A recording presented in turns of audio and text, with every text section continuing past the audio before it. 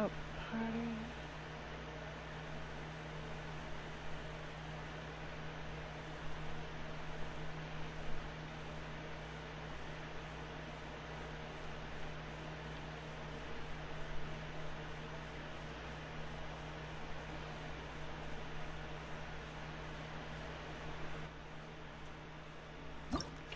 Let's go through it.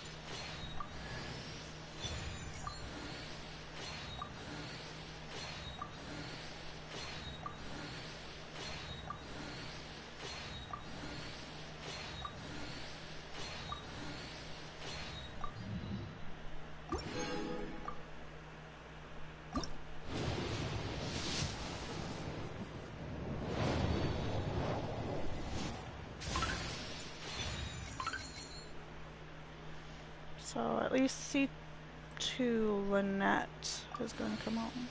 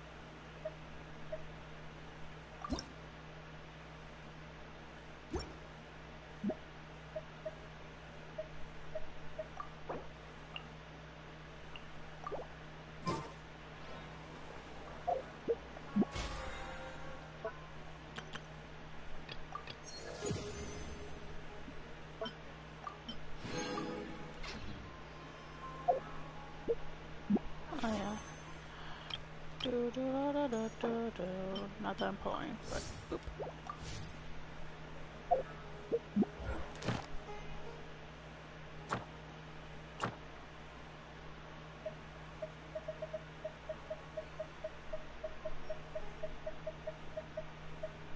Ooh, 3 new mats. Yay!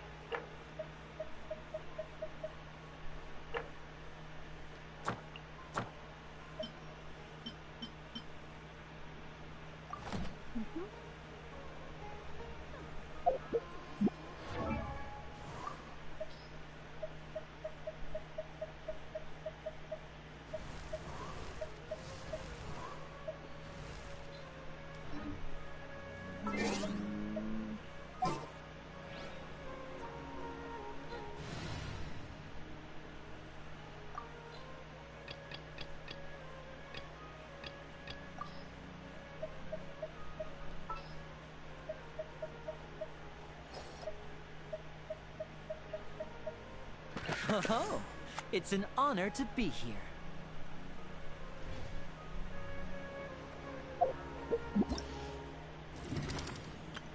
Let the magic begin! Okay. Let's do commissions first.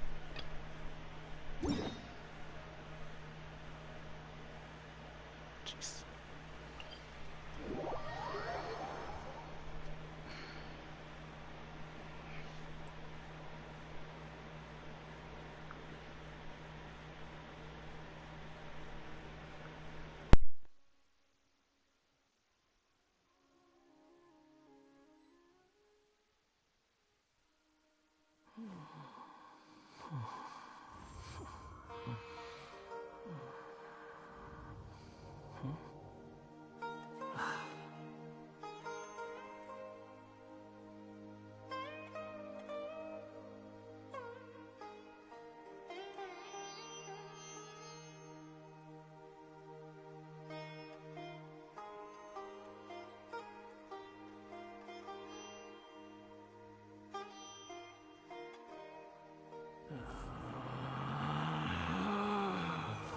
Relax.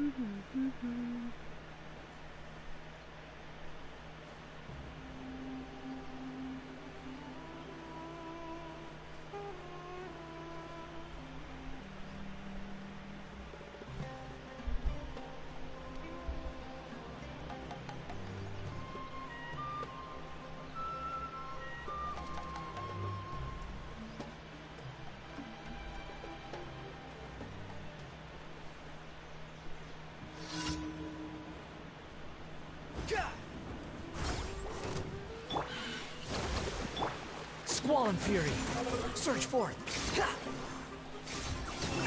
Upon the gale. How amusing. Too slow. Nowhere to run. Enshroud. The wind rises.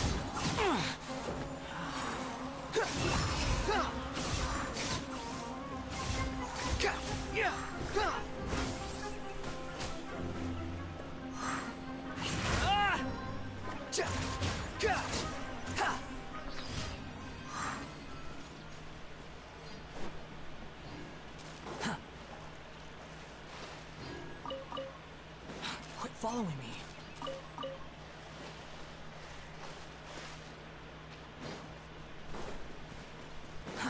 Too slow. Oh. No golden nuts. Nuts.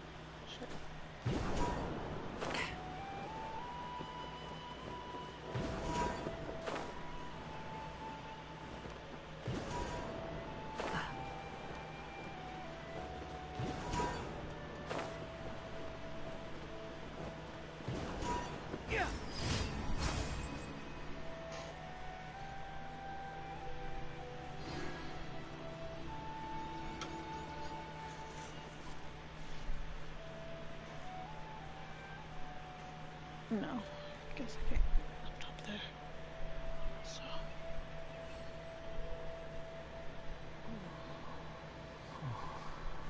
Ooh.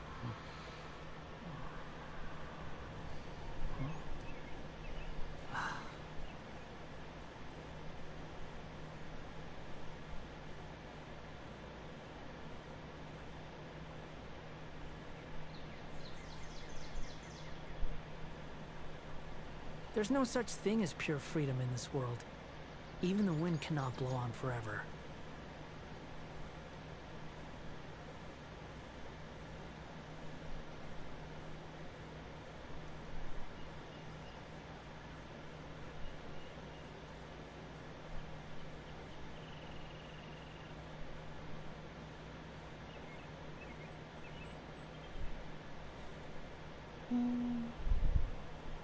You think I've got a sharp tongue? I just tell it like it is. If someone can't handle it, maybe that's their problem. Let's see. 85 hydroculi. Huh.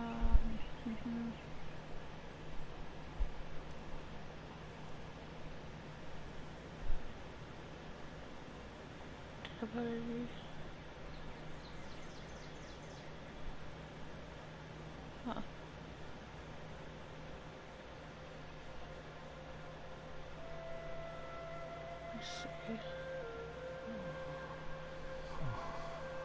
Fishing spots. Quit following me.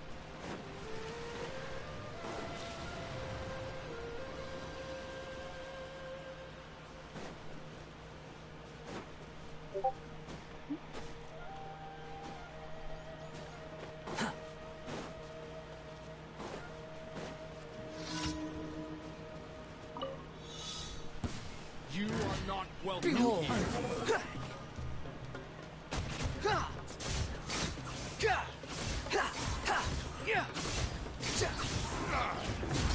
Wretched vermin! Quit following.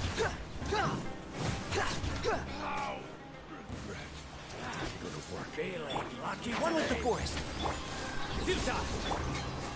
Rest, rebuild! Never testing my patience. Will.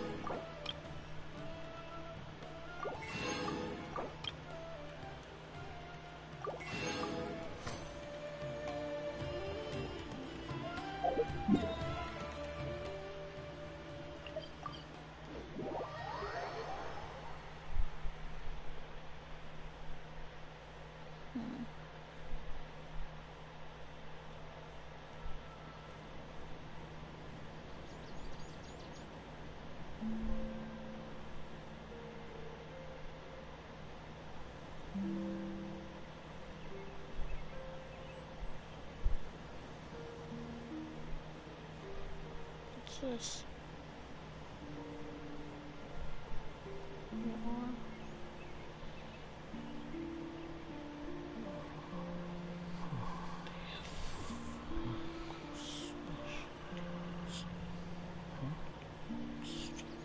fish?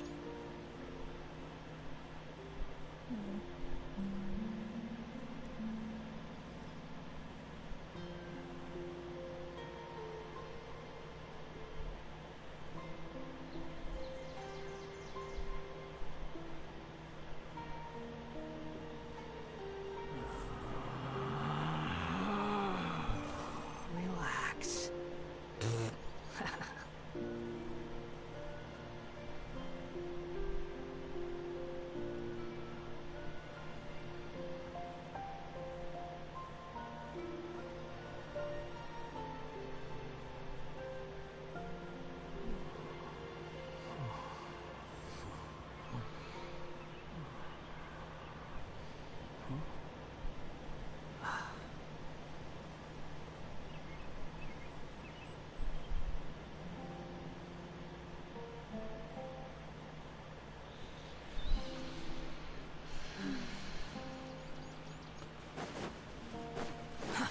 Too slow.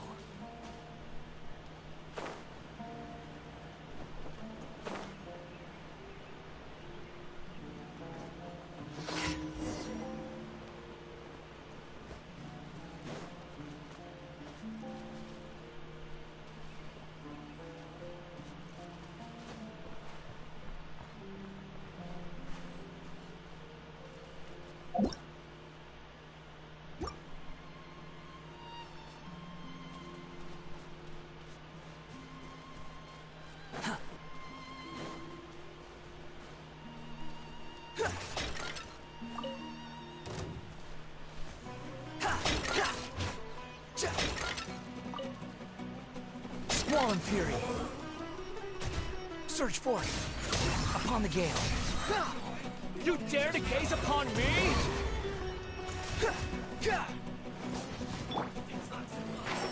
Keep up. Let's nip that in the bud.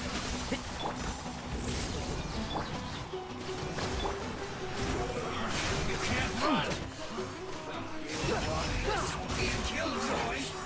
Just like that. Went too far. You need to hurry up. Torrent, bring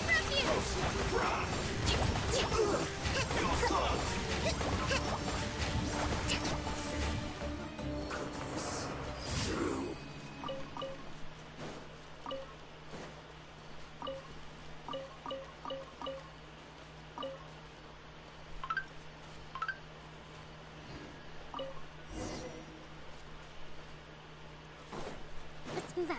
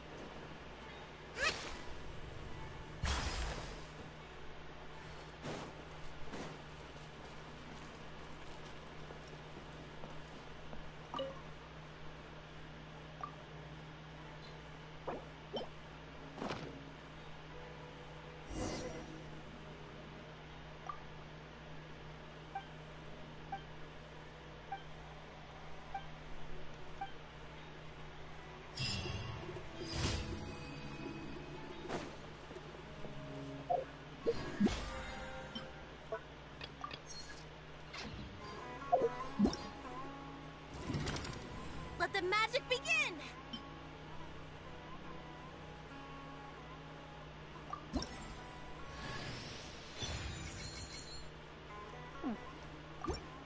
Let the magic begin!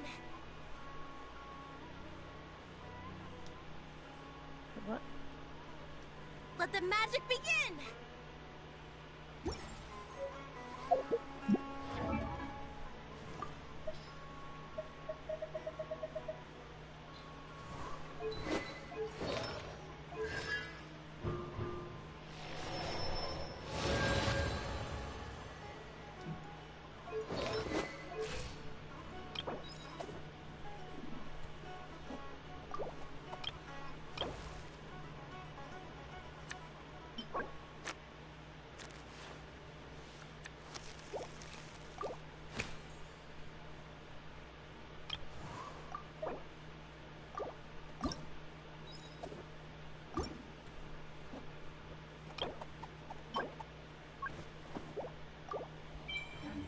survive hardship, you must prepare for hardship.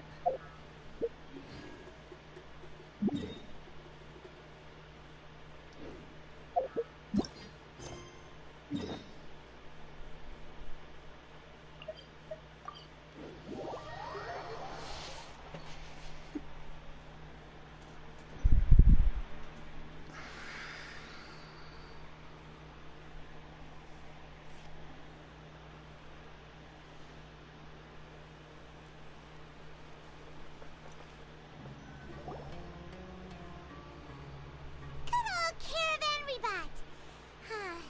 Now let Paimon think. What were we up to the first time we came here? Oh, Paimon remembers!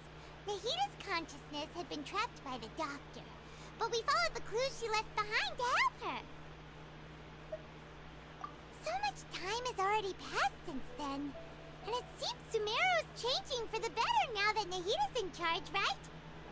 Paimon just hopes this peace will last a long time, and then Nahita won't have any more new problems to deal with. Yeah, guess you're right. We somehow always find ourselves right in the thick of it. Who knows what will happen next? Come to think of it, maybe it's all because of you. Maybe you're just a magnet for trouble. Huh? Me? Before Paimon ran into you, Paimon never ran into any trouble. At most, when she was super tired, Paimon got caught in some strange whirlpool and sucked out into sea. And even then, you fished Paimon out. Anyway, for Nahita's sake, maybe we should think about heading to our next destination for now. Ah, look who it is. Running into you in a place like this? I can see you two still love wandering around. Oh, it's Dia! Since when are we just wandering around? We're usually taking care of some serious business. Even though it may have nothing to do with our journey. But never mind that. What brings you here? I just finished a commission in the desert for a usual client of mine. Nothing too interesting. Just escorting a shipment of goods. I'm on my way to report back. That's when I saw you two all the way over there, chatting away. What were you two talking about anyway? Huh? You serious? Can't say I saw that coming. But you are travelers after all. I guess you'd never stay for too long in one place. Bumping into you like this will become a rarity. I'm starting to feel sad just thinking about it. Hey, how about I gather a few mercs to escort you two? What do you say? Thanks, but no need. Oh, Paimon had no clue you'd miss us so much. But don't worry, we'll come back to see everyone when we get a chance. Sounds good. All you need to do to get to Fontaine is cross this stretch of desert and navigate some waterways. Knowing you two, I'm sure it won't be anything you can't handle. So, when are you leaving? Oh, wait a sec. Paimon just remembered there are still a few dishes in Sumeru that Paimon hasn't tried yet. Now, where's that list Paimon made?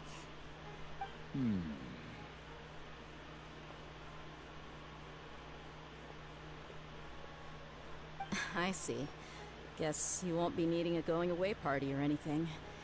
It's sad enough to see you go like this. Though, now that I think about it, Sumeru wouldn't be what it is today without you. Seems true heroes always prefer leaving quietly. By the way, should we go say bye to Nahita? Oh, good point. Then there's no need to bother her in the real world. Then, I guess this is goodbye for now, Traveler in Paimon. Whether as a client or a friend, you're always welcome to come find me. Goodbye, Dia. Bye-bye, Sumeru.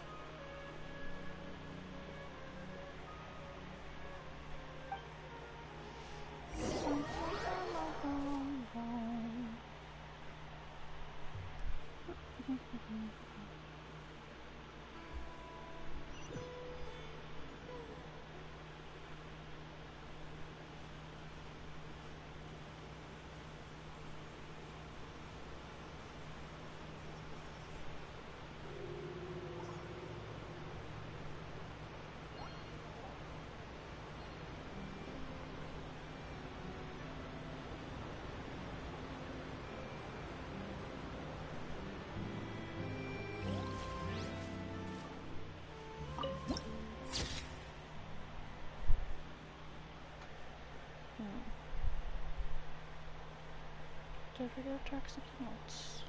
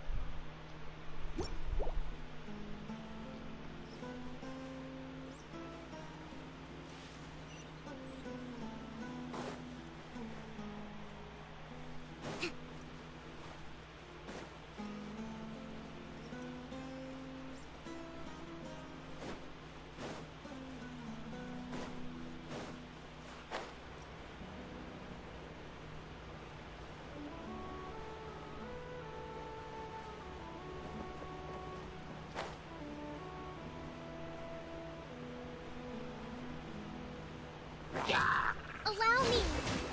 Can't see? Behold!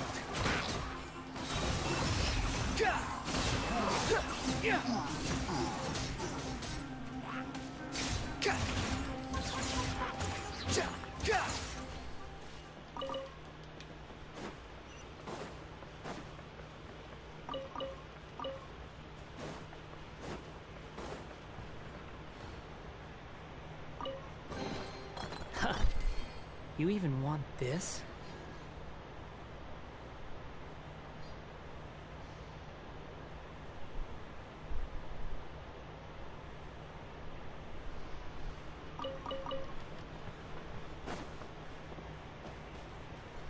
Quit following me.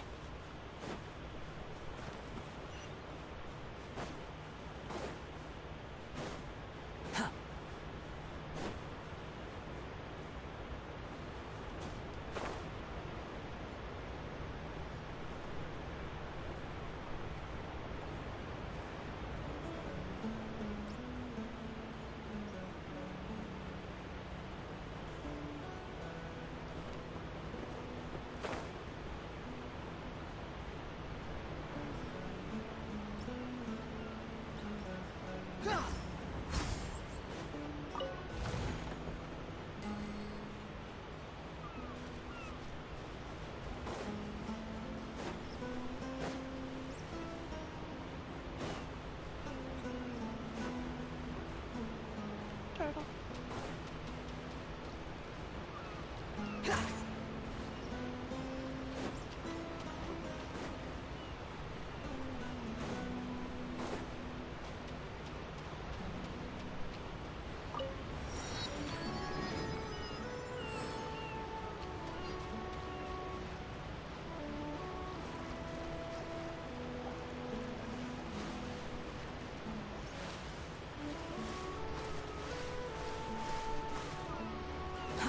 Too slow.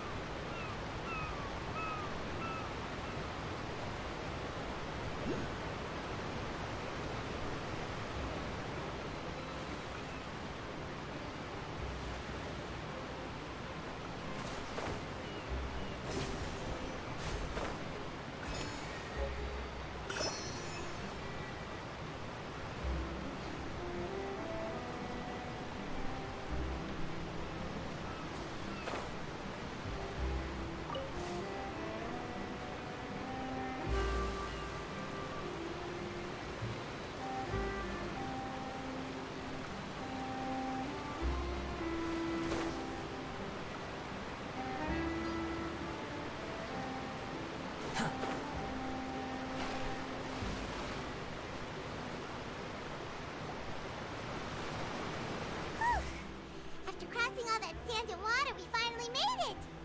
Oh, this must be Fontaine's port! Wow! Everything looks so advanced in Fontaine! Paimon's heard that the industry here is extremely developed, and there are all kinds of unusual machines! Just seeing the sights as a tourist is nice, but maybe it would would be better if we found something to do. What do you think? Good idea! Nahida gave us loads of useful information. Seeking out the Seven is probably still our best source for information at this point. Yeah, the more we can learn, the better. So, what do you think the Hydro Archon's like? Will we get along? Nahida said that she has a very unique personality, whatever that means. To learn about a nation's god, start with the nation's people. There seems to be some locals talking over there. Let's go see if we can join the party.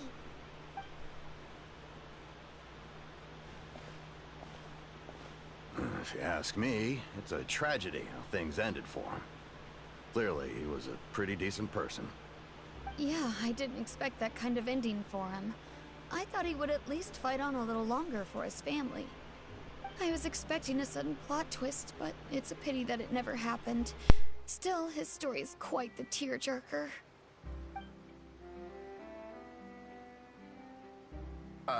Excuse me. Can I help you two? I couldn't help but notice you standing here listening. Hi. We're travelers new to Fontaine, and we had something we wanted to ask, but you seem to be really busy talking about some kind of play, so we didn't want to interrupt. Play? Oh, no.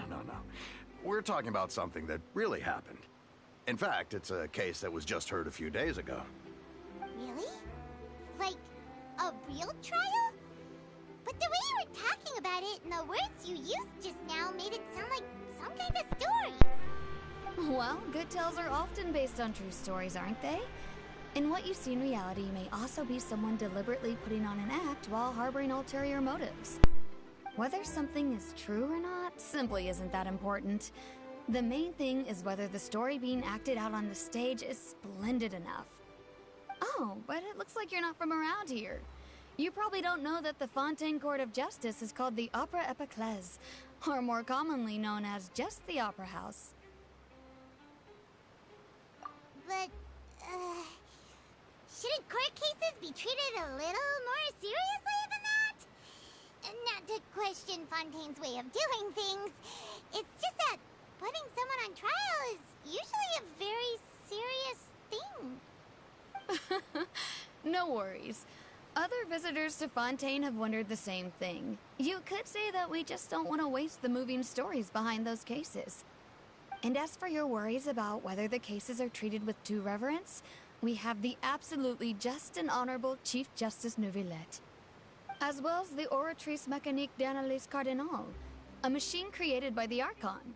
Between the machine and the Chief Justice, false charges and injustice are a thing of the past now.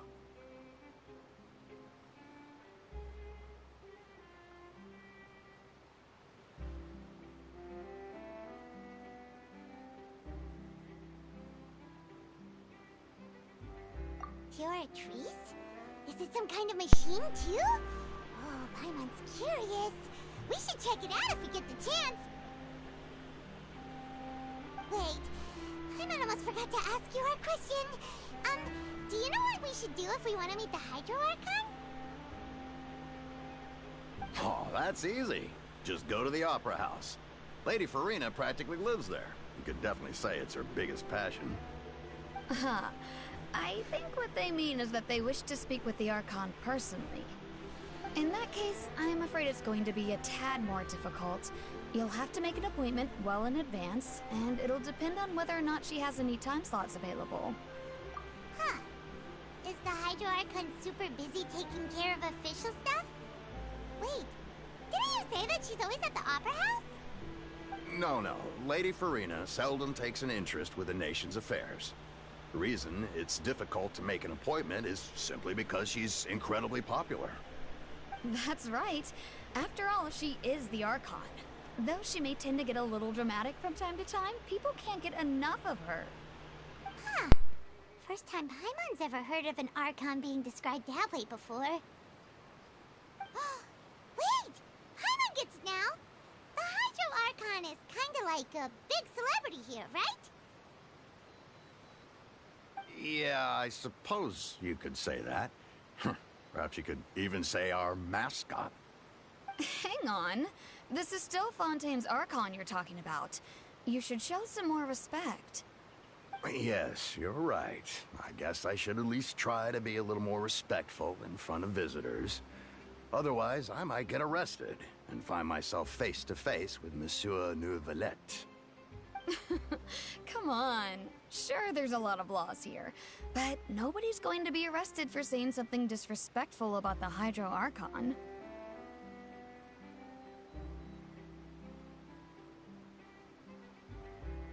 Alright, I think we get it. Thank you! At least we now know that we can find the Hydro Archon at the Opera House. But who knows how long making an appointment will take? Guess we could have a look around the city in the meantime. Hey! What are you looking over there for?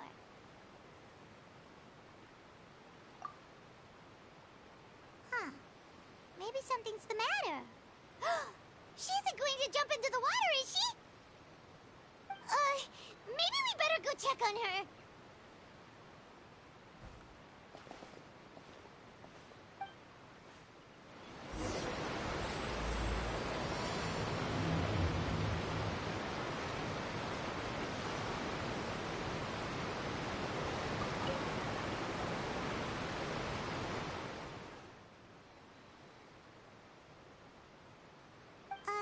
Hello there. Excuse me. Are you alright? Huh? I'm fine. Thanks. Oh, okay then. We just noticed that you seem to be worried about something. About many things, actually.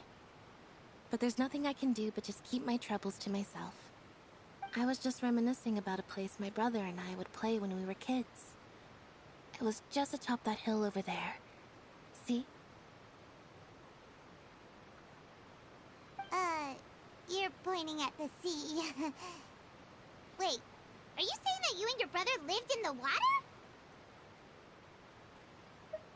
Though people call the waters around Fontaine a sea, it's actually just an inland lake that's filled with fresh water.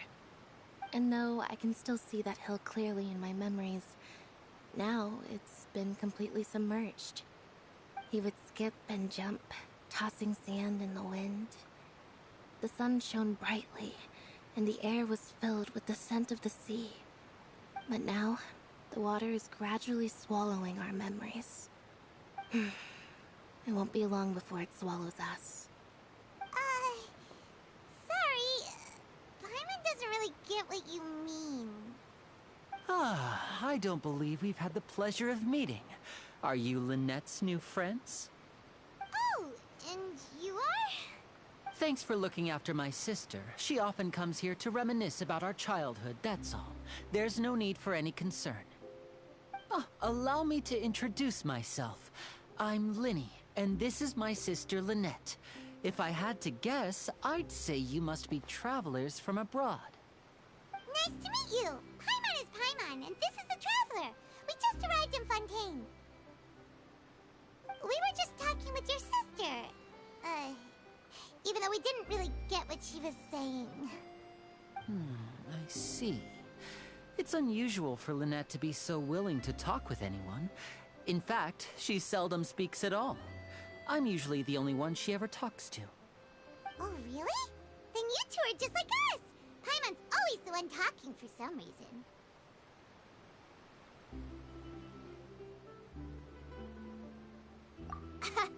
So that's how you think it is? I also think my brother can be too talkative at times. Seems you were right, Paimon. We are quite similar. So, what did Lynette mean just now when she said that the water is engulfing your memories? And that it won't be long before it engulfs you too? Oh, that. It's from a prophecy that's been circulating in Fontaine for some time now. Well, I suppose prophecy isn't exactly the right word, because that implies a certain amount of uncertainty. There's no doubt about what's happening in Fontaine now. Where to begin?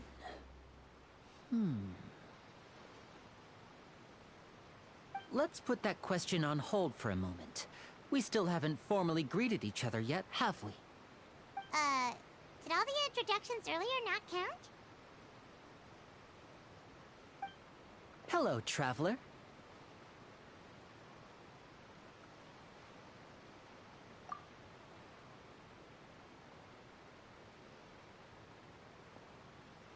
And hello, Paimon. Hey! Why didn't Paimon get a handshake? You're not poking fun at Paimon, are you? Please, don't take offense. Just consider it a sort of etiquette we have here in Fontaine when making new friends. You should remember it. It might prove useful. Oh, alright then. Well, Paimon's just happy to have a local friend now. By the way, we were just getting ready to go to the Opera House to meet the Hydro Archon. Would you be able to show us the way? So you're going to see Lady Farina? No problem at all. In fact, I was planning to go to the Opera House later myself. I'll gladly take you once I finish things here. Please, follow me.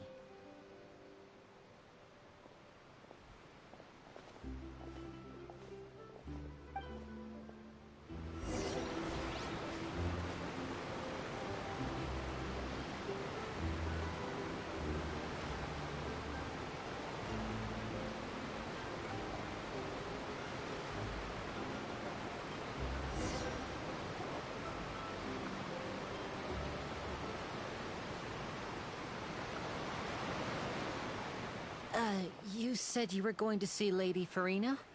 Well, it seems Lady Farina has come to see you.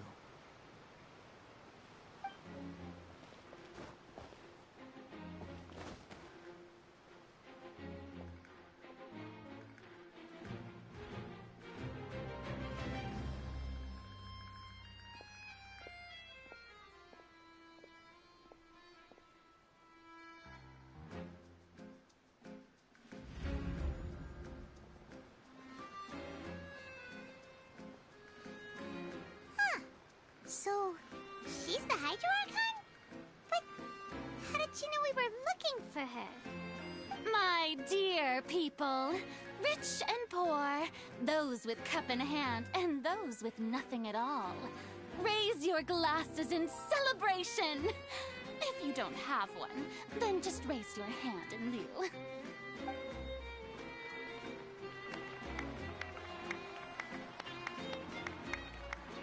As you can all see, two unfamiliar travelers have arrived in our nation. Come, let us make a toast in honor of this traveler and her companion, who have journeyed here from distant lands.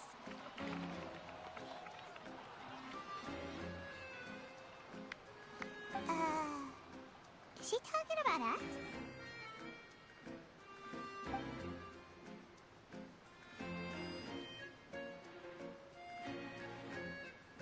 I've long heard of the turmoil and chaos you've left in your wake as you visited other nations. But I welcome you nevertheless. No, I have come to receive you personally.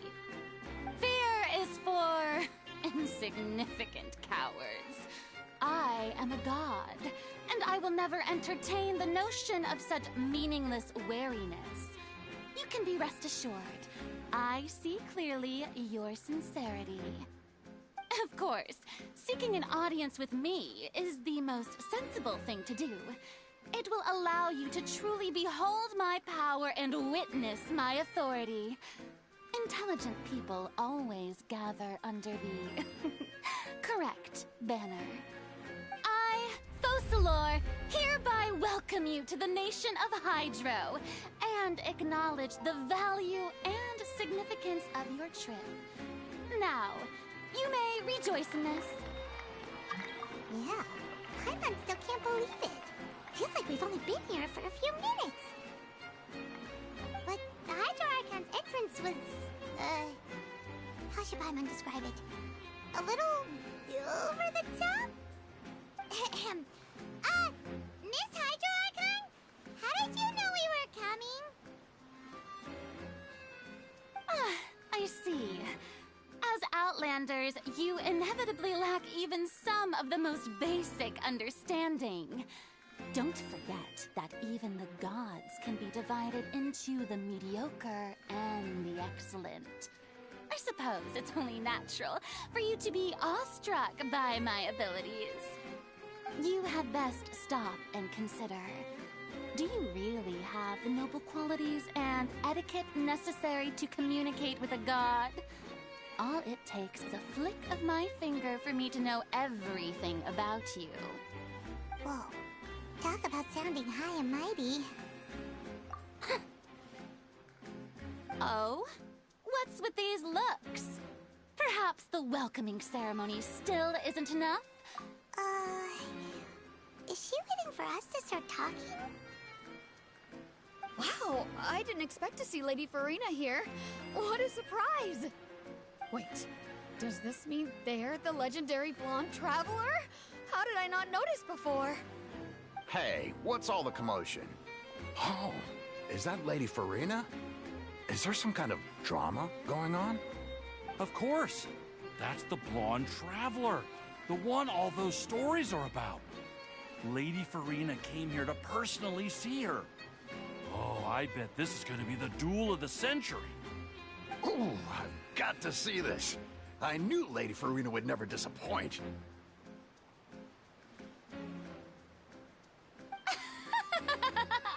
Yes, but don't get too excited now. My dear believers and spectators alike tend to get quite rowdy, and despite the noise, I've come to tolerate all their ruckus.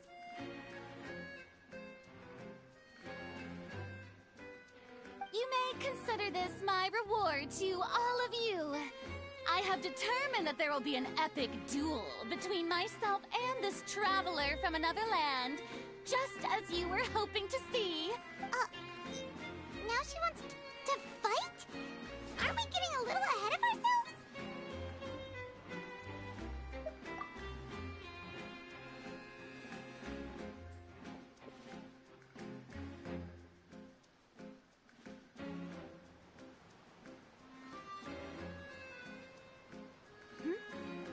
Are you not afraid? Might I remind you that this is a duel against the divine? What are you trying to do, traveler? Provoking a god in front of her people? Stand down, Clorend. I admire her bravery. Few have the courage to draw their sword against a god. She is obviously a true warrior. Unfortunately, people nowadays only crave to be thrilled, and a mere duel will not slake their thirst for excitement. Oh, yeah, she's right. Just a duel wouldn't be all that interesting. On Araneus, criminals are always requesting duels to defend their honor. I'm getting a bit old, to tell the truth. You see. Then, as the god of justice, I shall face this traveler in another kind of duel. A duel in court! Whoa, all right! Now that'll be worth seeing! Right. This is Fontaine, after all. Such a grand opera house, it would be a pity not to use it. Why do you care so much about the crowd's reactions? Seems you've spent a little too much time in the opera house. Besides, how exactly do you plan to have a duel in court? You mean you're going to put us on trial?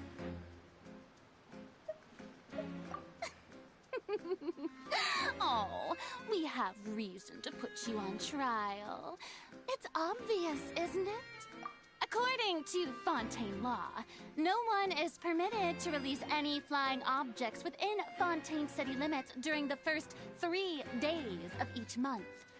You are clearly guilty of violating this law, no? Oh, so that's what they've done wrong. That's our Lady Farina.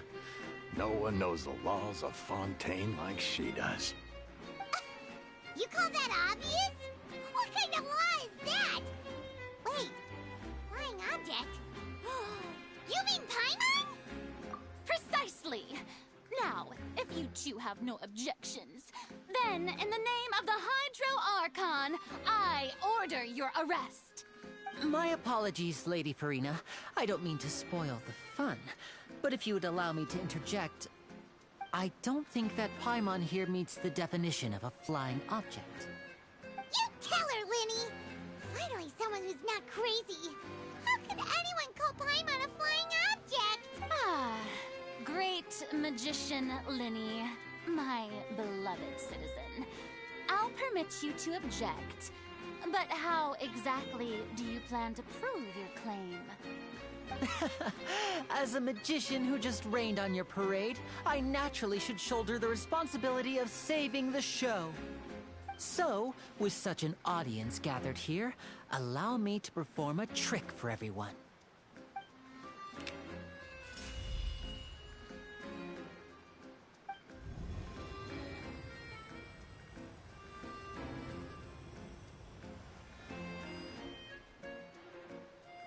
Ta-da!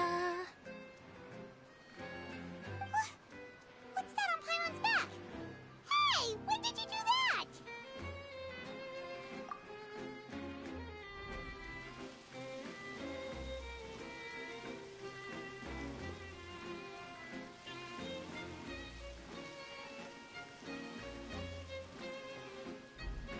There.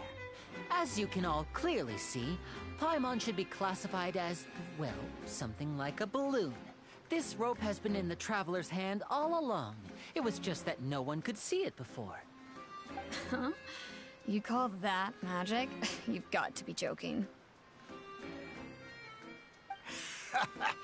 I thought it was pretty good. Nice one. Huh. I'm not sure what to think. It seems Lady Farina's charges no longer hold water.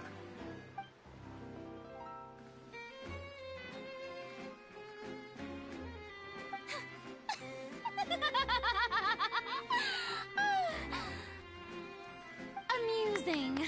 Very amusing, Linny. Just the sort of unexpected twist that I enjoy. With you here, today's performance can finally be called complete. Performance? You see all this as a performance? In which case, consider the matter of your trial resolved. The god of justice will not bring charges against an innocent person. But when there are valid grounds, I will not only judge travelers from abroad, but even the gods of other lands. I look forward to seeing your upcoming performance at the Opera House, Mr. Linny and Miss Lynette. That's enough for now. Toodaloo!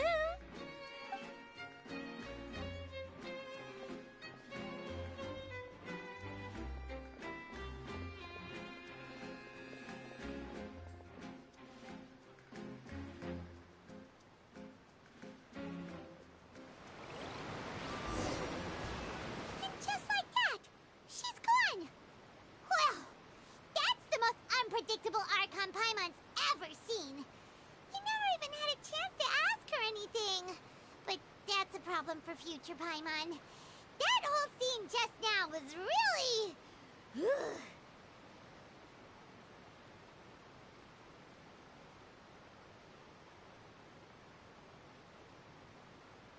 Don't mention it. I just happened to remember that there was such a law, so I did a little preparation, just in case. I didn't think it would actually come in handy. So, now do you see what kind of god Lady Farina is? She can be a bit confusing at times, but she is still amenable to reason. Anyway, Paimon had no idea you were a magician, Linny. It sounded like you'll be performing at the Opera House, right? I just know a few simple tricks I use to make a living. Lynette is my assistant. It will actually be my first time performing on the most prestigious stage in Fontaine, the Opera House. But isn't the Opera House where criminal trials are held in Fontaine? When there are no public trials being held, the Opera House hosts a variety of other performances. To the people of Fontaine, the line between a trial and a performance can be a little blurred. And speaking of performances, I would be remiss to forego this opportunity gifted by fate. Might I invite the two of you to see my performance? My brother's always excited to make new friends.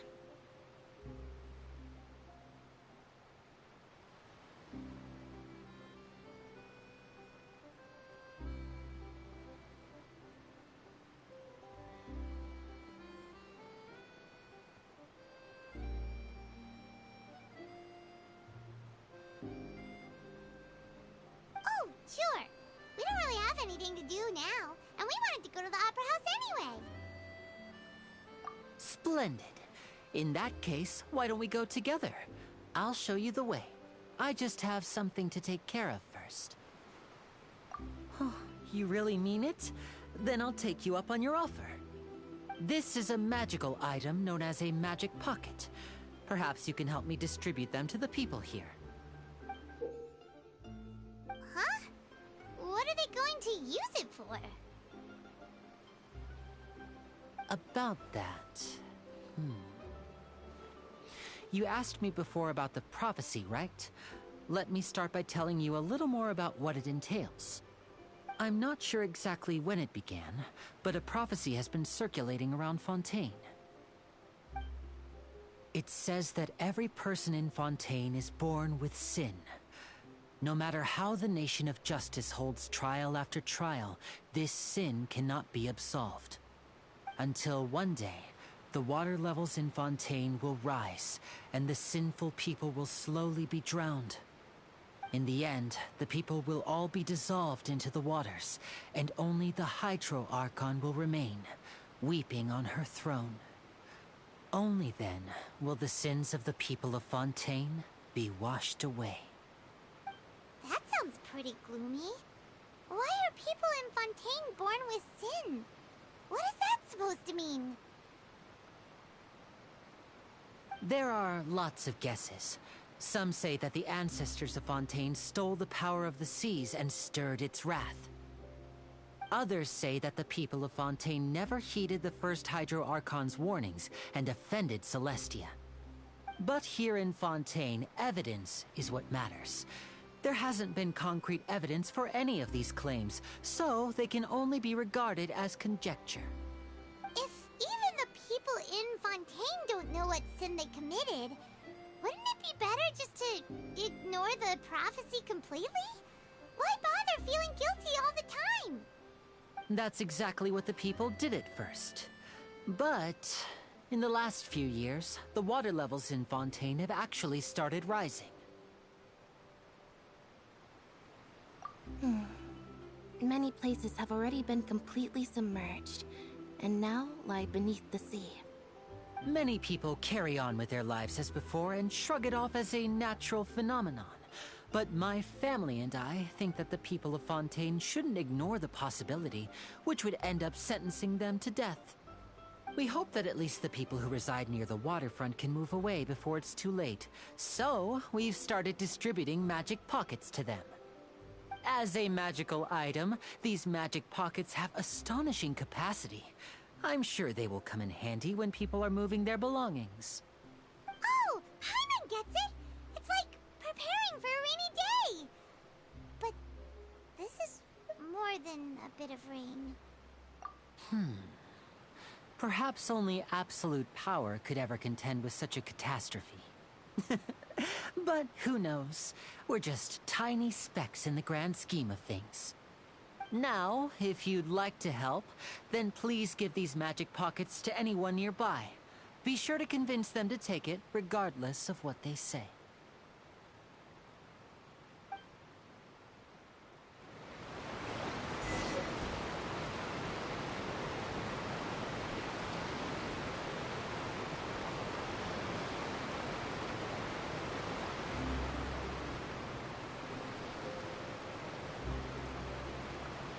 There's no need to exchange pleasantries. It's rather pathetic to force a conversation just to occupy silence.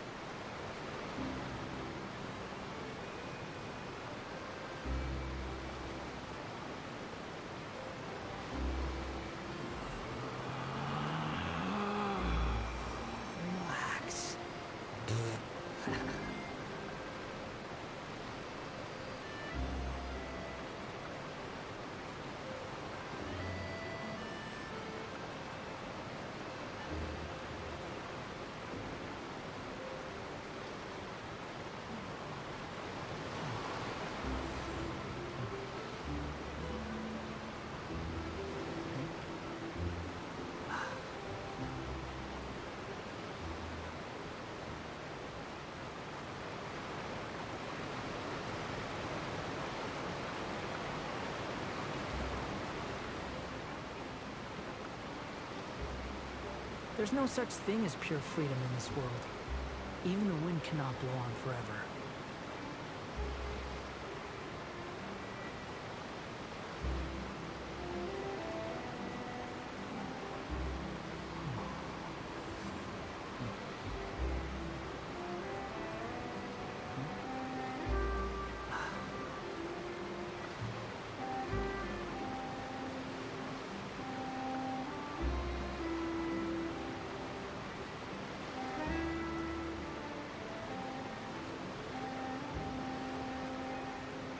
There's no need to exchange pleasantries.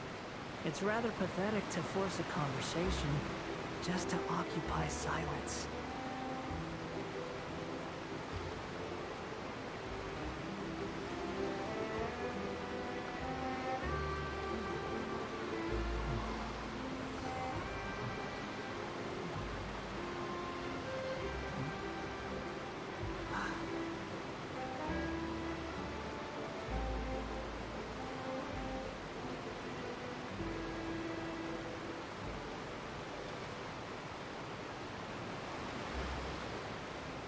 You think I've got a sharp tongue? I just tell it like it is. If someone can't handle it, maybe that's their problem.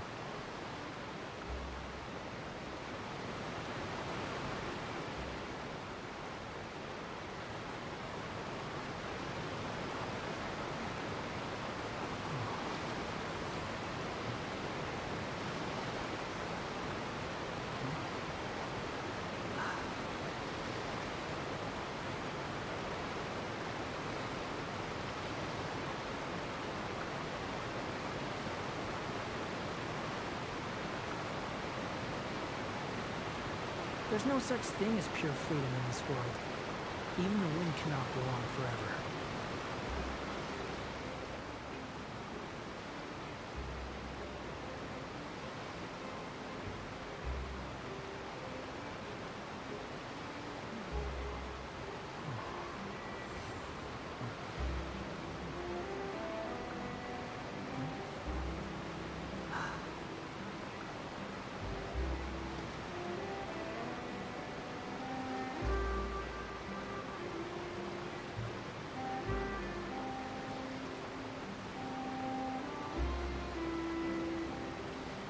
There's no need to exchange pleasantries. It's rather pathetic to force a conversation just to occupy silence.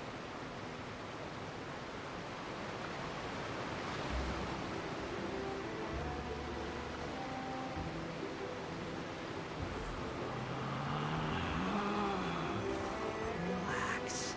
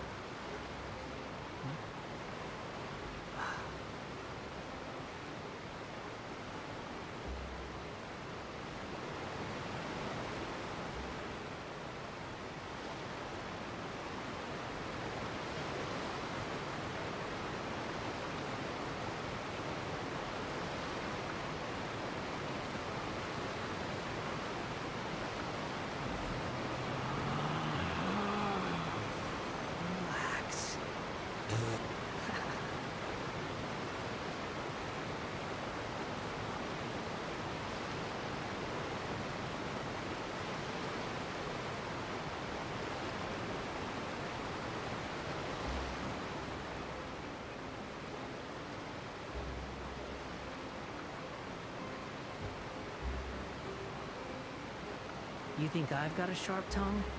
I just tell it like it is. If someone can't handle it, maybe that's their problem.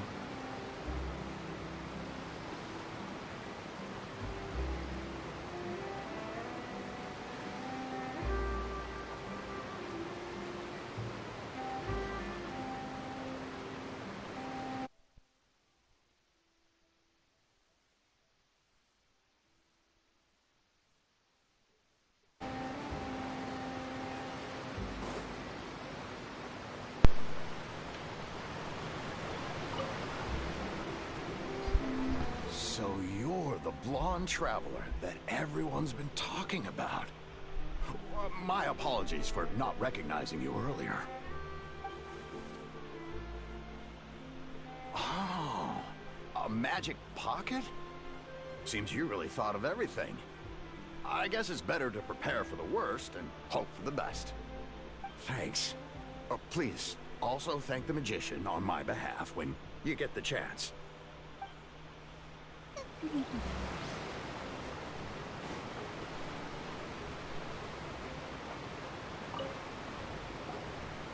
What's this?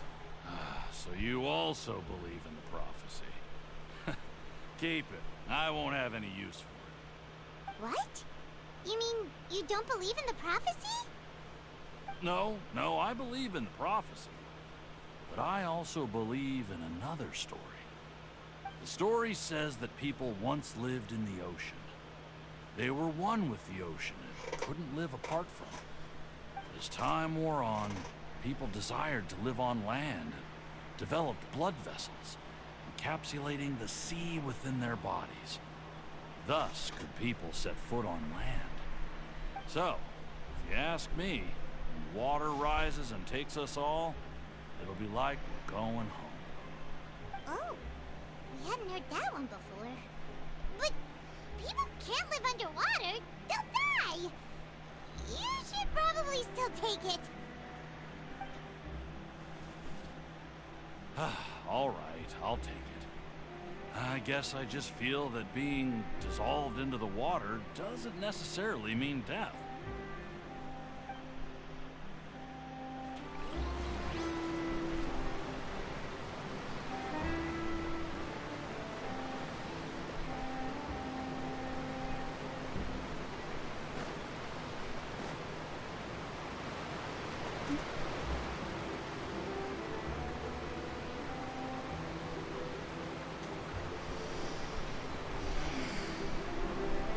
The wind rises.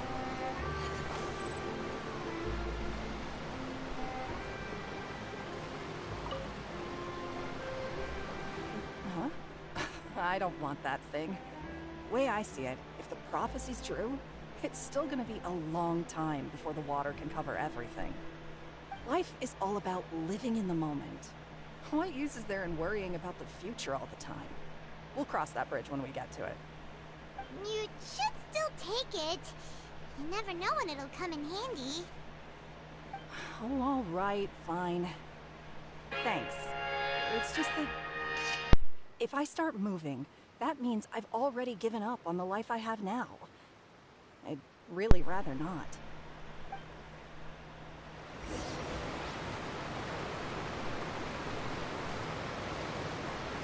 Behold!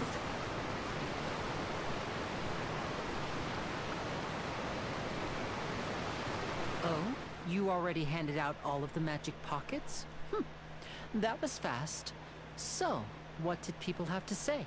I bet you heard some, interesting opinions. Yes, but that will change once disaster strikes. I know they'll change their minds, so it's only right to help them prepare. Is there anything else you need to do before we leave? Yes, one last thing. I have the magic pockets made by a workshop in the court of Fontaine. Since we're out and about, I was thinking about bringing him some more materials. So, you want to collect materials? Just tell us what the materials look like and we'll help. Many hands make light work. Oh, that would be much appreciated. We'll need some Romaritime flowers. I remember seeing them near the waterfront on the east side of the harbor.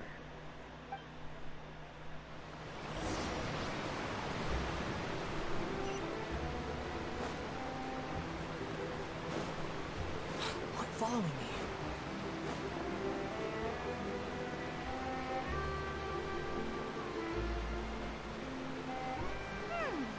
It seems we have to use Hydro to collect for maritime flowers.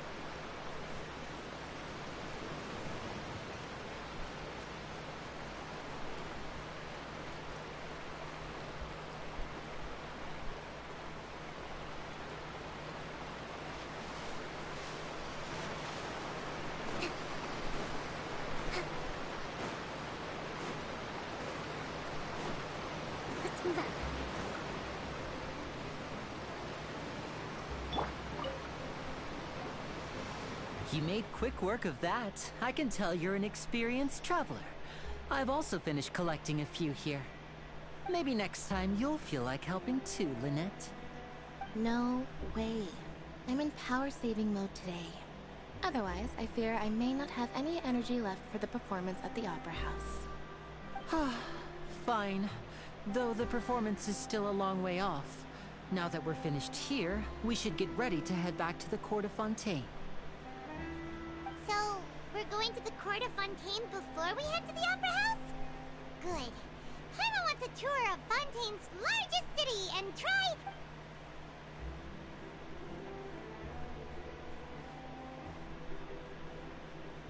Wait, shh.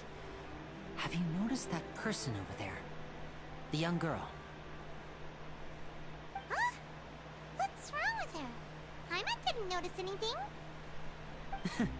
She's obviously a thief. Magicians and thieves practice similar methods. We divert attention, and a distracted audience is one that won't discover what you're really doing. Watch her movements carefully.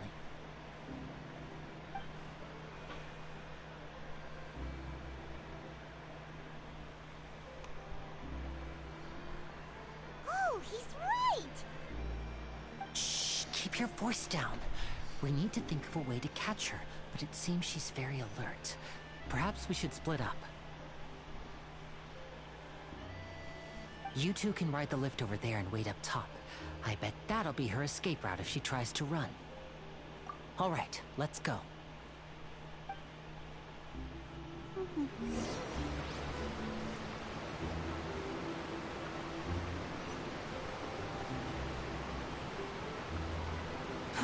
Too slow.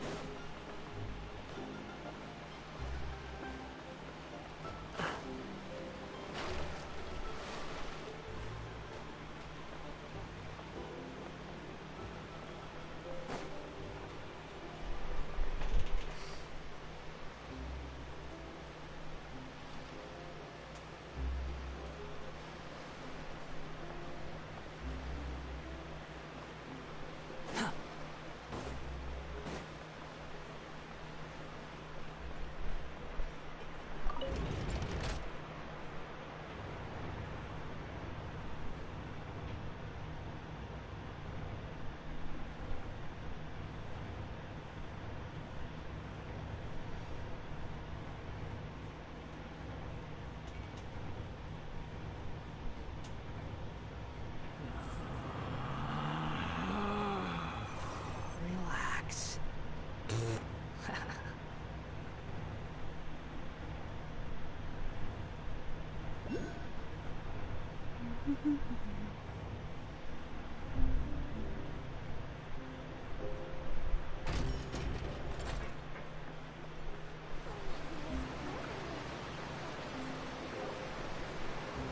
This is the spot where Linny wanted us to wait.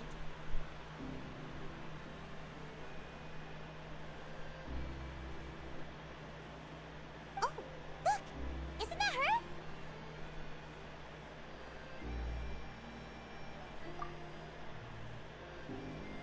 Oh no! Did she notice us? She started running the other direction! What should we do? Should we chase her?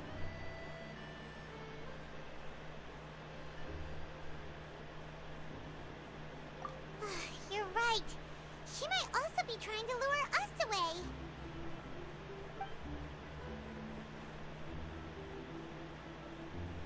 Nothing's happened for a while now. Paimon wonders if Linny caught the thief. Yeah, let's go.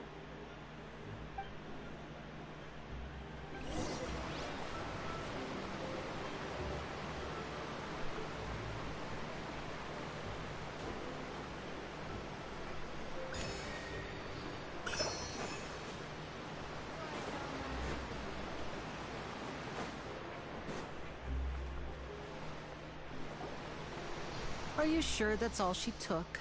You should check to make sure you're not missing anything else. No, that was all. Oh, I can't thank you enough. I didn't notice a thing earlier. Anyway, I should be going now. Thanks again.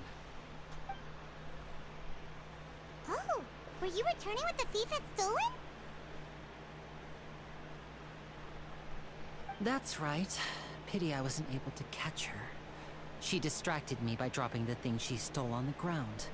By the time I looked back, she was already gone. I saw the general direction she went, but Lenny twisted his ankle, and I needed to make sure he was okay. Oh, did you get hurt, Lenny? I'll be alright. It's just a twisted ankle, that's all. In fact, it's feeling better already. If you want to play at being a hero, at least try not to get hurt doing it. Imagine what would happen if you managed to derail our performance as a result. You're right. Sorry, Lynette. I have to admit that the thief was even more skilled than I had anticipated. But at least we were able to get the stolen items back, so it wasn't a complete failure. What a slippery little thief! Guess things turned out alright in the end, though. Lenny's initiative paid off! Alright, let's put this little detour behind us. We should go to the Court of Fontaine now.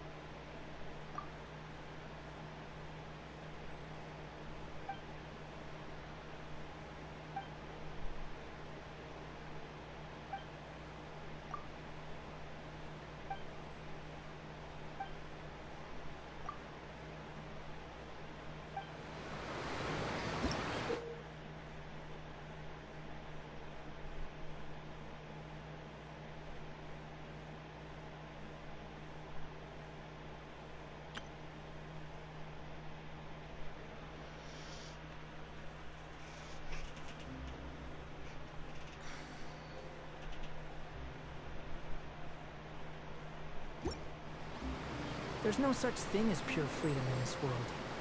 Even the wind cannot go on forever.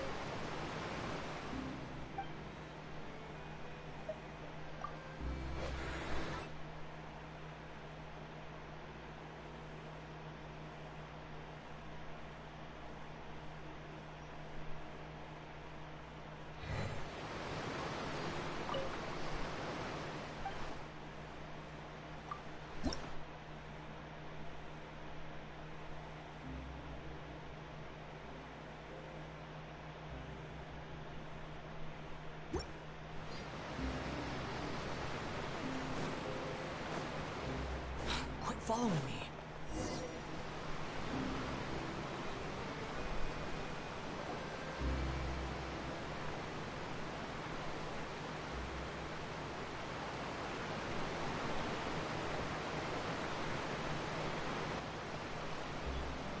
So, we ride this thing to go into the city?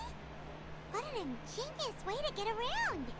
People in Fontaine really know how to use water! This is an aquabus.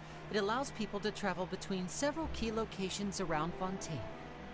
It's pretty convenient, but the ride can become a little dull after a while. The scenery is always the same. That's why it's better to travel with friends. So you mean it's still boring even when I'm riding with you? No, that's not what I meant. It's just that, well, you don't really talk that much. Besides, it doesn't really feel like a real trip when it's just the two of us. It's the same as being at home. Whatever. Guess that's what it's like to be an older brother. It's about time for us to leave. Let's get on board.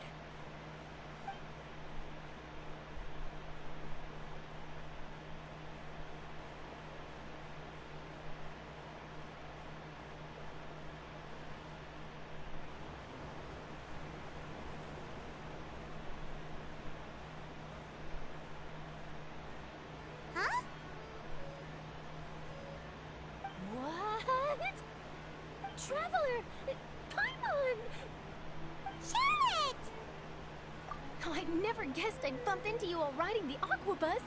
In the story of my life, this is big news. What are you doing in Fontaine? I didn't hear anything about you paying us a visit. Yeah, it's quite the coincidence. But as travelers, we're always on the move. It's not surprising that nobody knew we were coming. Though we still have no idea how the Hydro Archon knew about us. Oh, let Paimon introduce you to our new friends! Oh, no need for introductions, Paimon. I would recognize the great magician Linny and his assistant Lynette anywhere. I wouldn't be much of a reporter if I didn't know who they were. It's a pleasure to meet you. I'm Charlotte, a reporter for the Steambird. Nice to meet you. From the Steambird, huh? We've often relied on your paper to promote our performances. It's an honor to meet you. Now that everyone knows each other, Fontaine suddenly doesn't feel like such an unfamiliar place. So, what have you been up to lately, Charlotte? Any big news? Not too much. When there isn't any breaking news, I mainly cover the trials at the Opera House. You can still manage to keep readers' attention as long as you tell things from a clever enough angle, even if it's the same old topics. For example, reporting on how a scammer once deceived vulnerable girls into relationships, or how a financial criminal was once so poor that they ate a single piece of bread for 5 days. Ah, you're right. Seems you know me pretty well. What I'm really after is exclusive, sensational news pieces that could shake the country. These smaller stories are a waste of my talents. Oh, I just remembered. I've been following a case lately. Well, a series of cases, actually. You mean the serial disappearances of young women case? That's right!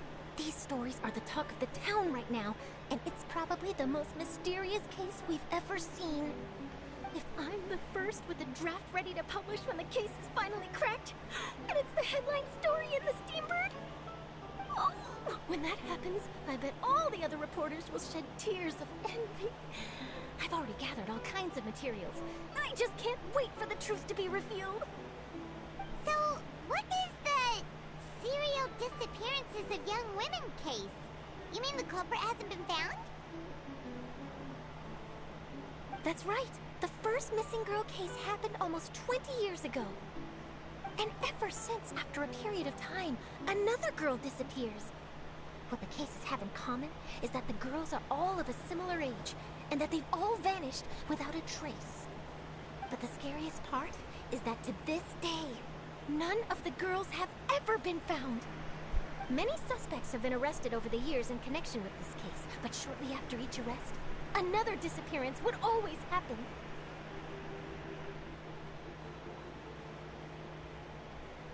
Yes, it's possible. But either way, I believe that every case has some precise truth behind it, waiting to be exposed. Yes, I agree. And at the very least, the family of those missing girls deserves some sort of explanation. I just imagined for a second what I would do if Lynette were to suddenly disappear. I'd pay any price to get her back, and then find a way to track down the culprit. Please don't imagine that, Linny.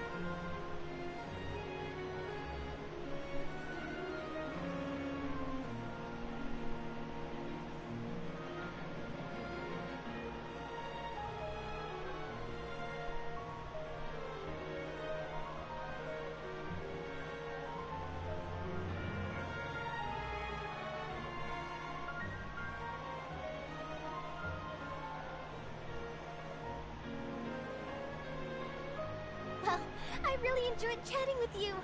Life should be full of pleasant little surprises like this. Yeah, us as well. The ride went by too quickly. Ah, I have an interview to get to. I should get going before I'm late. Okay, Paimon hopes we can chat again soon, Charlotte. See ya! Bye now. Oh, be sure to stop by and see me at the Steambird when you have time. What a tough job. Always running around and interviewing everyone. Well, where should we go now? If you don't mind, how about we stop by my home first? Besides, I still have all the materials we collected. Sure, we wouldn't mind at all. This city is so huge, Paimon wouldn't know where to start anyway.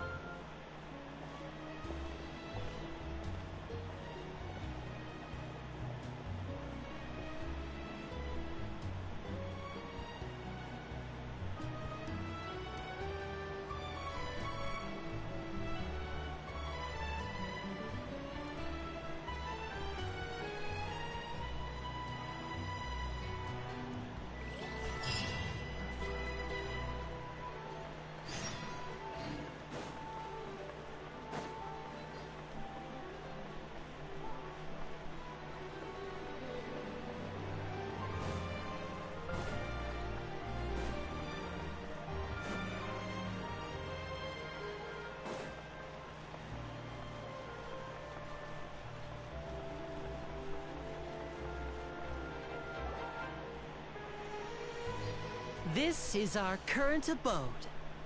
Ah, Fremine, you're home. Where did everyone else go? I have some new friends that I would like to introduce. Oh, they all just went out a moment ago.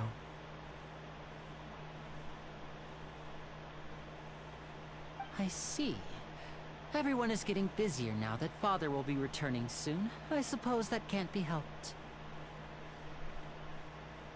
Allow me to introduce you to my little brother, Fremine. He is a phenomenal diver. Hello. Nice to meet you. Paimon is Paimon, and this is the Traveler. Oh, you sound very proud to have a diver as a brother, Linny.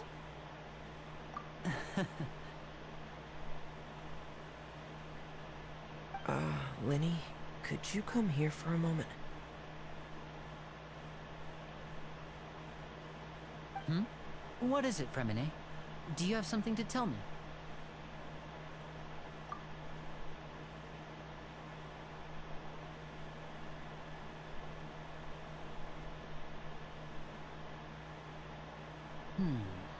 Okay, I see. Is everything all right? Oh, it's nothing. We were just discussing a little housework. Sorry for the interruption. Oh, before I forget, the Traveler and I collected more materials to make magic pockets. Were you able to get any, Fremine? Yes, I went diving and gathered lots of materials. I was about to give them to you. That's our Fremine, always quick with the underwater work. All right, I'll take these to the workshop.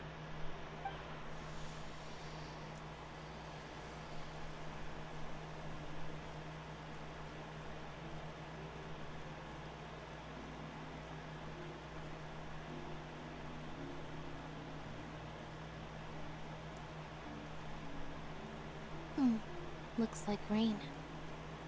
Oh, you're right. But wasn't it clear and sunny just a moment ago? Fontaine's weather sure is weird. I'm afraid that's just how it is here. It often rains on days where there are trials being held in the Opera House, but don't worry, it'll clear up soon enough. What's wrong, Fremine? There's a legend about the rain that I tend to believe. It said that a dragon of water once resided in Fontaine. Though we don't know where the dragon went, every time it weeps, the the skies will cloud up and pour out rain. When I was a child, my mother told me that if I wanted to go outside and play, I should yell toward the sky at the top of my lungs. Hydro Dragon! Hydro Dragon! Don't cry!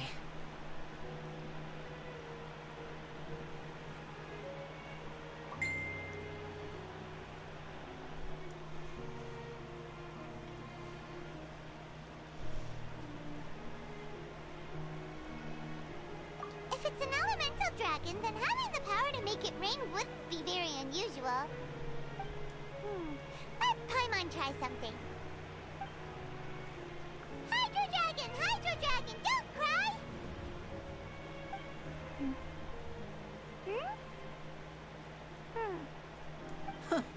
Doesn't seem to be of any use.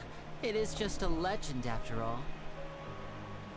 You know, you might be a more popular magician if you understood the concept of romanticism. Or could at least play along. Sorry. It might be because we've never met the Hydro Dragon. Perhaps it can't be comforted by the words of strangers.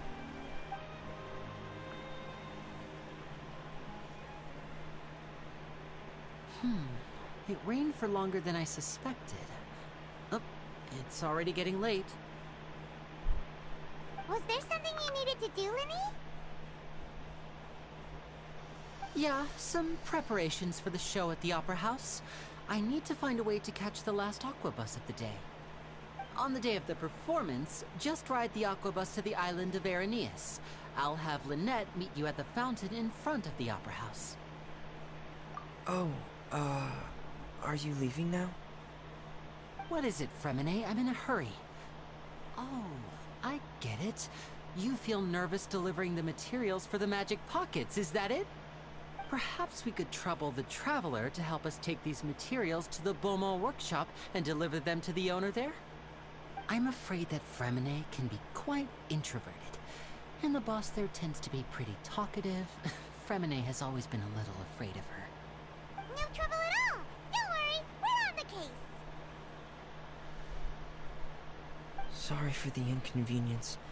I'm quite useless when it comes to such tasks. I'll think of a way to make it up to you. Oh, no need! This'll be a walk in the park for us!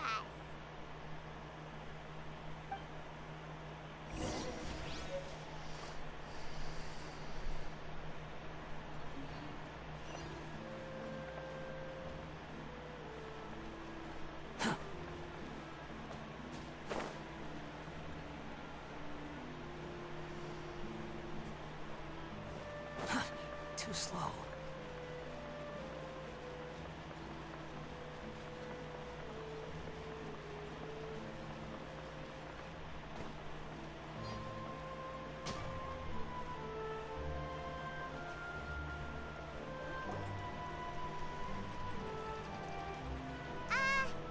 Hello? Is there anyone here? Oh, hello there. New customers? Looking to buy, or do you need something made? Or perhaps you're just looking for a chat with me. Oh no, we're just here to deliver some materials. Here they are. They're for making... what were they called again? Ah, these must be for magic pockets. I could tell right away. I've already made several orders worth now. No need. They've already prepaid several batches worth. When they told me what they'd be using them for, I even offered them a discount. But they insisted on paying the full amount, saying that I had a business to run. It seems both their hearts and their pockets are made of gold. Whoa. So, is Linny actually loaded? I can't say for sure, but who knows? Maybe there's good money to be made being a magician in Fontaine. Hey! Is this machine what you use to make stuff here? It looks really advanced. Why use your hands when a machine can do the work? It would be a waste not to use the latest technology, and wasting is a kind of crime. But where does a big machine like that get its power from? Ah, well, it's a little complicated. I'm not sure I can put it in layman's terms for you. But basically, Basically, everything we usually use here in the city is powered by indemnitium. It's a type of energy that's produced from trials. Huh? How can trials produce energy? Well, I'm not completely sure of all the details myself, but basically, when a trial is in session, the Oratrice Mécanique d'Analyse Cardinale harvests people's belief in justice and converts it into energy to be used all around Fontaine.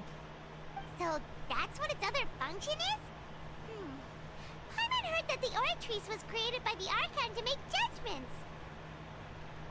But Paimon still doesn't get it. How could something unreliable like people's beliefs be turned into a stable power source for these machines? Oh, yeah! So that means the Hydro Archon relies on the machine to take the energy created by belief and turn it into power for all of Fontaine, right? Even though I've never heard anyone really put it that way before, it sounds like it makes sense. Besides indemnitium, we have another type of energy called pneumosia. It isn't produced by the power of the Archon, but it is unstable by nature. Even now, it still cannot be widely used by civilians. I thought I'd find you hard at work, but here you are chatting the day away. Since you're already talking, I'm sure you wouldn't mind a few words with me. You again?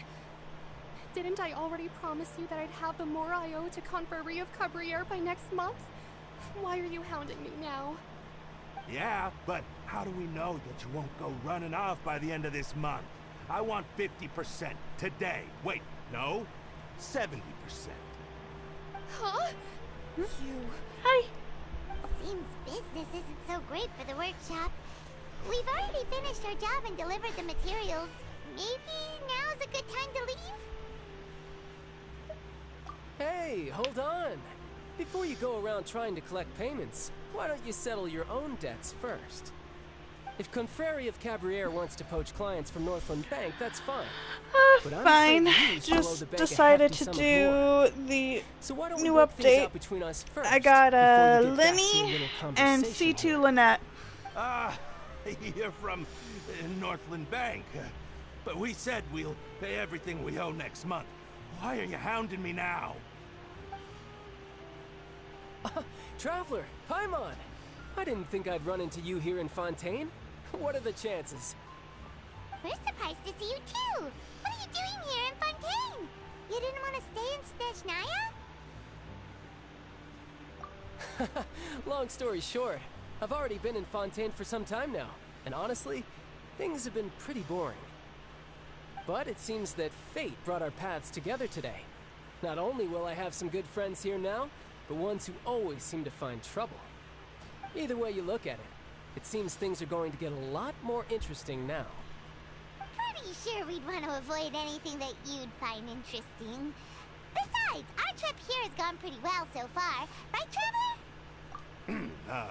Hey, you, Northland Bank boy. Aren't you forgetting something? Don't interrupt. It's not often I run into the Traveler like this. Why don't you wait for me over there for a while? You kidding? Aren't you the one looking for us? You really expect us to sit and twiddle our thumbs while you catch up with your friends? Listen to me, boy. If you want your Mora, fine. Why don't you come and take it? Hey, I just said not to interrupt. Oh, by the way, Traveler, the last time I took Tonya and Tusser ice fishing, Tusser said... Hey! That's way over the line! All right, boys, let's see who has to pay up now! Can you at least let me finish one sentence? Fine. Though the bank told me not to get rough with our clients. You're the ones who started it. This is an act of self-defense. You two will have to be my witnesses, okay? I'm sure this won't take long.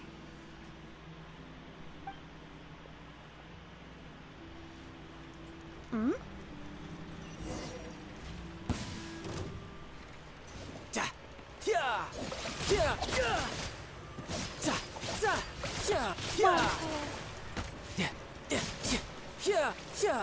Brace yourself. This is gonna hurt.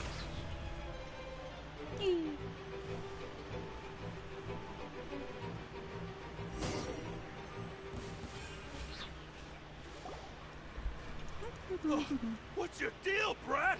How are you so strong if you're just a staffer from Snezhnaya's Northland Bank? Wait, don't tell me you're... Oh, now you notice. It's a little late, don't you think? Just make sure you understand that you don't mess with Northland Bank. Got it?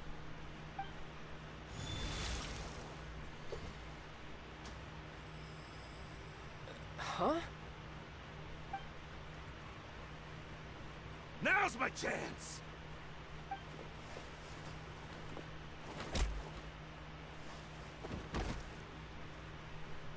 Huh. That was weird.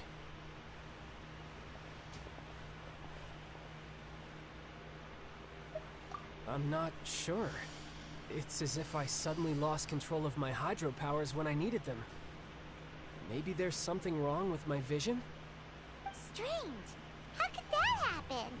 First time Paimon's ever heard of someone losing control of their vision. Never mind. It doesn't matter. If I want to stay sharp, I shouldn't be relying too much on my vision anyway. Besides, I always have my delusion in case I need it. Doing in Fontaine, child. I don't see its work for Northland Bank. Well, I guess it's because I've been in a bad mood lately. Huh? What kind of reason is that? Wait, since when do you feel down about anything? I don't know. Maybe I still have a lot to learn about myself. But recently, there seems to be some sort of restless power stirring inside of me. And I don't know why, but every now and then I feel like I'm in a terrible mood. Maybe you losing control of your vision just now is connected with that power you're feeling inside. That is a possibility. How's your trip with your family been?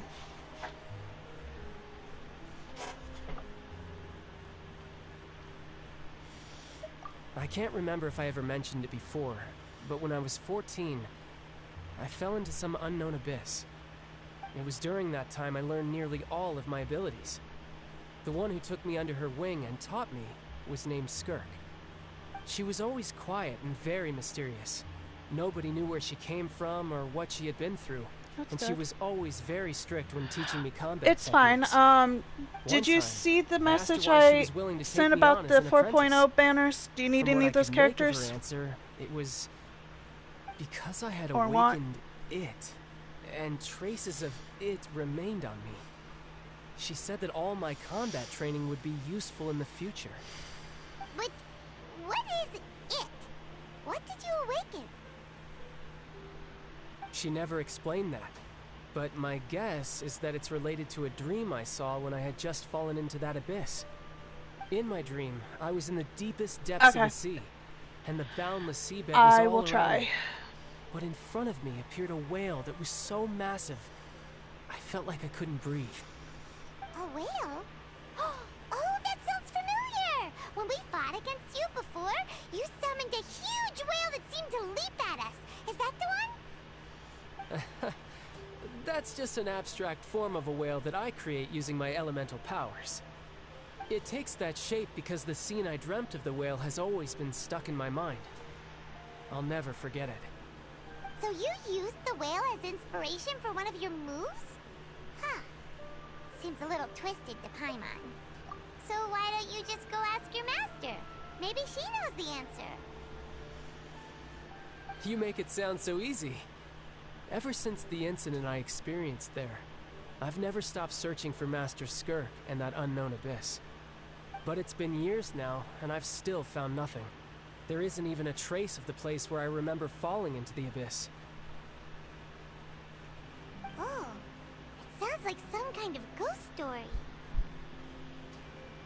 Yeah, I'm out of leads at this point, but there's nothing more I can do. How hard is It seems that strange encounters in this world tend to be elusive like that.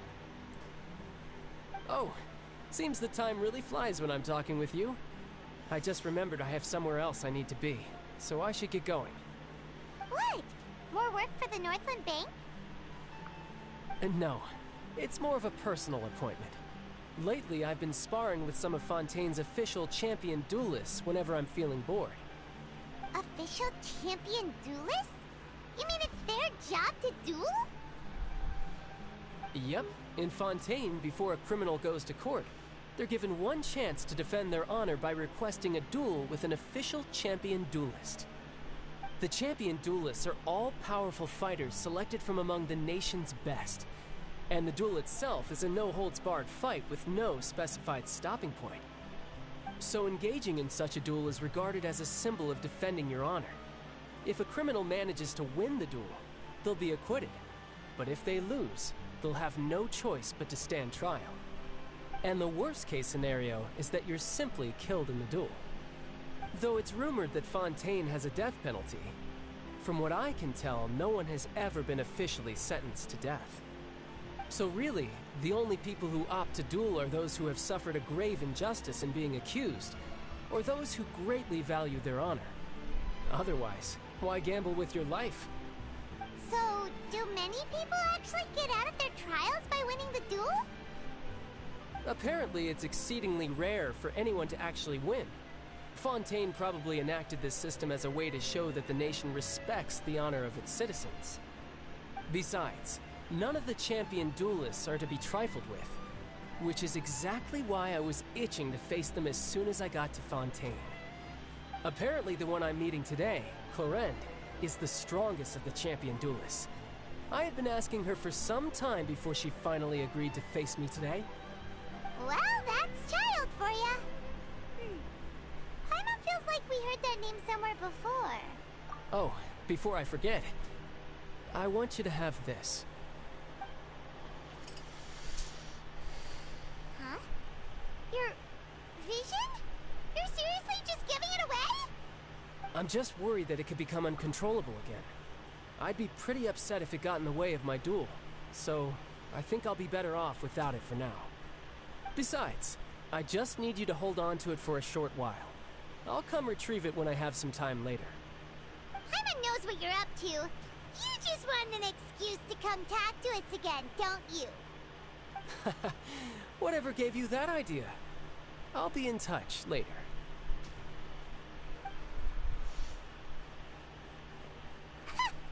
That sneaky guy.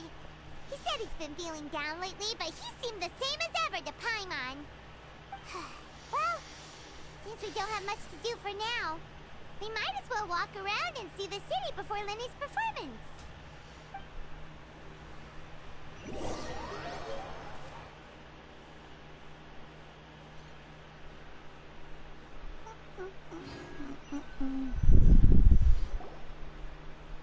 Wow!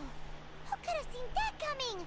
The reporter who was barely around for most of the story was the murderer all along! Sorry. Paimon was just surprised, that's all. Paimon never saw that twist coming.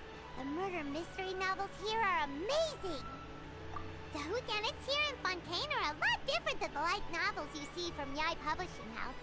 Both have their merits, but Paimon thinks this style of novels are more, well, novel.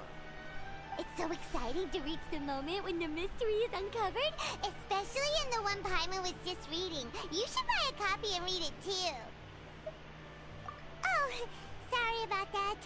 Paimon will be more careful next time. Hey, shouldn't we be heading to the Opera House to see Linny's performance soon? It's almost time for the show to start, so we should get going. Linny said that the Opera House is on there in ES, so let's go ride the Aqua Bus! Aqua Bus.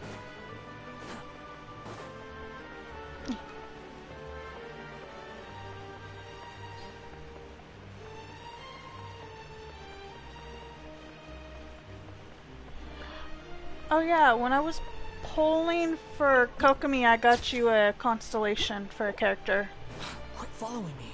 I just forget who it was at the moment. Too slow.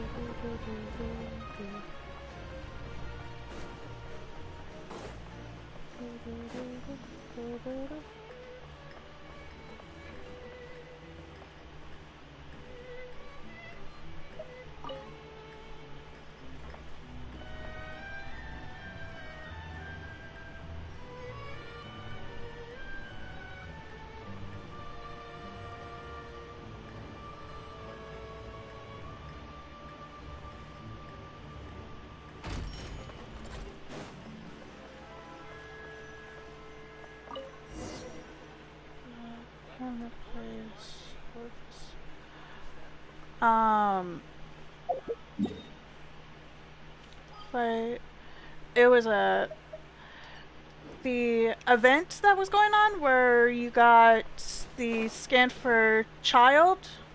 It was just an event.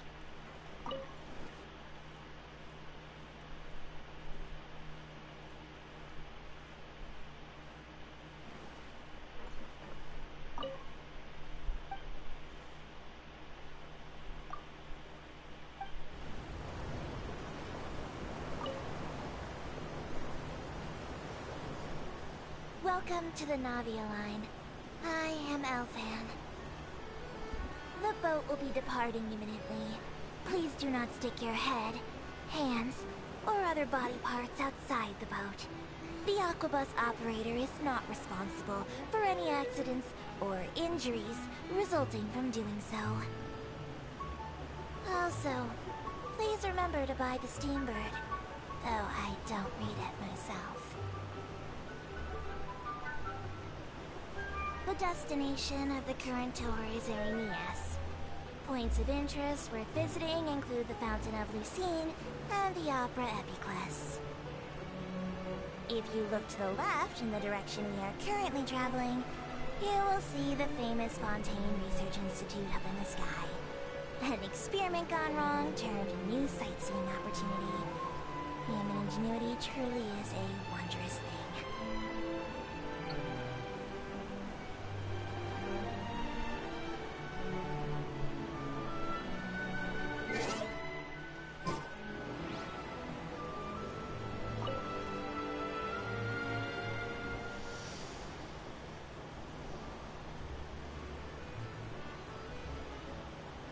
We are now approaching our final destination.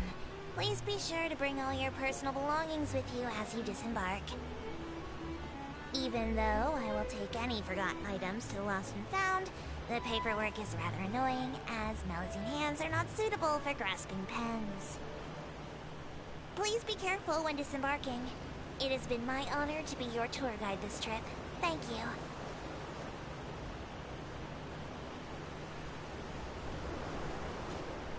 Whee!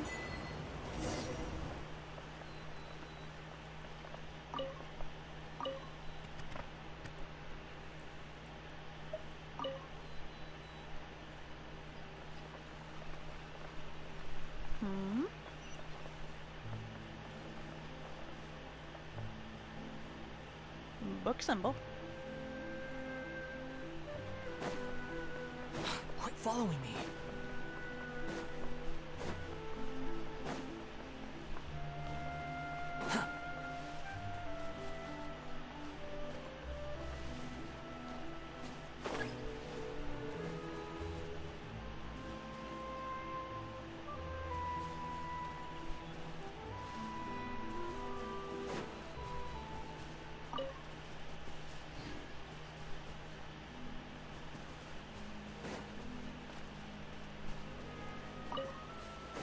Following me.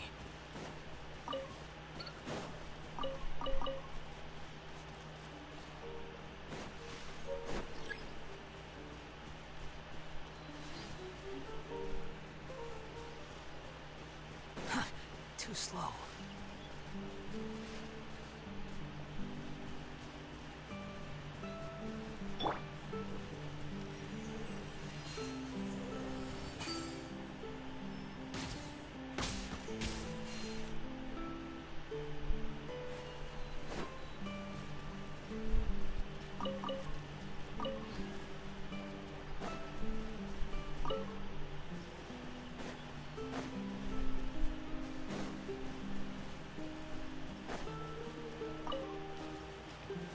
Keep up. One with the force. The wind rises.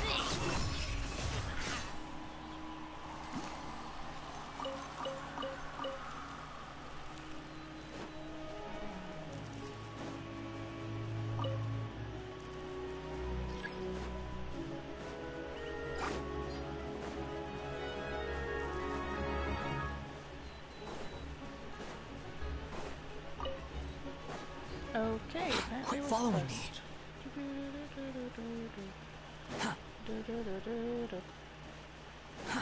Too slow. Ooh. Rainbow Rose. So that's what they look like. Yay! Lenny's item. Oh yeah.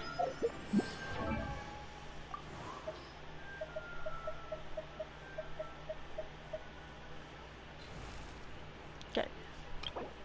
Lenny takes rainbow roses. And I haven't found location for these yet.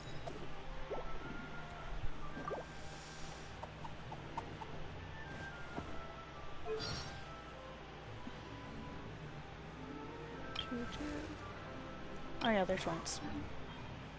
That makes more sense.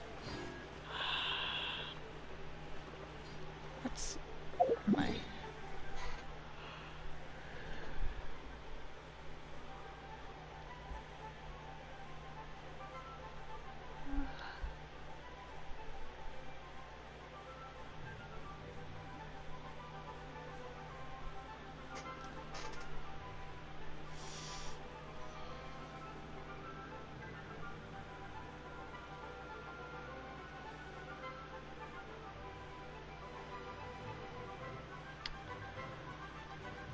Probably. Okay, where now? This way. There's an oculi around.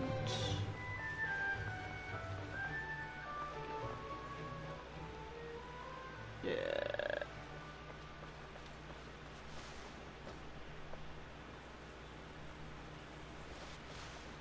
Oh.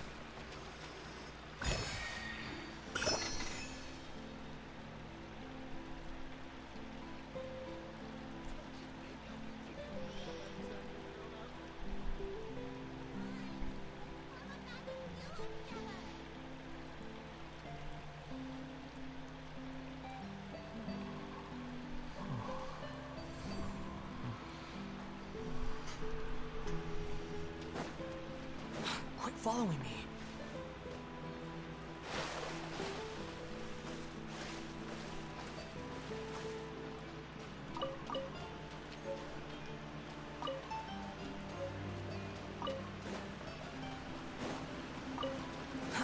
Too slow. Heck yeah. Take it and have fun.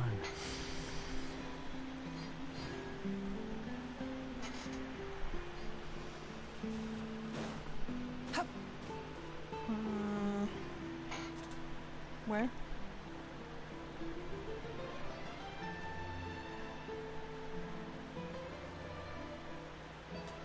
Alright, well, I'll come back for all the boxes and stuff later. Quit following me. Ooh, flowers.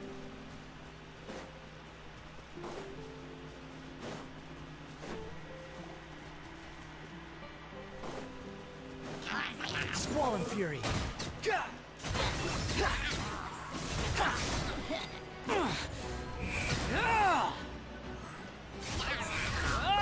Know your place. Nah. Screw that.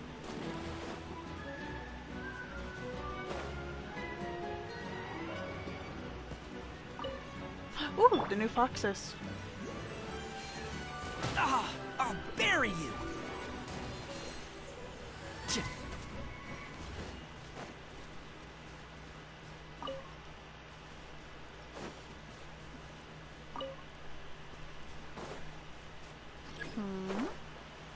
I found more rainbow roses.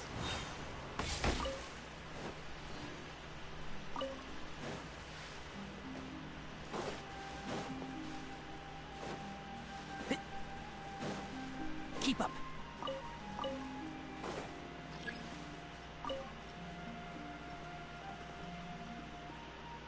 I did not know that was a quest.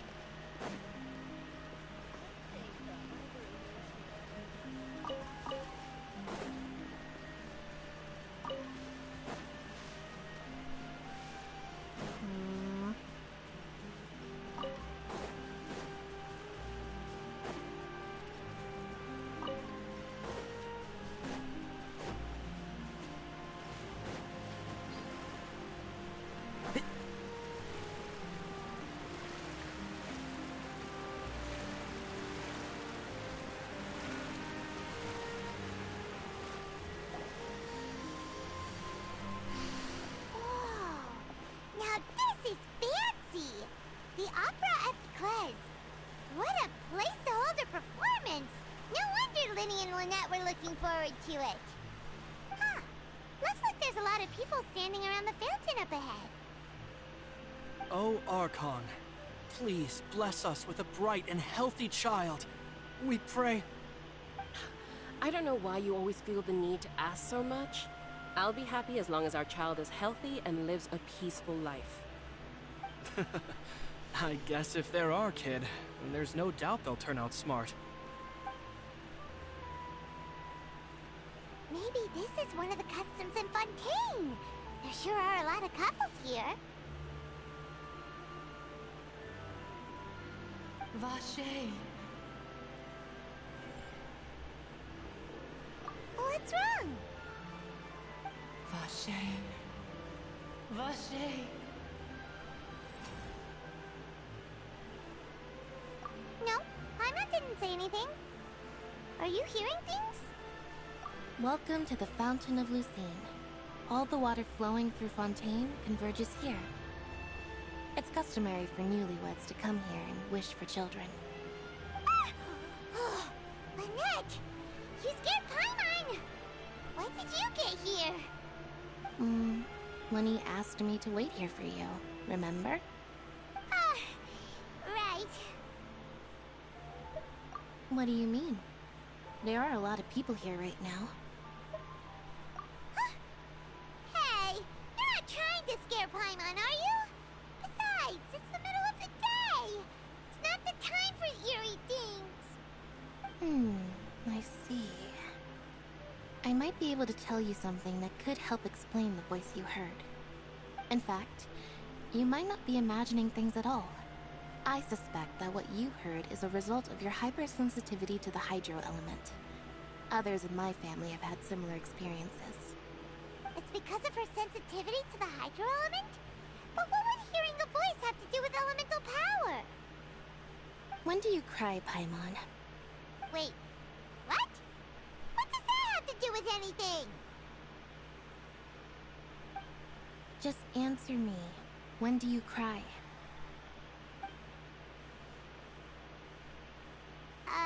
When Paimon's really sad? Oh, and when Paimon's super happy. Oh, and also when Paimon's really, really scared. Then you should understand that tears contain your most intense emotions. Like I just mentioned, the Fountain of Lucine is where all the flowing water in Fontaine converges. Even the tears that fall to the ground will eventually gather here. So maybe what you heard was the intense emotion coming from someone's tears. So, what did the voice say? Huh. If you were hearing their emotions, then Paimon wonders what happened to them. Rather than worrying about them, we should worry about my brother first. Don't let that calm look of his fool you. He tends to get pretty nervous just before a performance. So chatting with Lenny might help him relax a little before he goes on stage. Oh, right. That makes sense. Let's go in and see Lenny.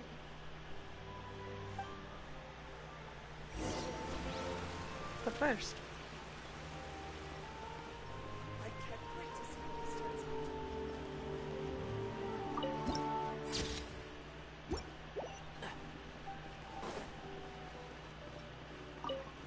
Also this.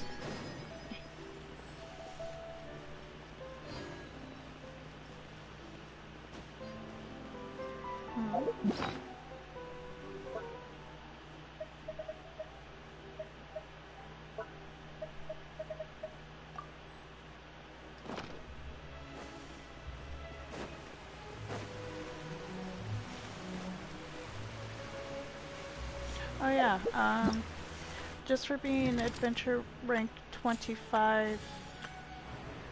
Where'd it go? Oh, just go. But just for being adventure rank 25, you can bring home Lynette for free. Keep up. Why is there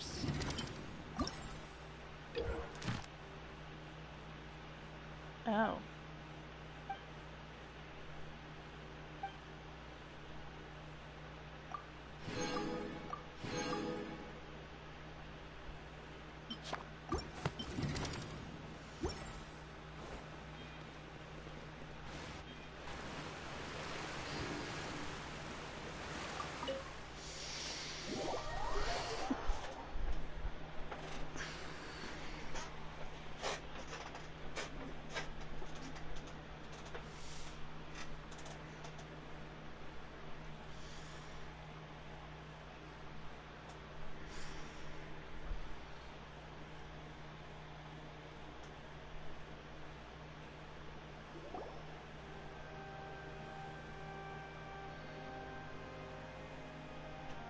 Traveler and Paimon.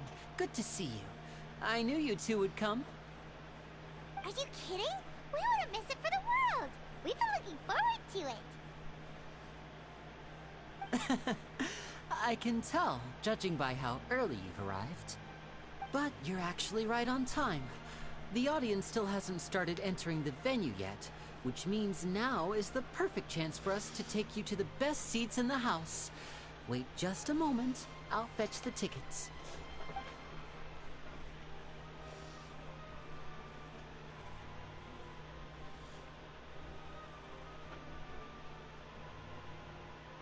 The Opera House has assigned seating, so you always have to make reservations.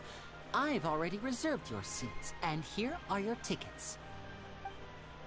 Ooh, front row seats! Thanks, Lenny!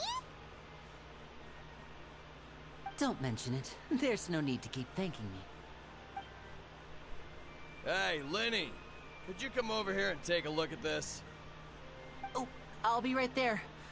Seems there's an issue with the stage props over there. That's Cal, my assistant, calling me. I'll go lend him a hand. Yeah, we'll just go to our seats. You go ahead, Lenny.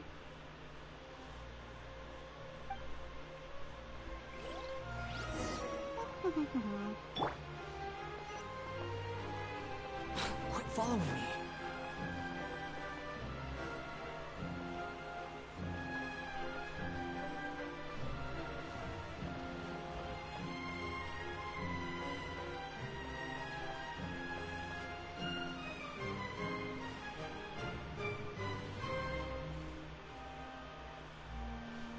Welcome to the courthouse.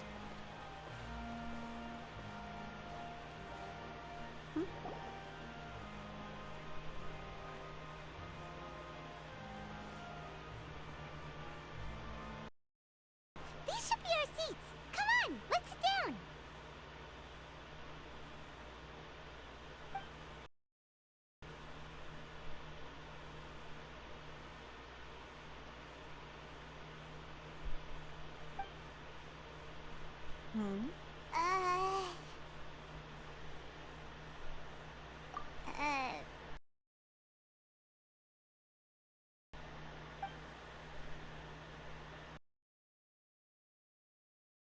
Hey, Traveler.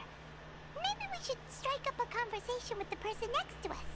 Since we're sitting together and the rest of the place is practically empty still. It's kinda awkward if we don't say anything. Ah, you little... Of course you put this on Paimon. Excuse me, I did not realize you felt awkward. I am terribly sorry. I would be perfectly happy to chat with you if that is what you would like. Oh, so you heard all of that, did ya? Boy, you sure have good ears. Paimon thought she was keeping her voice down. Wait, that's not it. Paimon's sorry. Paimon's the one who was being rude, talking under her breath like that. Let's talk, but, oh, Paimon's got it. You're also here early and sitting in the front. Are you a friend of Linny's, too? A friend, you say? Well, if Mr. Linney would like to be my friend, I would be more than happy to reciprocate. Oh, so you're not friends with Linny, then? Oh, this is getting more awkward by the second. Paimon nearly forgot to make her introduction. Nice to meet you. Paimon is Paimon, and this is the Traveler. We just arrived in Fontaine. It is an honor to meet you two. I have heard of your deeds across Tevat. And as required by proper etiquette, I will also introduce myself. I am... Oh, Monsieur Nervillet. What an honor it is to have you here to see my show. Ah, Mr. Linney. I should say it is in fact an honor for me to see your performance in person. Wait, Nervillet? Could he be... I saw you all chatting just now, but it seems you still don't know who Monsieur Nervillet is. Allow me to introduce you to Fontaine's Chief Justice. That seat is always reserved for him. It wouldn't be too much to say that he's the symbol of justice and honesty here in Fontaine. Whoa! Sorry for being so rude just now. Paimon had no idea you were such an important person. No offense taken. Being Chief Justice is merely what I do for work. Nearly every person has their usual reserved seat, so I'm not so special, really. And by the way, I should probably let you know, even though I would prefer not to, there's someone sitting up there in the VIP seats that has been striking a pose for quite a while now. I believe she is trying to give you a most elegant and impressive first impression. So I think you should take notice of her sooner rather than later. Otherwise, she may become flustered.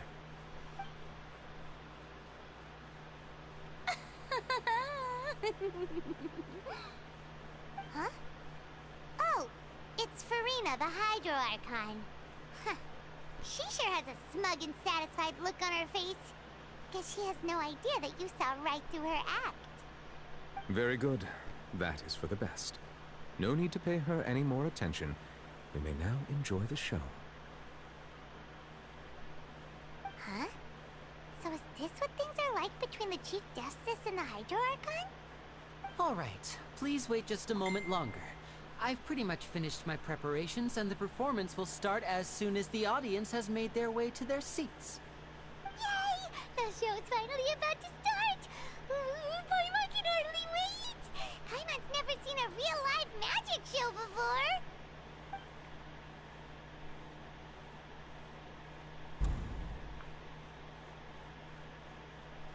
Ooh! They're dimming the lights! The show must be starting!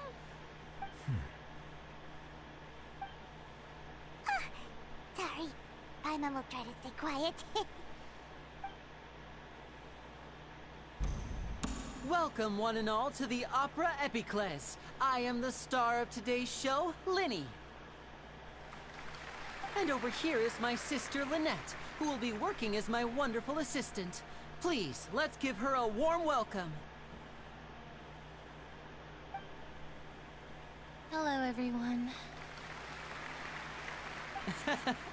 I know she may seem to be a little sleepy right now, but that's just a sign that she's nervous. Whatever. Now, some of you may be thinking, two vision holders who can freely manipulate elemental powers performing magic is not true magic at all. So, I would like to take a moment to assure you that elemental powers will have nothing to do with what you will witness on the stage today.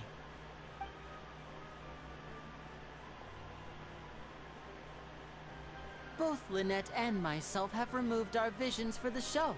That way, even the gods won't be able to help us. Oh, good point. That's what makes the show real magic. Now, without further ado, let the show begin. Lynette will now exit the stage to make some preparations. I know you might miss her, but don't worry. She'll be coming right back on stage momentarily. Perhaps in an unexpected way. I'm sure she'll be stealing the spotlight soon enough. Oh, and before I forget, there's one more thing I should say. You never know what can happen in the blink of an eye.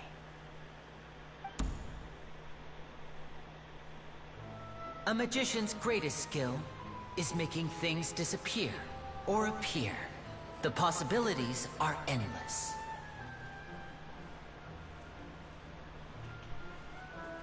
Huh?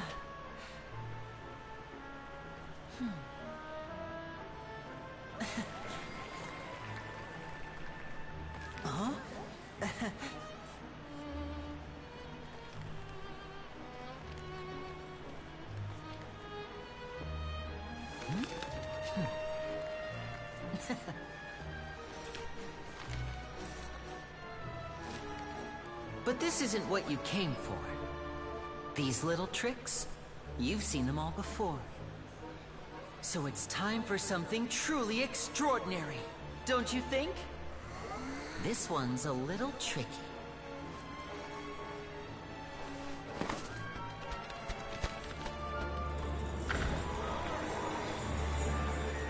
Using this water tank, I shall make my sister vanish completely, right before your very eyes.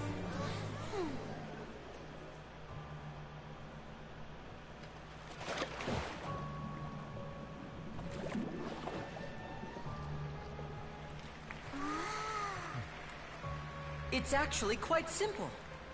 She'll just turn into air bubbles and float right out of the top.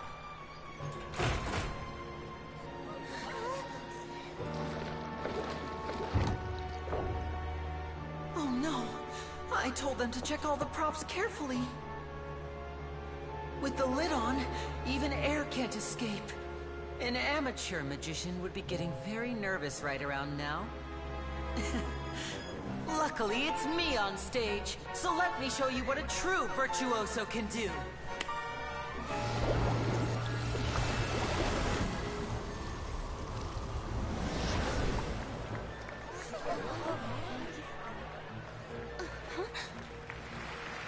Lynette, are you still there?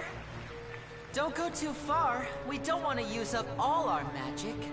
Hi, I'm back. Uh-huh.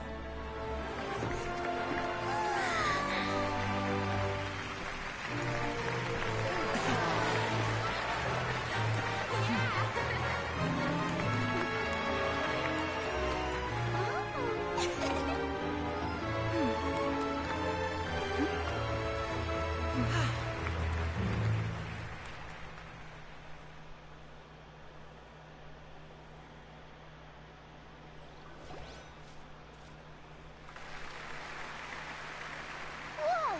What in the world just happened? How did he do that? Hyman didn't see him do anything. Wasn't Lynette inside the water tank? How did she disappear and then reappear out of nowhere? If we could see easily through his tricks, then that would mean that his skills are still lacking. To appreciate magic, you should focus on the show happening on stage, rather than getting caught up in trying to see that which has been intentionally hidden. Guess you're right. Hyman couldn't believe her eyes when Lynette reappeared. Amazing! Thank you everyone. I'm glad you enjoyed that performance. But our magical journey has only just begun. I've prepared even more astonishing surprises for everyone here. The magic of transformation and disappearance can go far beyond what you've just seen. I'm sure many of you are thinking that escaping the water tank was impressive enough. But Lynette is still my assistant after all. In which case, I have ample time to make all necessary preparations. So, for my next trick, I will require the participation of one lucky audience member. Please, if my assistants could bring out the magical boxes now. There are 2 boxes, and only 2 boxes.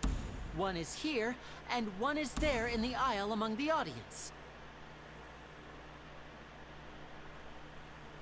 I'm sure many of our clever audience members have already guessed our next magic trick.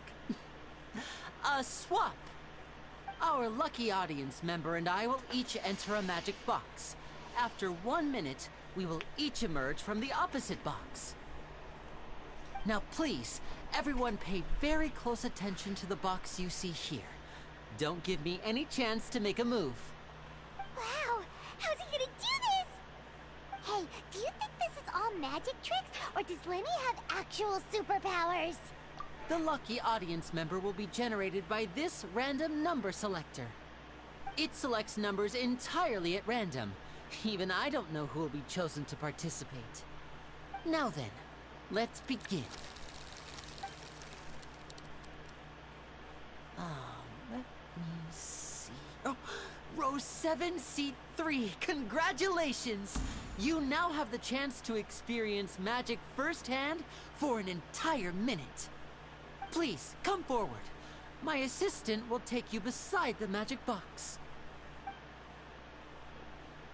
I'm sorry, it might be a little cramped inside, but no need to feel nervous. We've carefully arranged everything for you to be as comfortable as possible. You don't need to do anything, but no matter what strange things may happen, don't come out of the box. If the magic is interrupted, who knows where you might end up? You might even find yourself in the Fortress of Meropide. Oh, okay. All right. Before I enter the magic box, there is one more thing I need to ask the audience to do. Could you all give me a countdown? Like this. 60, 59, 58. Just keep counting down. You can go a little faster or slower if you like. I won't be able to see anything in the pitch black box, so I'll be relying on your voices to know when time is up. Oh, and no tricks now. If you quickly count from 60 in just 30 seconds, then I'll be in a tough spot. Ooh! Paimon kinda wants to count faster after hearing him say that!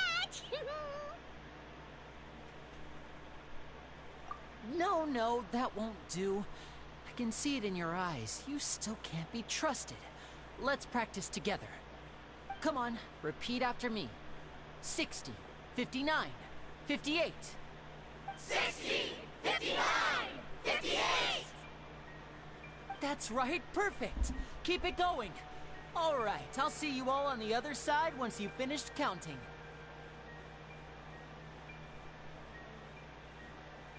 $54, $53, $52? Huh? Why aren't you counting, Mervelet? I am counting in my head. I think things are exciting enough in here as it is. Merely a consequence of my identity and personality. Do not worry about me. Just enjoy the show. Oh, alright. You look so serious that Paimon thought you might be feeling uncomfortable or something. 40, 39, 38! Mr. Linney, are you all right in there? Is everything ready? Yes, I'm fine. I'm just double-checking the direction of the message. It would be a disaster if we get sent to the wrong places. For example, mid-air right above the audience. Even though he's saying that, Lenny doesn't seem nervous at all.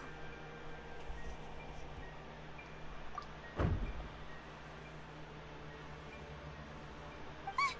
What was that noise? Did you hear it too?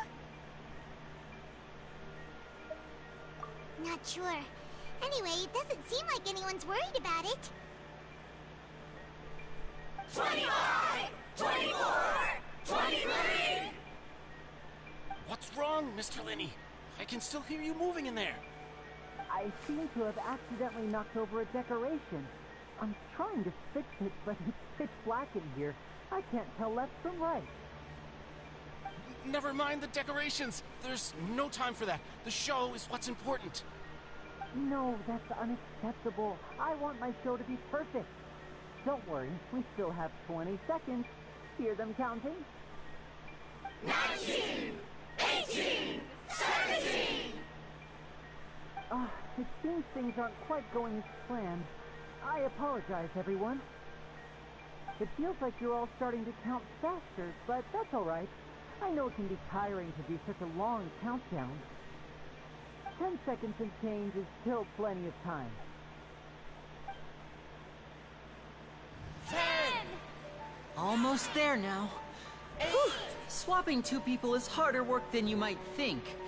Even a master magician like me can't guarantee I'll get it right the first time. Hey, wait! Is this the back one? I can't tell. They both look the same inside. Huh? No, that's not it. I'll try again. 7! Hey, slow down! Honestly! 5! 4! 3! Whoops! That doesn't count! 0!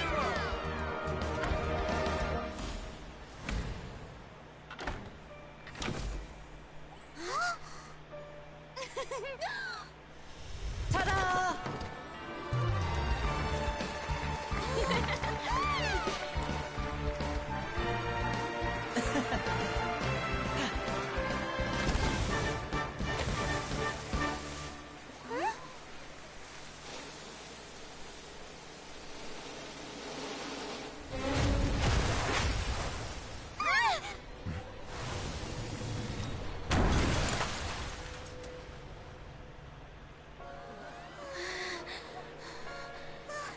What happened?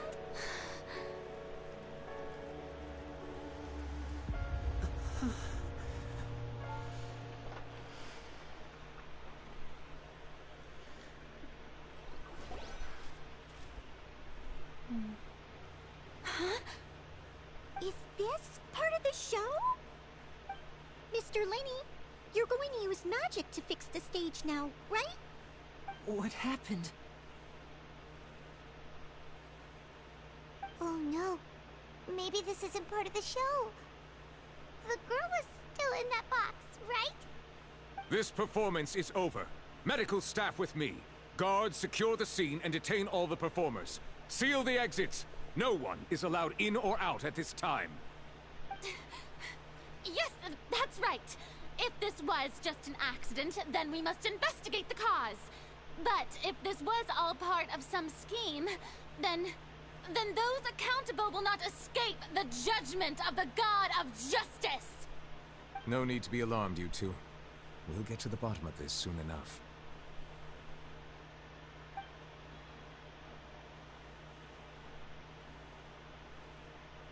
Unfortunately, the person who is in the magic box has been pronounced dead. His name was Cowell, one of the assistants in Linny's magic troupe. Apparently, the fireworks on stage ignited the ropes that were suspending the water tank, which then caused the tank to fall onto the stage. As of now, we are still not sure why we found Cowell in the box, rather than the guest from the audience. And after an initial search of the area, the guards have confirmed that the girl is nowhere to be found. It appears that this incident was not merely some mishap with the performance. And there are many indications that it is connected with the case of the serial disappearances of young women. The serial disappearances case? That's the case that Charlotte mentioned before!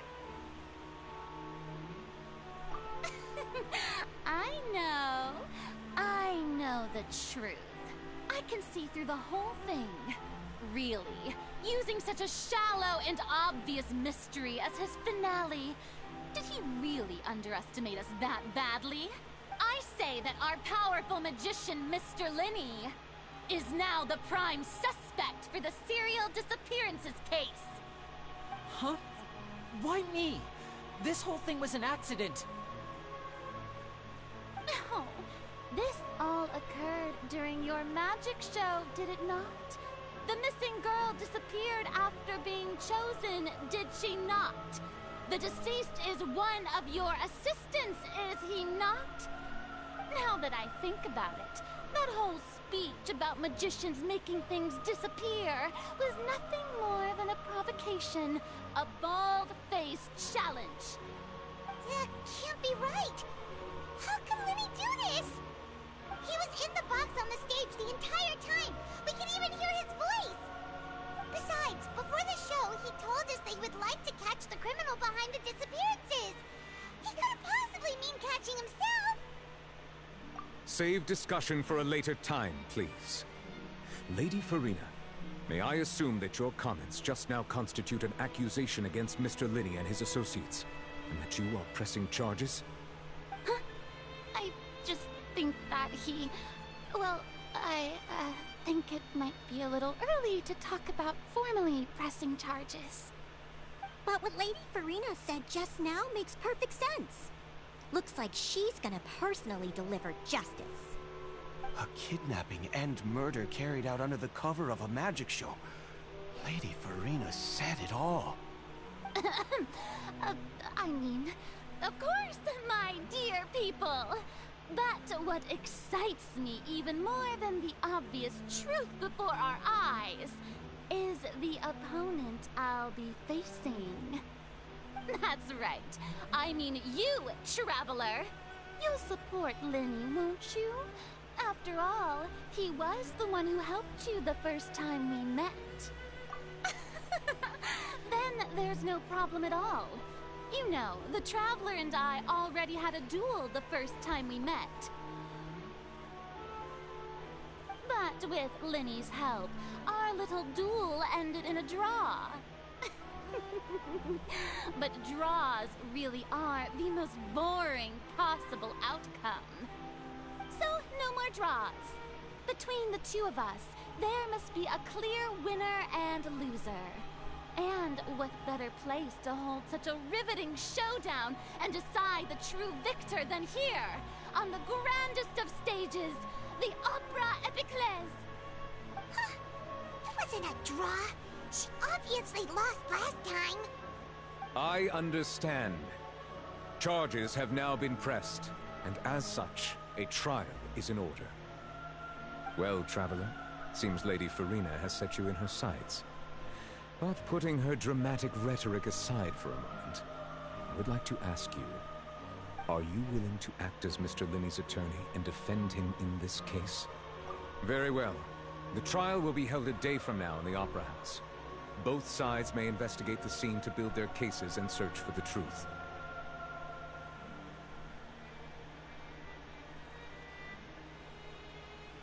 Linney and his troupe are all potential suspects, and shall remain within the Opera House. The audience may begin to leave in an orderly fashion once they have been cleared by the guards. A day isn't that long.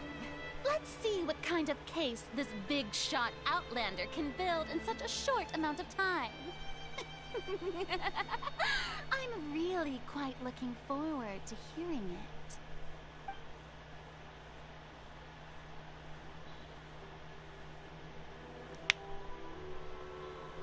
Lenny!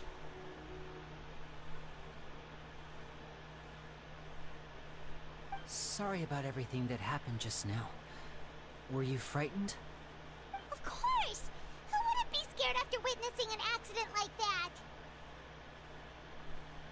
Yeah, I'm a little shaken up myself. How could this happen? And poor Cal. I know you already claimed that you would defend me, but now it's just us talking. Tell me, do you think I could possibly be the murderer? Good to hear. Thank you so much for trusting me. I'm sure everyone sees me as the biggest suspect at this point. But if you ask me, the whole thing is mysteries layered upon mysteries, such that all that's left is confusion. I don't know whether what happened there on the stage was purely an accident or not, and I don't know why poor Cal was in the box. As for how that girl chosen from the audience could suddenly disappear, I'm afraid I don't have any answers either. If someone tampered with my performance, then we need to figure out what they did. Even a skilled and knowledgeable magician like myself couldn't pull all that off in just 1 minute. Which is precisely why we need to investigate! As this book says, the impossible could not have happened.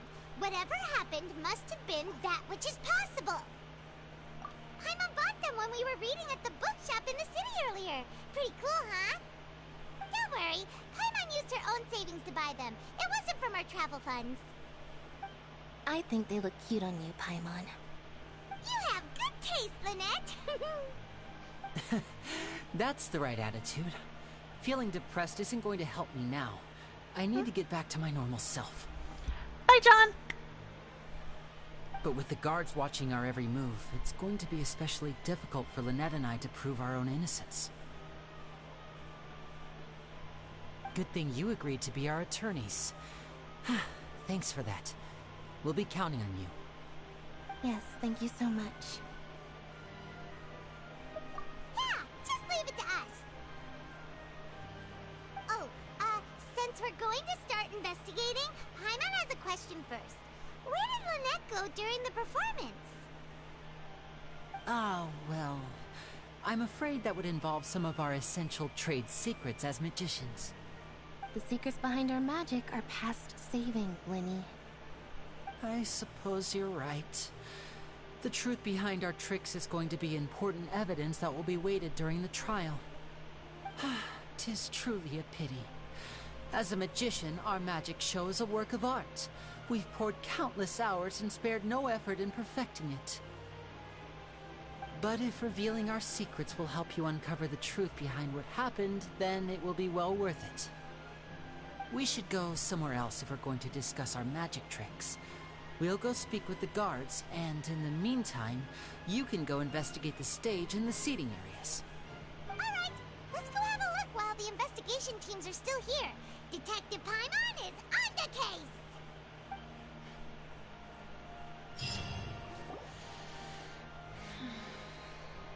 Hello, officer. How's the investigation going? Ah, I see. You must be the traveler that Lady Farina mentioned. Listen, I'll be perfectly honest with you. I'd avoid getting mixed up in this whirlpool of a mess if I were you. Huh? What do you mean? Come with me and you'll see. The deceased is one of Linny's assistants, named Cal. Even though he hadn't joined the troop long, he was hardworking and everyone generally liked him. The assistants are usually in charge of setting up and inspecting the props, as well as assisting with the show and keeping the crowd engaged. As you probably saw when you were in the audience, the water tank suddenly fell and smashed the box with Cowl inside it. This is the real mystery. We've already searched the scene and were unable to find any traces of the girl. However, if you look carefully, the box was positioned directly under the water tank. The ropes holding the tank were then burned by the pyrotechnics on stage, causing them to snap. All these factors lining up so perfectly makes it hard to see this as a mere accident. If anything, the more logical explanation is that the whole incident was intentionally planned, and Linny is the most likely person to have access to all these areas. But he doesn't have a motive! Are you both good friends of his? Well, you can't say we're good friends, but we've known each other for a little while. So in just a short time, he was not only able to win your trust, but even convince you to act as his attorneys. I know there's no such thing as magic. The real trick of a magician is holding the audience in the palm of their hand. I've seen a lot of cases, and I can tell you that people are the least reliable kind of evidence. Sorry, I tend to be pretty straightforward. Just know that I'm warning you for your own good. Anyway, you may investigate the scene of the crime yourselves if you're curious. Who knows, maybe you'll be able to come up with some new evidence.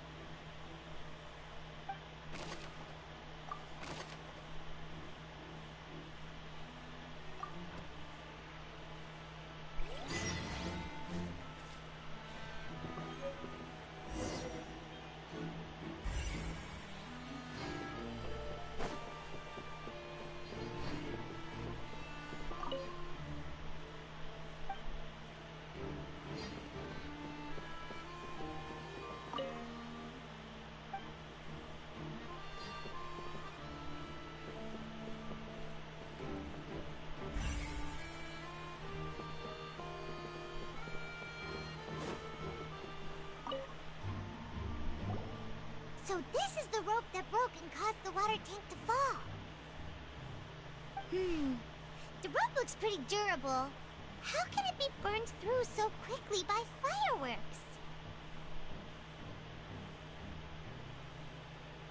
Why are you suddenly so serious, Traveler?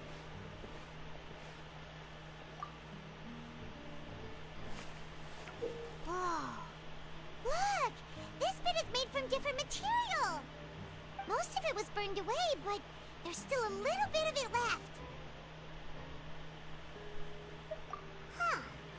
So if a rope meant to hold something was made with that kind of material in it, then that means... Wait, why don't you write all this down? Let's take notes.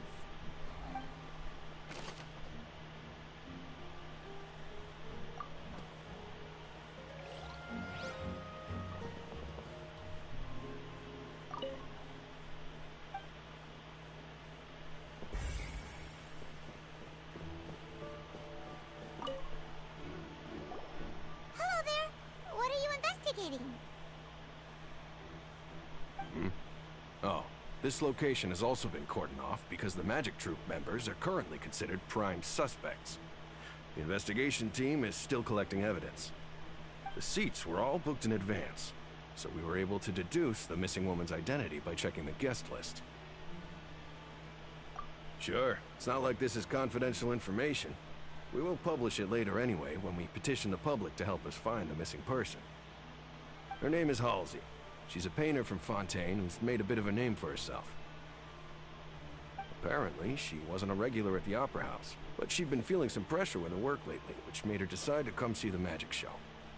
The magic troupe members all claim not to know her. We have looked into her social connections. It seems that she has no personal grievances or conflicts of interest with the suspects. Simply put, she wasn't related to the magic troupe at all, which matches the features of the previous serial disappearances. Were the victims of previous cases also chosen at random? That's how it seems to us, in any case. Apart from the fact that they were all young women of around the same age range, there really weren't any other connections between them. Okay then. No need to be so formal. If you do happen to see the missing girl, please be sure to contact us. It is of utmost importance that we get to the bottom of these disappearances.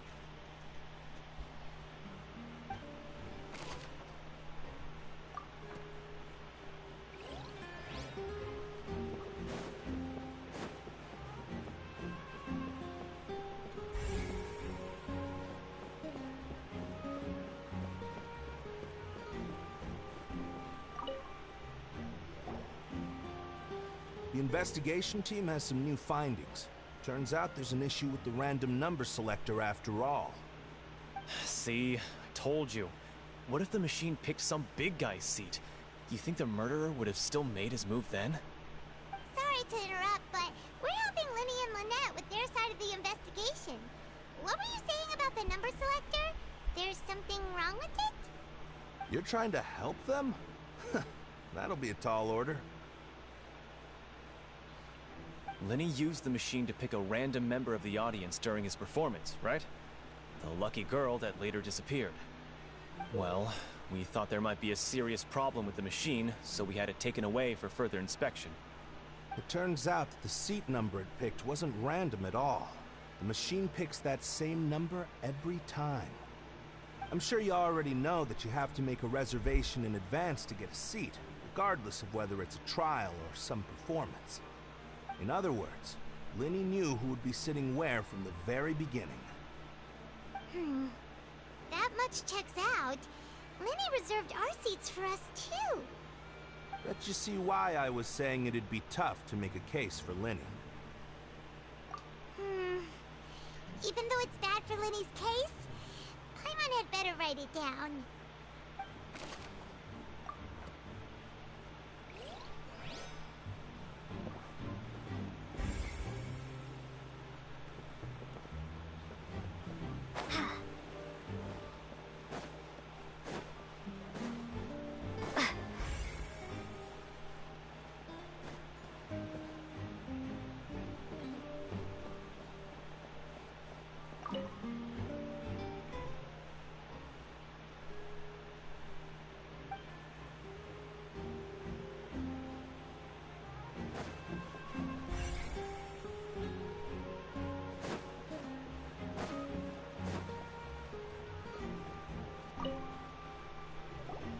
I see that you're investigating the area. Well, it just so happens that I'm interested too. If you find any new and interesting leads, be sure to share them with me, all right? We don't have too many thoughts yet.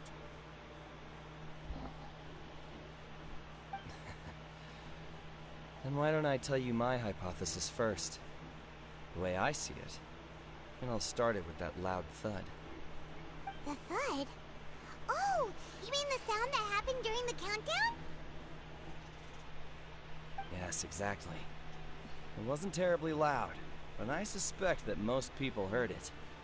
It's just that everyone was awaiting the results of Linny's trick with bated breath, so no one paid it much mind. But now that the incident has happened, the thud has become an important clue. That makes sense.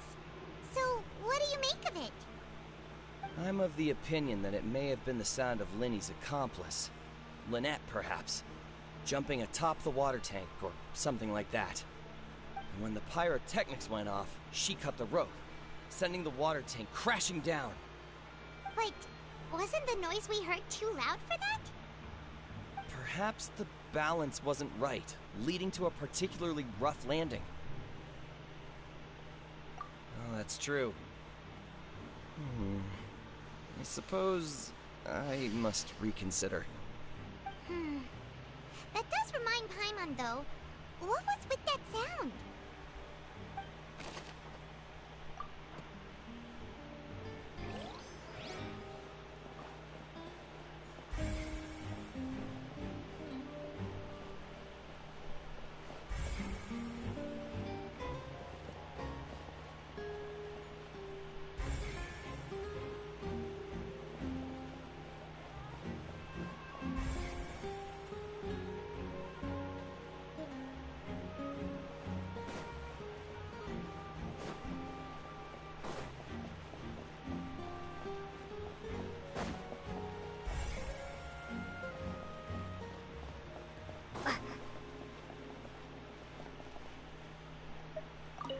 Lenny's still talking to the guards.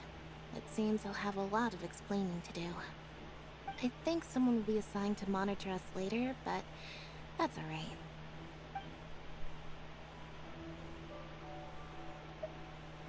Lenny's still talking to the guards. I think someone will be... Lenny's still talking to the guards. I think someone will be...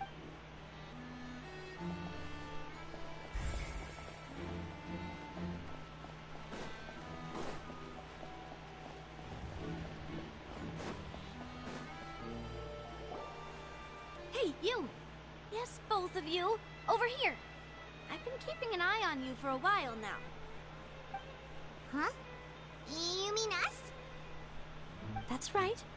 If I'm not mistaken, you're also among those who wish to cut down the thorns and pursue the truth. No? And by the looks of it, you're not from Fontaine.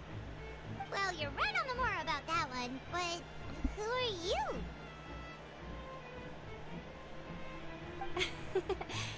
Have you never heard of the Spina di Rosula? From mediating disputes and providing protection to solving conundrums, you name it, Spina di Rosula does it. And I, Navia, have the honor of being its renowned president. Though those who play by our rules call me boss. I'm Silver, her attendant. Pleased to meet you. And I'm Melus. Demoiselle's various daily needs and affairs are under my purview. Huh? Boss? Demoiselle? What gives with the names? Well, I am the second generation president. Melus and the others are still used to my previous title. My apologies, Demoiselle. Should you prefer, boss, I will endeavor to use that instead. No, no need. You don't have to call me boss. Just Navia is fine. Okay, if you say so. Not that we're members of Spina di Rosula anyway. All merely trifling details. Never mind. Now, back to the situation at hand. That's right. I've always kept an eye on the serial disappearance cases. My interest stems from a matter back from my father's time.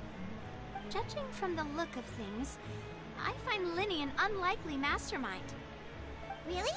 We think so too! That's why we're looking for clues now. But how did you come to that conclusion? Intuition, naturally. My unparalleled intuition. Farina sure was quick to point the finger at Linny without any decisive evidence whatsoever, wasn't she? But that's not uncommon for her. If you remember, the Justice had to interrupt her and ask if she was pressing charges just to keep her from getting carried away. Anyway, a trial begins the moment someone levels charges. And, of course, there was no way Farina was going to back down in that situation. Sounds more like you just don't trust the Hydro Archon. Well, what's your opinion? I must admit that she can be interesting at times, but liking her doesn't mean that I'll blindly agree with her. All right, I've answered your question. Now, it's time you answer mine. Wait a minute, did that answer count? Well, I say it does. But don't worry, you won't hear any pointless questions from me. In your opinion, do you think it's right to treat a trial like it's an opera?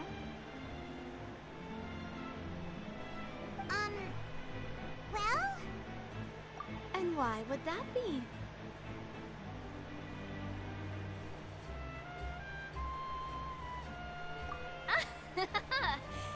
See, Silver and the Loose? I told you they'd be different. Most astute of you, demoiselle. I too think that the Traveler's response was most excellent. No matter how wonderful the script or how fervent the audience's expectations may be, the trials that go on stage here must be based in fact. And if that can be done, boss, then... Alright, that's quite enough, Maloose. Anyway, I like your answer. You passed with flying colors. Now, I need to make some preparations, following which our joint investigation shall commence.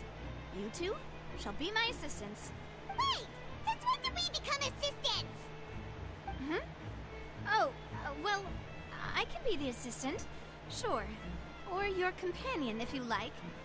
I'm really not that fussy. That's more like it. Far be it from me to brag, but I believe that Demoiselle's intuition will be instrumental in uncovering the truth. You wish to save a friend from false accusations, and we wish to unravel the disappearances. In this sense, our goals are aligned. You have a point. Huh. You're quite the talker, aren't you, mister? And what about you over there? What do you think? You seem like you've got something on your mind. I have nothing to add. Oh, alrighty then. We'll be making some preparations first. Just be sure to let us know if they start revealing Linny's tricks. Thanks!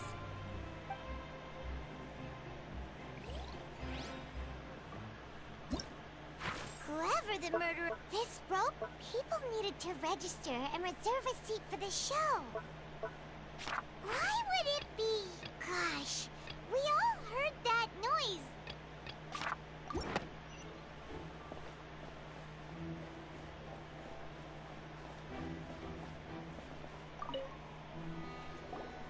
Sorry, but no one can freely enter or exit the Opera House at the moment. If you wish to leave, you must register your identity with us first. No, we're not leaving. We're representing Linny and Lynette as attorneys, so we're investigating the case. Were you always guarding this entrance? Yes. After the Chief Justice gave the order, everyone coming in or out must undergo a strict inspection. So, the missing girl couldn't have left from here. At least, not from that point on. I doubt there was much opportunity then, either. How can you be so sure, Well, because I was in charge of security near the entrance at that time. I couldn't see Linny's performance from here, which was quite a shame. Just my luck.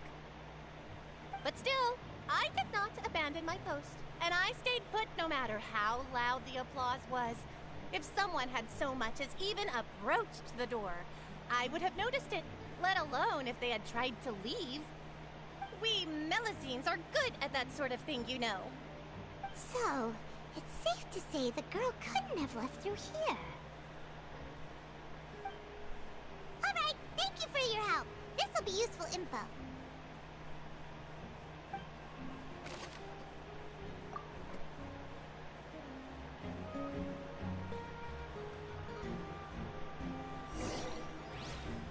We've checked everything of note here in the performance venue.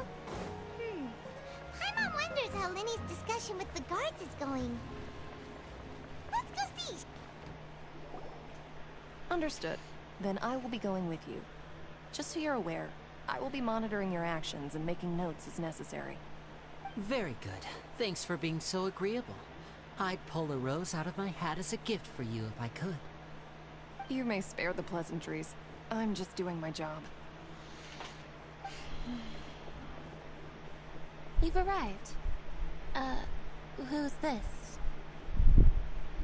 Me? I'm Spina di Rosula's guardian angel. If you've got a problem, I've got the firepower. Sorry, I got a little carried away there. Call me Navia. I'm a partner of theirs, and will be helping investigate this whole situation. And these are my companions. Would you mind if they join as well? Fine by me. Oh, new helpers? I would be most grateful. Well, let's just say we're tagging along. It's not every day you get to see the secrets behind magic performed on such a large scale. I appreciate your kind interest. Come with me. We'll be heading below stage.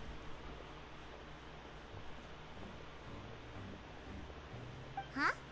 Below stage? Yes, a world of secrets is hidden beneath this magic box, prepared specifically for this switcheroo trick. But before I reveal everything, you should have a look first. Notice anything strange here?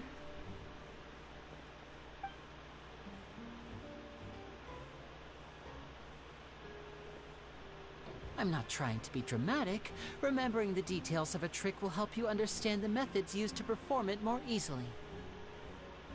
Huh. Weren't there balloons and other decorations here? Where did all that go? Ah, good eye. That said, you're still far from discovering the answer. The back? You mean the inside of the door? What's different about it? Paimon didn't notice anything. Very good indeed. I thought you might not be able to catch that, given that you were sitting in the first row. The back of this door was patterned. Those patterns are now gone, replaced by a smooth wooden board. So, if you put 2 and 2 together, what do you get? Exactly. All right, let's go. I'll tell you how it works as we head down.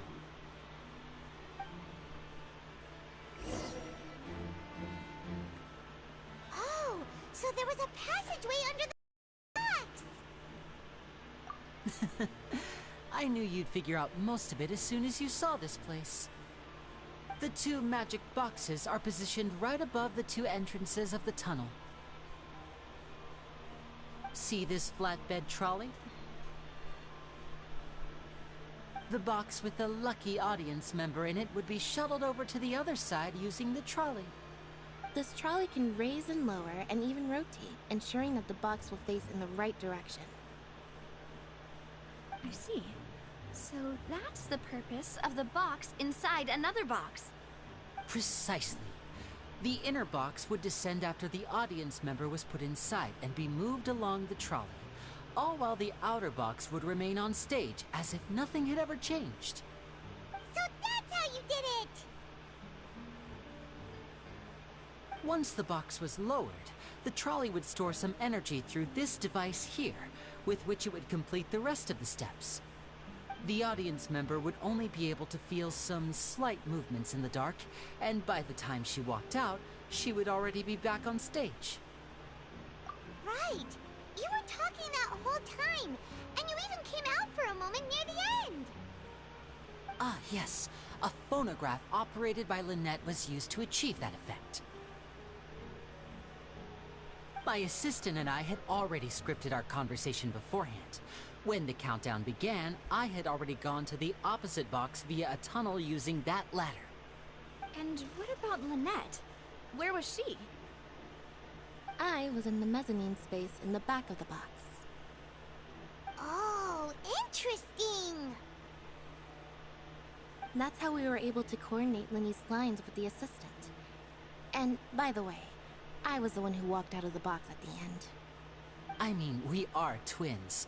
All it takes is a change of clothes and no one can tell who's who. And that's my favorite part of this trick. Only Lynette and I can perform it. So that's how it all worked! Wow! Every detail you revealed was more amazing than the last! Lynette would briefly walk out of the box and then go back in, jumping into the tunnel and escaping before the box on the trolley could finish ascending. And then I walk out of the other box in the audience area, and the trick would be complete. The operative word here being would. But as you saw, Cal was in the box, not our audience member. She, on the other hand, mysteriously vanished. We really don't know how that happened. If not for that interlude, this would have been an astonishing trick. I probably never would have figured out how you pulled it off. And yet, to think that someone was able to use this magic trick to commit a crime. Could we have a look around? I think we can come up with some more leads. This is the scene of the crime, so Linny and Lynette are not permitted to stay here.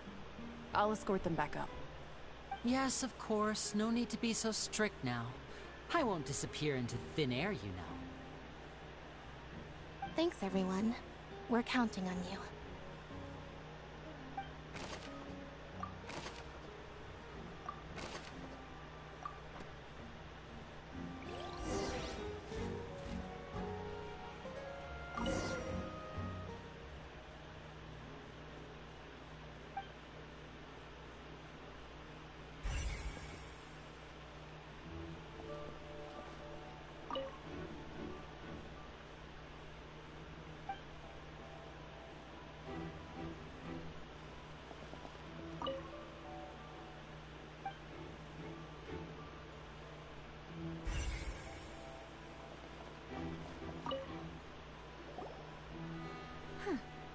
What's this? Looks like a hook tied to the end of a rope. Huh? There's all kinds of odds and ends here. Perhaps it was a prop for a different trick. But why would it have been left here? Whatever it is, let's make a note of it first.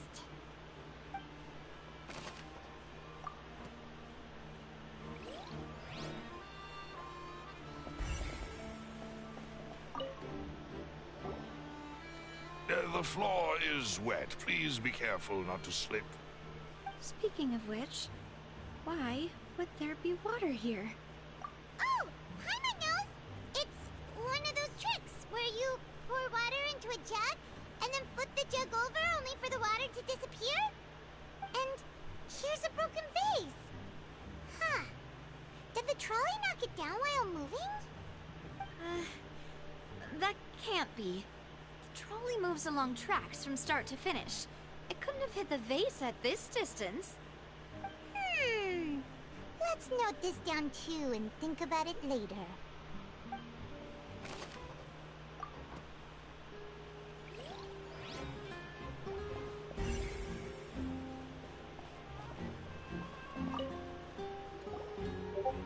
Oh, these are the clothes that the lady chosen from the audience was wearing, right?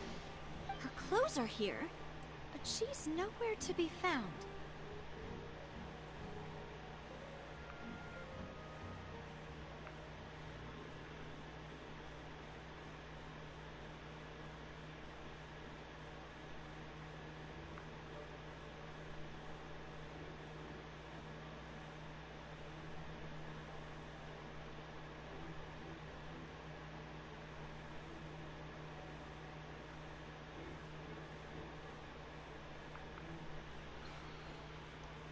Right. And do you really need to do that if you're kidnapping them? Ugh, this is so confusing. Paimon doesn't want to be a detective anymore.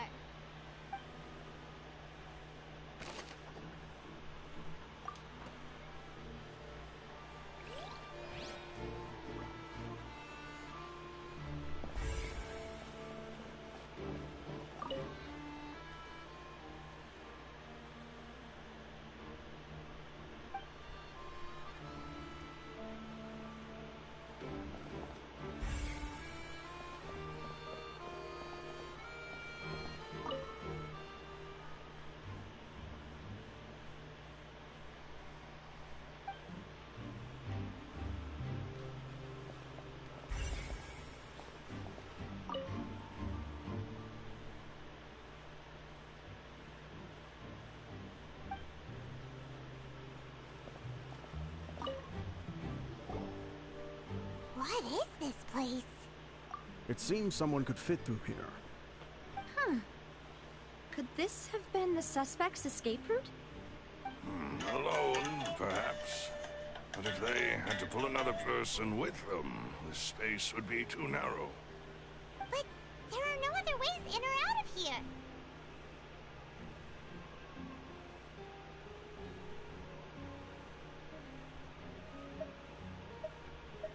Oh, you're right! Let Paimon write that down.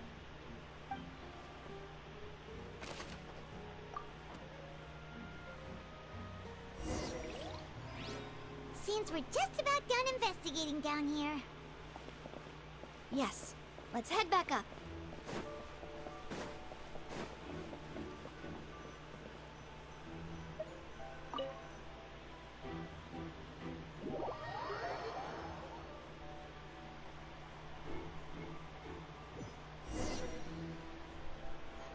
Well, we've ascertained the state of the crime scene.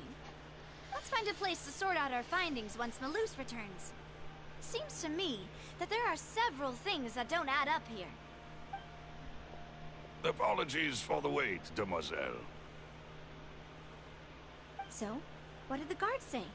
Did the criminal escape through the vent? They believe the odds of that are very low, since the vent leads to the Opera House's basement. The guards have checked the area carefully. No one left through the basement during the performance or after the incident, and no one was found hiding there. So the tunnels become like a secret chamber then! You know, like the kind you usually see in novels. The plot thickens.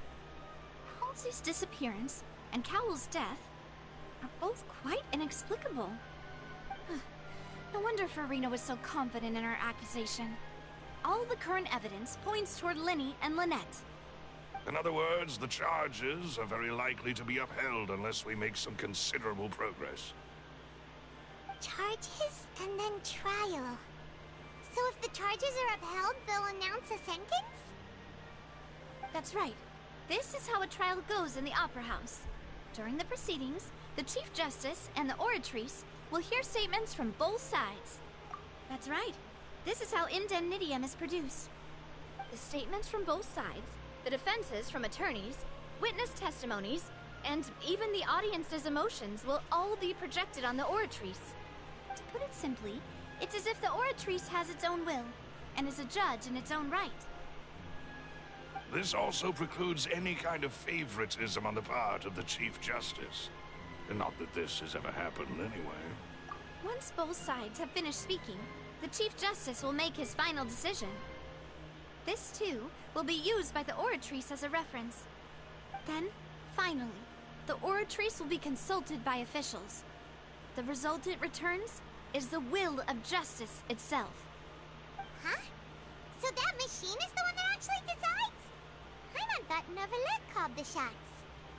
In practice, there is very little difference. Both have always come to the same judgment, which is why people have great faith in the Chief Justice. Ah, yes, the guards also asked me to convey that none of us will be allowed to leave this place before the trial. Huh? Why? Because we've chosen to act as the twins' proxies. That makes us persons related to the case. They're concerned that we might be colluding with outside parties, or that we might find outside help to disrupt the case. And even if that were not so, it could prove problematic if we happen to spread key information about the case ahead of time. I'm ready to break out at any time. Whoa, whoa! There's no need for that! Paimon thinks they have a point. That said, are they providing food? Of course. I just hope you don't mind the lack of options. I'm afraid that catering to all tastes is not in the cards, nor is any guarantee of balanced nutrition. In that case, let's just sort out our findings together here. Pity. I was hoping to take you to try some of Fontaine's famous desserts, too. I mean, what better way to properly think through our findings than over some tea and sweets? Huh. Breaking out suddenly doesn't seem like such a bad idea after all. Just kidding, just kidding. Paimon will still do her best, even if there are no snacks. What do you mean, no snacks? Of course we'll have snacks. If we cannot buy some, then we'll simply make some. Huh? Here? But how? Understood, Demoiselle. Everyone, please come with me.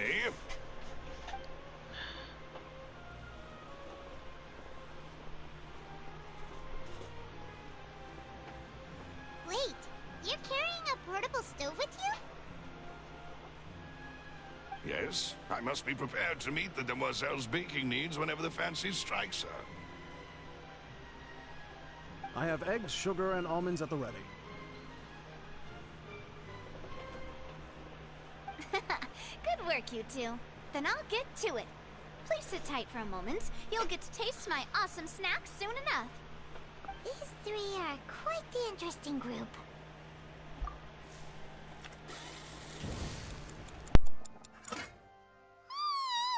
And Paimon thought it smelled good while it was still in the oven. Oh, it's even better now. Paimon can't stop drooling. From the way you had these two guys carrying all that stuff around, Paimon thought you'd have them do more during the baking process. But you ended up doing the entire thing by yourself. Beating the egg whites, grinding almonds, everything. I was applauding. And I was giving encouraging smiles.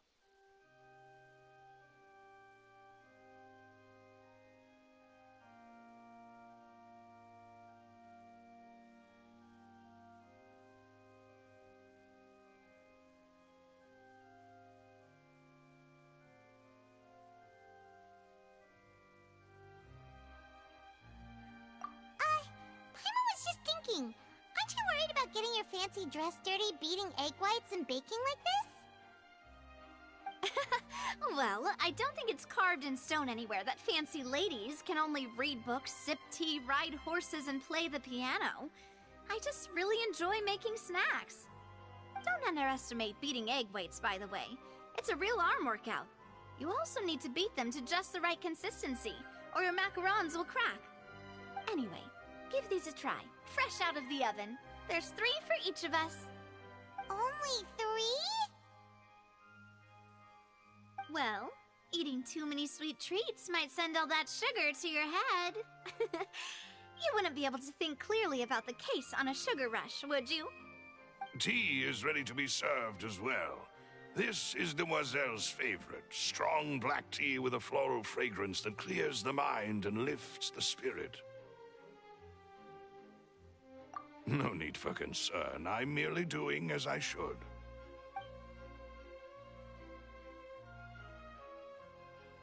All right then. Down to business.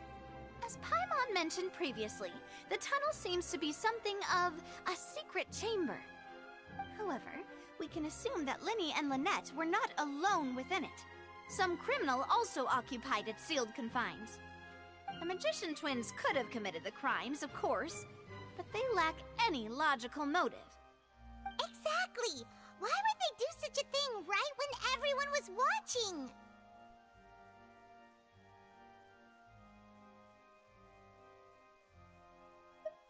The flower vase and the thud we heard during the performance could indicate some altercation between Halsey and the criminal in the tunnel, resulting in the shattering of the vase, the discarding of her clothes, and her abduction. Perhaps the criminal thought that since she was chosen from the crowd, she would be too easy to identify if she was still wearing the same clothes. Paimon thinks that makes sense, but the real trouble is...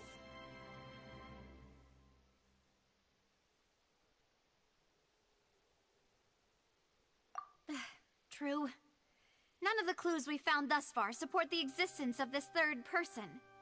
But the only people left to consider are both technically victims, whether it's the missing girl, Halsey, or poor Cowell.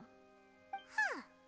Could Halsey have secretly made modifications to the magic props in order to murder Cowell before making her escape? That's right. And even if she had tampered with the setup, she would need to understand the entire trick to pull it off. Nor does she have any motive. The guard said that she has never had any dealings with the Magic Troop's members. Were we not thorough enough in our search? From the sound of things, this is turning into an impossible incredible case. Your macarons are amazing though, Navia. They smell great! They're nice and crisp and super sweet! They are my specialty after all. And I see you've already had 5 of them. What? 5? Oh, that can't be right. Paimon only counted 3, honest! Please don't worry about it. At my age, a few less sweets might actually be a good thing. No. Being greedy is one thing, but Paimon knows how to count. Besides, Paimon knows that if she ate too many, then others wouldn't have enough. Wait, even you don't believe Paimon? How could you? If Paimon ate those 2 extra macarons, then may they turn into stone in her stomach! All right, we get it. Well, I suppose one of us might have gotten too engrossed in our chat and eaten them by mistake. No big deal. Maloose, set up the stove again if you would. Huh? What are you doing? Making sure everyone gets 3 macarons, of course. Exactly. We don't want to trouble you. As you wish, demoiselle. And I have the egg, sugar, and almonds. Well, this really is your hobby, huh?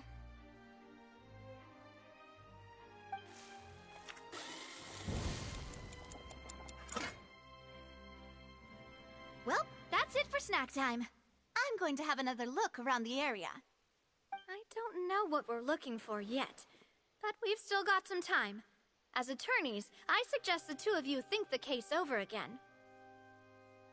It would be awkward if you got all tongue-tied on stage during the trial. All right, thanks for your help, and for the snacks. It was nothing. A small task for the Spina di Rosula. Silver, Maloose, it's time to go. I'll be back if I find anything new.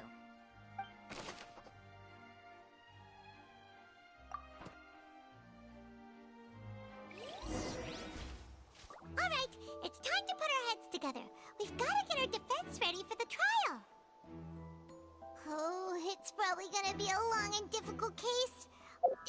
There's no...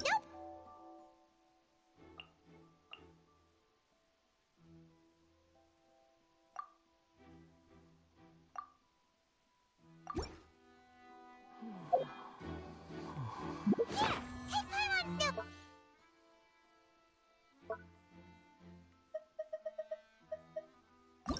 Why would it be him? How strange. Whoever the murderer was, this is this rope? Gosh, no wonder the serial disappearances never got solved. Well, and there was digging that side.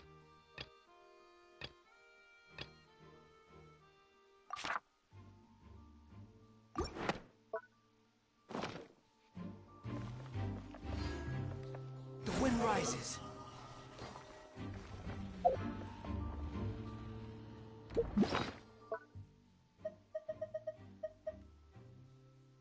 Why would it be?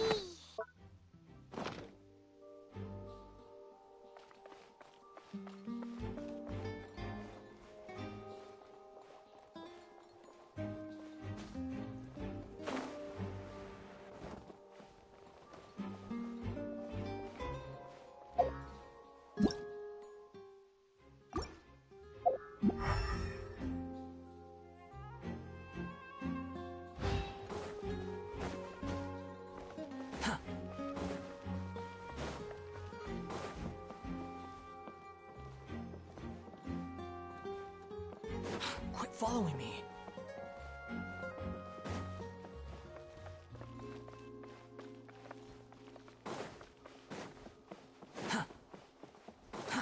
Too slow.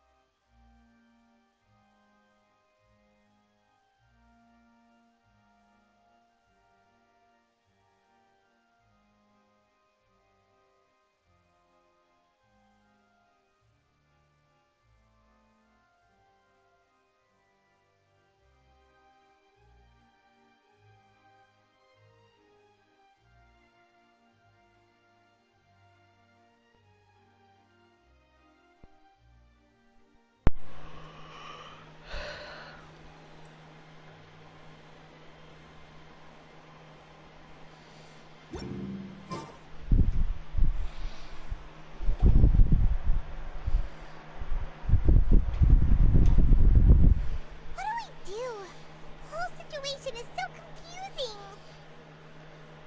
Good plan. Impossible things don't just happen. Or another. Just relax. Even if everyone else suspects Lenny and Lynette, at least we will be supporting them from the stands. Besides, I doubt Farina understands any more about what happened than we do. Thanks, Navia. Well, we'll be going then. Best of luck to you.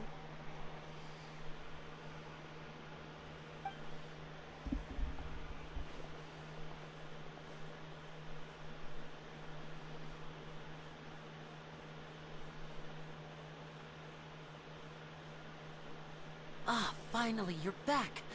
Well, how did your investigation go? To be honest, you might be disappointed. No. We're already very grateful that you were willing to help. Well now, don't you all look disappointed. Don't tell me that your investigation came up empty-handed. That was to be expected, of course. The guilty can never produce proof of their innocence. But don't let that stop you. I shall be terribly disappointed should you, my most anticipated foe, concede so easily. Since both parties are present, I declare that the trial regarding the magic show incident is now in session. Firstly, in order for the audience to understand the causes and results of the incident, could we please have Mr. Linney explain the trick? Yes, of course. I will explain while Lynette demonstrates on stage. All the necessary items have been prepared.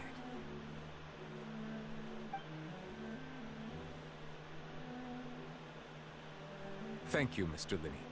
In that case, I take your statement to be that you ran to and remained hidden within the magic box in the audience stands once the trick began, and thus could not have committed the crime. Is this correct? Yes, that's correct, Your Honor. In that case, I call upon the prosecution. Lady Farina, do you wish to refute his statement in any way? Why, of course I do. Allow me to take the first shot and break this case wide open. Mr. Linney is clearly lying. There is no way you could have been in the box the whole time if you were to abduct Halsey and murder Cowell. In fact, I'd say you were hardly in that tunnel at all. That is simply your hypothesis based on the presumption that I'm guilty. Oh, is that so? And if I may ask, what did you hear while you were inside your box? The roaring countdown of the crowd, of course. That's how I kept track of the time and built anticipation for the finale. And you didn't hear anything else at all? Nothing that might leave an impression of any kind? No, nothing. I see. But when the count reached 30 seconds or so, there was a thud. One so loud that I believe practically everyone heard it. Huh? Hey, hang on. Something's not right here.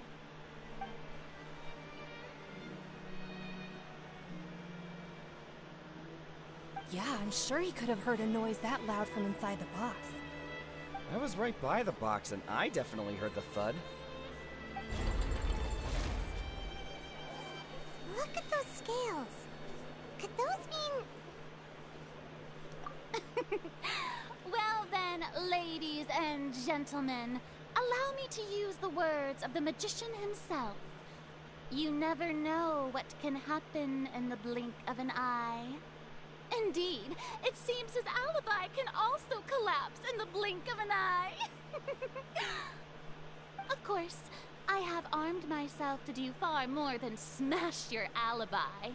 Confidence cannot go unfounded, and my foundations are rock solid. Tell me, aren't you and Lynette actually from the House of the Hearth? The House of the Hearth? No wonder they did something like this. So the serial disappearances were the Fatsui's doing. Now it all makes sense. I've got a feeling that what happened on stage probably wasn't just an accident. That's irrelevant. Our identities have nothing to do with what happened. Indeed. Then perhaps you could tell us everything that happened during that 1 minute. Your first priority is to prove yourself innocent after all. I'm sure there is little that needs to be kept secret now. Unless your script already has holes in it. The Outlander is speechless. My, oh my, don't they look flabbergasted? Now comes the infighting in Discord, I suppose. This was almost too easy. Oh, good thing I made all those preparations. Seems the all-nighter I pulled last night is really paying off. Hey, Linny! Why didn't you tell us this before?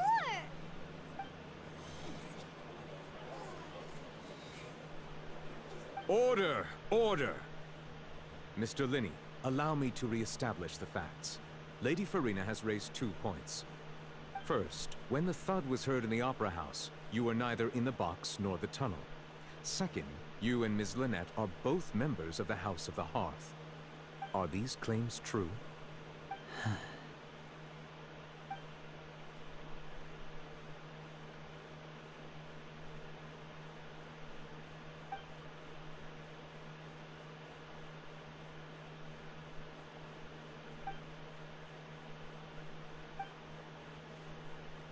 Please answer my question, Mr. Linney. I'm sorry. Yes, they're true, Your Honor.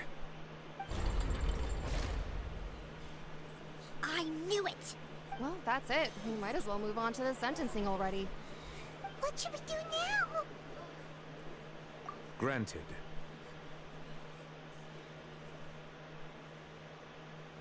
In that case, what is your request? Is that really necessary? They're already as good as guilty. The defendant deceived their own attorneys. What is there left to discuss? Order! Order, I say! Your request is reasonable, and we shall adjourn. This trial will reconvene in 1 hour. So you would stick to Mr. Linney's defense even after knowing what you do now? You certainly have more professionalism than I thought. In that case, my dear audience, let's allow the joy of victory to steep for a little while longer.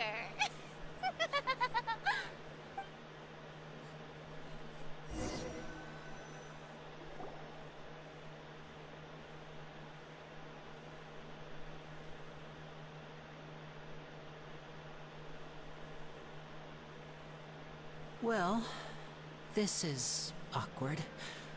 I didn't think the Hydro Archon would dig all that up. I'm sorry, Traveler and Paimon.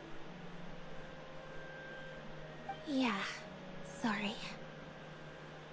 Paimon doesn't know where to start. We trusted you two. We based our entire reasoning on the assumption that you weren't bad guys. Not to set the wrong tone or anything, but Paimon's really mad! I'm very sorry. I know you're angry, and reasonably so, but please, let me explain. I know you've clashed with the Batui several times before. I wouldn't be surprised if just hearing the word is enough to make you upset. But our organization is very, very large, and the Harbingers have very different personalities and goals. Right now, we want to save people. As many as we can. That's right. I'm sure we're on the same page when it comes to this nation and the disaster that its people might face. I knew if it weren't for our respective identities, we could become good friends.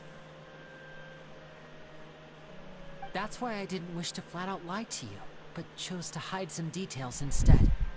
The truth is very important, but being completely transparent about everything would see us spending more effort than we need to. Right. So, you be the judge. Heck, if I were you, I fear that I'd even struggle to trust me at this point. You met a Fatus who works as a magician, a trickster by trade. All by coincidence, too. But still, I'm asking you to trust me. I am no criminal. At least, not in this case. Sorry. Please forgive us. Well, you both say that, but... Right. Let's hear your answer first, and no lies now! Of course. I'll answer any question you ask. We've been trying to find out how the Oratrice operates. We want to know why it has consciousness.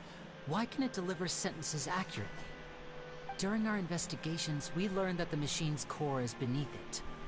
From that moment on, Lynette and I have been designing this box swap trick, with the objective of getting close to the core. Is that why you needed a whole minute? That's right.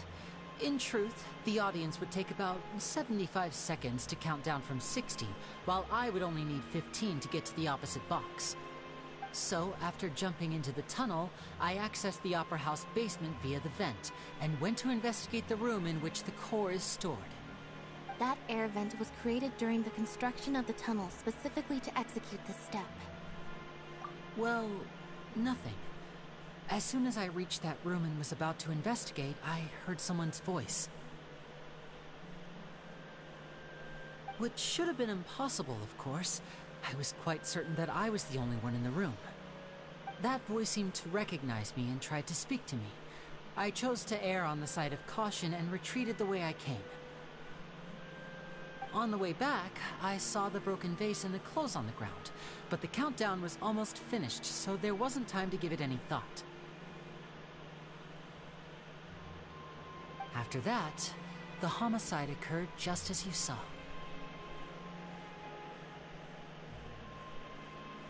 Well, that explains why you didn't hear the thud. Because of that prophecy I told you about, of course. We must know all we can about this nation's secrets in order to deal with that prophesized crisis. That's the only way we can save everyone. So, there you have it. The whole truth. I swear, I didn't hide anything from you this time. It was never my wish to proceed under this cloud of mistrust either. But, like I said earlier, you can be the judge. If you want to leave because you don't trust the Fatui, there's nothing I can do to stop you. Well, Traveler, you decide. Paimon will follow your lead however you choose.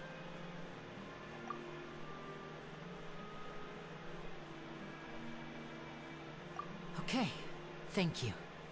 Thanks for giving us a chance. The current problem is that the scales are tipped pretty badly against you two. If we want to refute the Hydro Archon's accusations, we're gonna need a seriously watertight defense. Huh?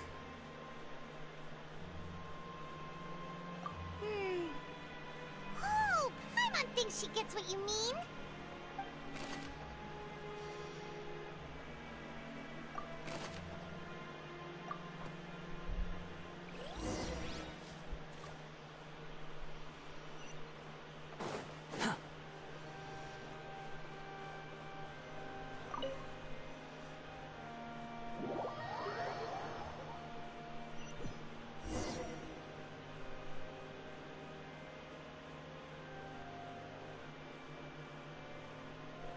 Both parties have returned to their positions. Let us continue the trial. When last we left off, Mr. Linney acknowledged the new evidence presented by Lady Farina as fact. Therefore, Lady Farina may continue stating her reconstruction of the events. Ugh, that took long enough. Now then, if everyone would lend me their attention. At this stage, let's revisit that scene from Linney's perspective.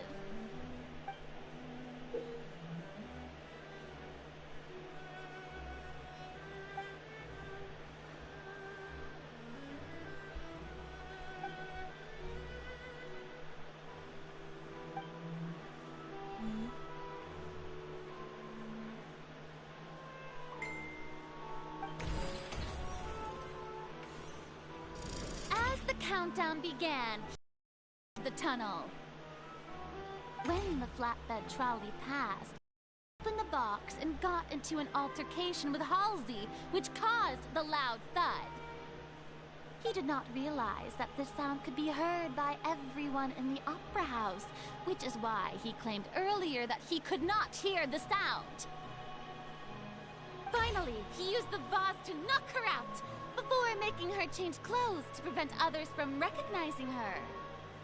At this time, Cowell arrived in the tunnel, having heard that strange noise, and caught Linny red-handed.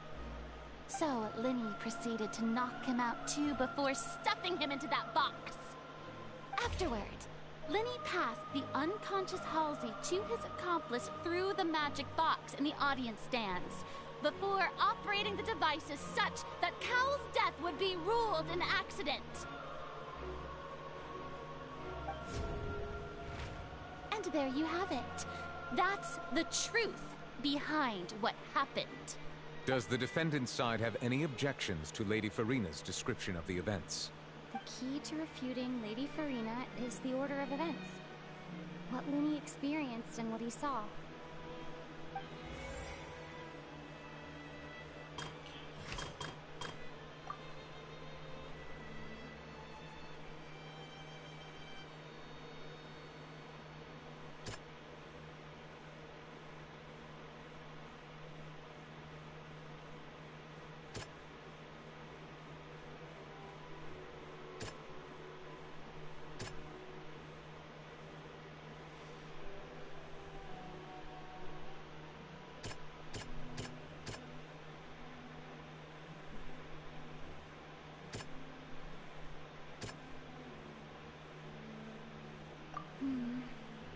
Seems this won't produce a particularly effective rebuttal.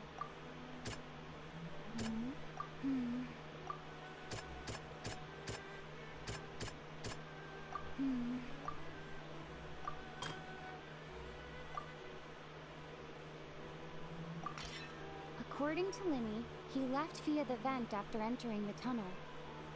He couldn't have had that altercation with Halsey.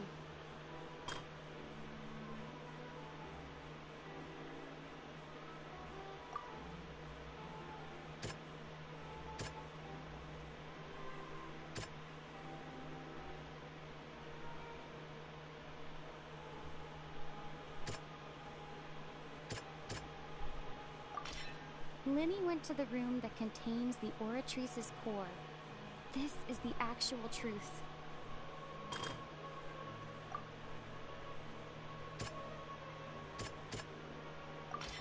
Linny did not take part in the underground altercation.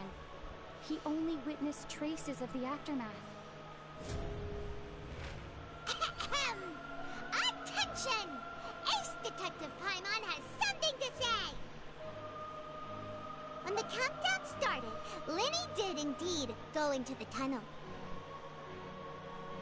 But he immediately used a vent to access the Opera House basement, which is where the underground core of the Oratrice is stored. Once he reached that area, he heard a voice in what should have been an empty room. Since he felt something was amiss, he returned immediately. The crime scene had already developed by the time he reached the tunnel again, and in order to complete the magic trick, he did not remain there for any length of time. Finally, he reached the surface, and that was when the accident happened from his point of view. Therefore, he's innocent!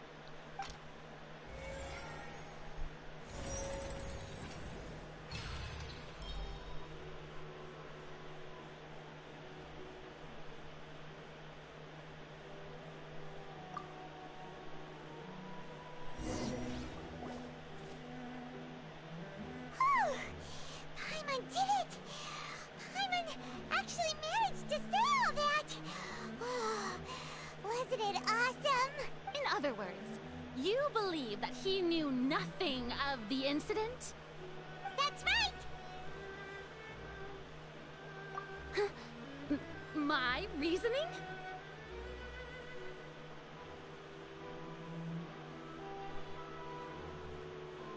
If that's the case, then if Cowell hadn't entered the tunnel, Who was the entire setup meant to kill? Assuming that what you say is true, Linny only needed to kidnap the young girl to cause a new disappearance case. What would the point of killing someone on stage be? Oh, they have a point. That's right, you tell them! And that's why they're partners of mine. They've managed to turn things around. Oh, well, your denial is very strident, I'll give you that. But what proof do you have to back your claims? Of course I do. If he had been in the magic box the whole time, how could he have not heard that sound? Why do you ask? You're saying that he wasn't.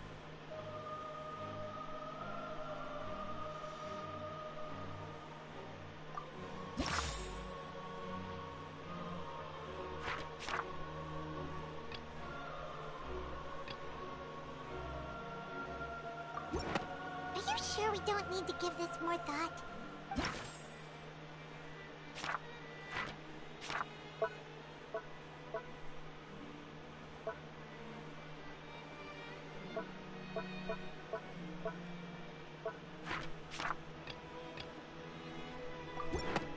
That's right! Linny wasn't in the box or in the tunnel. That's why he didn't hear anything strange during the performance. This means that when the crime happened, Linny had already entered the basement via the vent. The same clue you used to disprove his alibi has now become the best proof! How do you like that?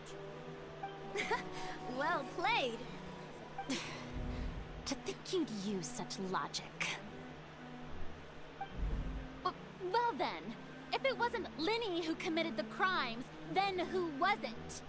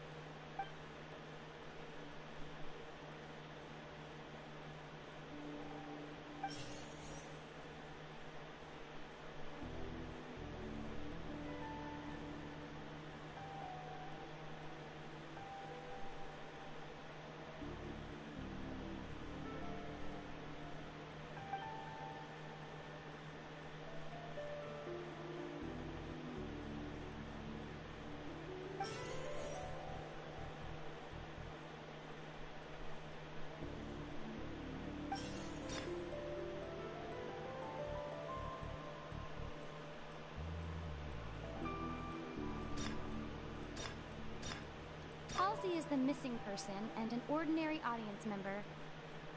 Or did she have her own scheme all along?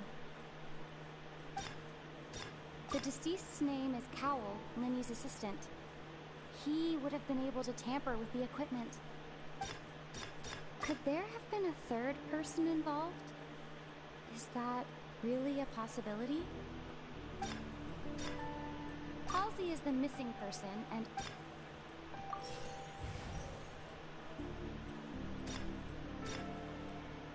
The deceased's name is Cowell.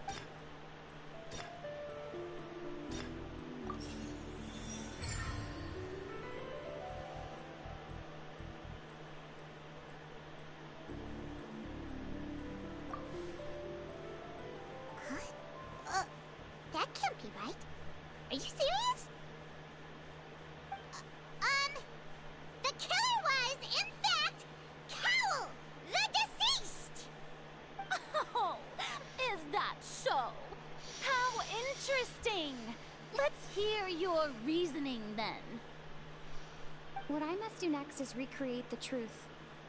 What Cowell did, and how he went from would-be perpetrator to victim.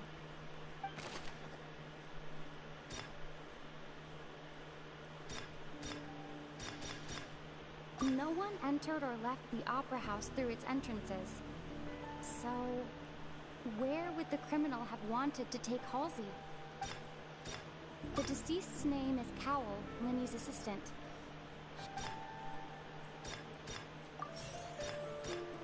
Halsey's clothing was in the tunnel. So, there must have been some fear that she would attract attention. The sound we heard may have come from a clash between the missing Halsey and the criminal. Lenny was not in the tunnel at that moment, which gave our criminal ample time. It would have been tough for both people to fit into that vent. They would likely have bumped into Lenny as well. The sound we heard may have come from a clash between the missing Halsey's clothing was in the tunnel.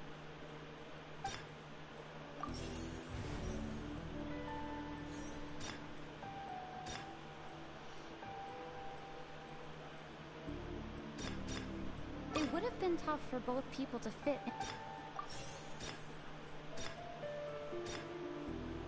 No one entered or left the opera house. It would have been tough for both people. Halsey's clothing was in the tunnel.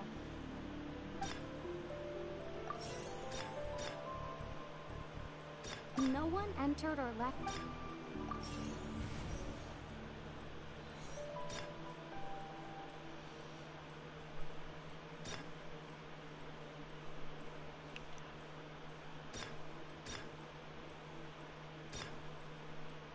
Lenny was not in the tunnel at that moment.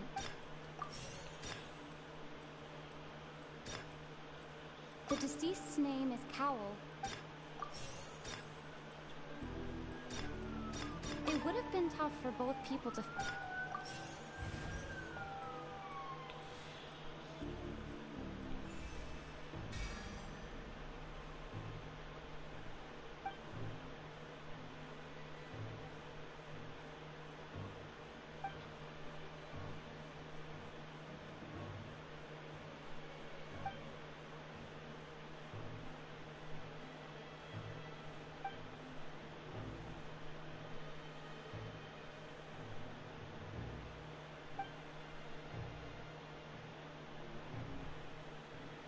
What's wrong, Traveler? Are you still having trouble figuring things out? I see how it is. So this was all just a bluff. And here I... Look, since we're at a dead end, why not consider a different track? Just like the trick as it transpired, the end result must have been utterly different from the magician's initial design. If only we knew how Halsey disappeared. Well, that would be nice, but the tunnel only has 3 exits, and none of them seem very likely. And it's not like this is a magic trick where you can just make a real live person disappear. You know, like you did from that water tank, Lynette.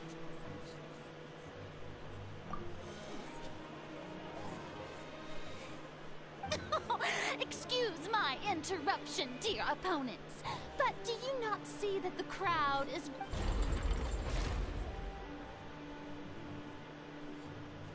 If the defense is unable to make further effective arguments, we will move on to the next stage of the trial. Lenny was not in the tunnel at that moment. The sound we heard may have come from a clash between the... The deceased's name is Cowell. The vase was not broken by chance. It was used to cover important evidence.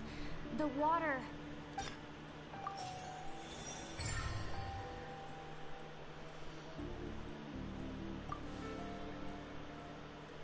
Oh!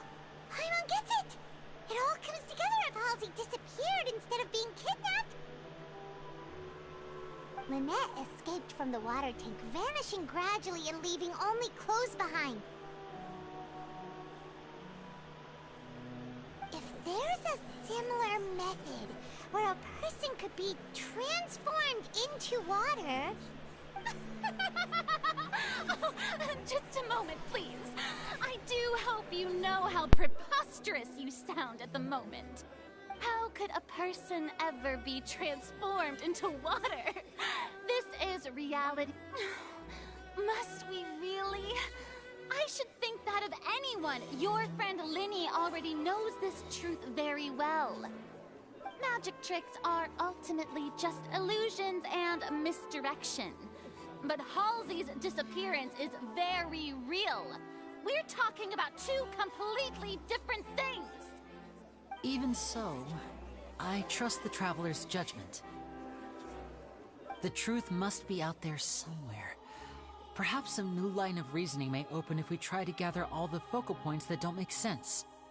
Since Cal was the deceased, we haven't placed much attention on him. But given that we aren't making much progress with the case, it wouldn't hurt to have a look at his belongings, would it? People really do come up with all sorts of harebrained schemes when at the end of the rope. The way I see it, your suggestion that we broaden the scope of our investigation is nothing but a tactic for stalling the trial. Nevertheless, I believe that this is a reasonable request on the part of an attorney. Since the trial does indeed appear to be at an impasse, I believe that additional evidence may help us make more progress. Guards, please step into the lounge and examine the personal effects of the deceased Cowell.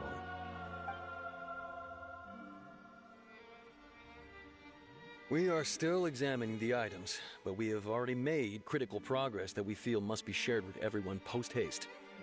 We discovered several test tubes of fluid within Cowell's baggage, each labeled separately. The notebook in his backpack claims that these fluids are water from the primordial sea. The primordial sea? The note's contents also indicate that Cowell belonged to an organization that sells illegal drugs and that he had an accomplice. The notebook has many entries concerning safe usage of these fluids, in which the keyword dissolve appears many times. One of these tubes was labeled Opera Epiclese, along with yesterday's date. It is empty. The notes also state that these dissolution properties work exclusively on people from Fontaine. It's likely that Halsey was chosen as some sort of test subject. As such, we believe that the defense's hypothesis is, in fact, supported by sufficient evidence. You've got to be kidding! People dissolving into water? Could something so ridiculous actually be true? Wait a moment. This reminds me of a certain prophecy, but it's just a coincidence, isn't it? Huh. If people can become water, does that mean that the water tank's real use was as a means to hide water stains? And if Cowell was targeting that girl... Wait just a minute. Could that mean... You two, with me, quick! Demoiselle, wait! What about your partners? Let's go. Just trust me. Order! Order! It is undeniable that further examination of the deceased's personal effects has yielded some surprising results, but we cannot yet verify the veracity of these clues. Still, let us assume that these clues are indeed authentic, albeit with the understanding that Ms. Halsey has yet to be found. Guards, please continue examining the items along these lines. Mr. Linney, it appears your hypothesis is supported by the evidence, so please continue speaking. Of course. Thank you, Your Honor. If we uphold this hypothesis, I believe that many of this case's seemingly unrelated clues can be connected together. Right! Like the metal hook! That one didn't make sense at all. Let's think about this. Cowell's methods must have something to do with that water from the primordial sea.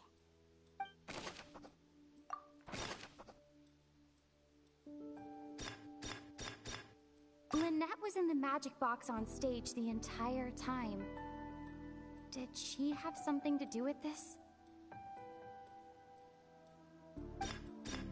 The deceased's name is Cowell.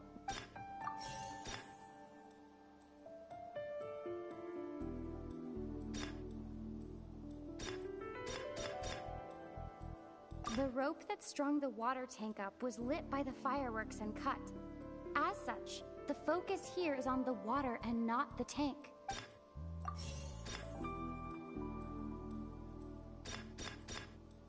The water from the primordial sea should already have been prepped before Halsey entered the magic box.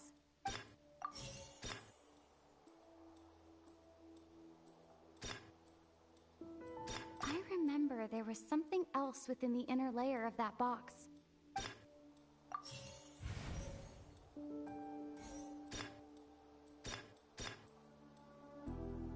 Lynette was in the magic box on... Now it seems like the hook rope was not meant for another magic trick, but was it?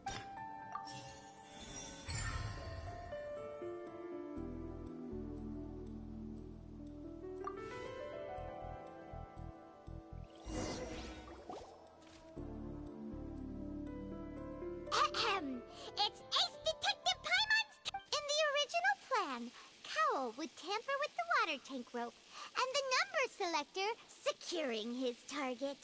When the magic box containing Halsey was lowered, the metal hook would retract gradually and pierce the balloon at the top of the box. When the balloon attached to the box popped, the water from the primordial seed inside it would pour down and dissolve Halsey. Afterward, Cowl would enter the tunnel and break the flower vase to conceal the water inside the tunnel, with the remaining evidence being covered up by the water tank on stage. But he encountered something unexpected in the tunnel, and wound up being fatally hit by the same water tank he meant to use to cover his tracks. Huh. That does make sense. That actually links together a lot of the more confusing pieces of evidence.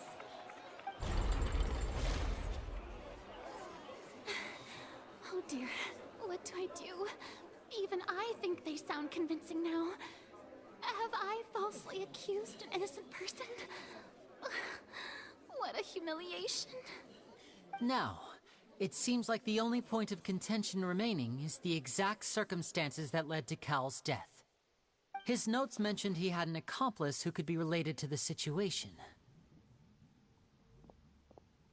On that note, the guards have just contacted me indicating that they uncovered new evidence. I shall now invite him on stage to share it with us. Thank you, Your Honor. We were just inspecting the luggage of the other people involved in this case. And we found an identical sample of the water from the primordial sea among Linny's personal effects. What? That can't be. Oh, I see. Well, how wonderfully comedic to have your own counterattack only to come back and wound you. Does this not clear all doubt? My dear citizens, my loyal audience, allow me to present my reasoning and bring this performance to a swift close.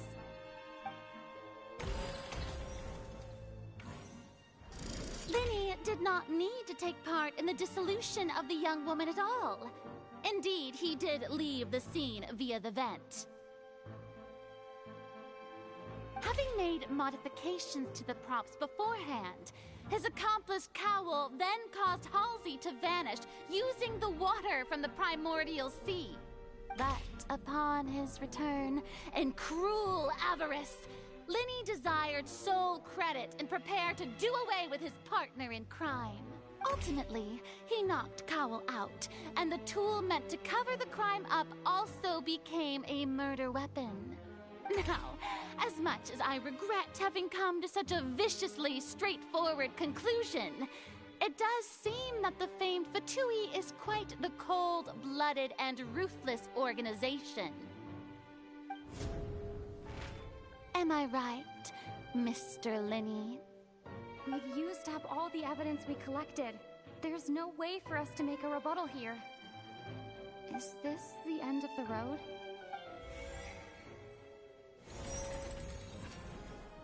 Oh no! Paimon can't think of anything either. It doesn't look like there's any way around this. Seems using the water as new evidence was too good a move. Oh, why did this have to happen now? I think we've all seen enough now, and we have ample witnesses to my flawless reasoning. I believe this is indeed the finale. Now then, my good, noble Chief Justice, should we not, in your view, Excuse me, everyone, but I must interject. Miss, I must ask you not to shout, and to respect the ongoing legal proceedings. Oh, come on. Don't be hasty. I have a good reason for interrupting, you know. Now, would anyone here like to take a little break from all this debate and see a little magic? I'll show you an amazing trick. One that can bring a young woman who has disappeared back in the flesh, right before your very eyes. Please, do the honors, Mr. Linny, if you would be so kind. What in the world is she saying? No offense, miss, but miracles like that are beyond my scope as a magician. Come on now, don't be silly. Magic is all about misdirection, isn't it? It often conceals the truth while presenting a fascinating illusion. But once everyone believes the illusion, can't magic reveal the truth to them once again? And wouldn't such a trick be the most marvelous finale to today's performance? Come on, Lenny and Lynette. Give it another go. Don't worry. Spina di Rasula has made the necessary arrangements on your behalf. But, as the magic makers and stars of the show, I think I should leave the final performance to you. I understand.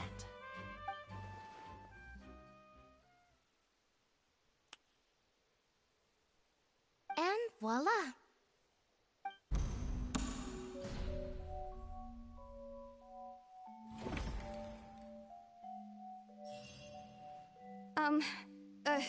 Sorry for the interruption.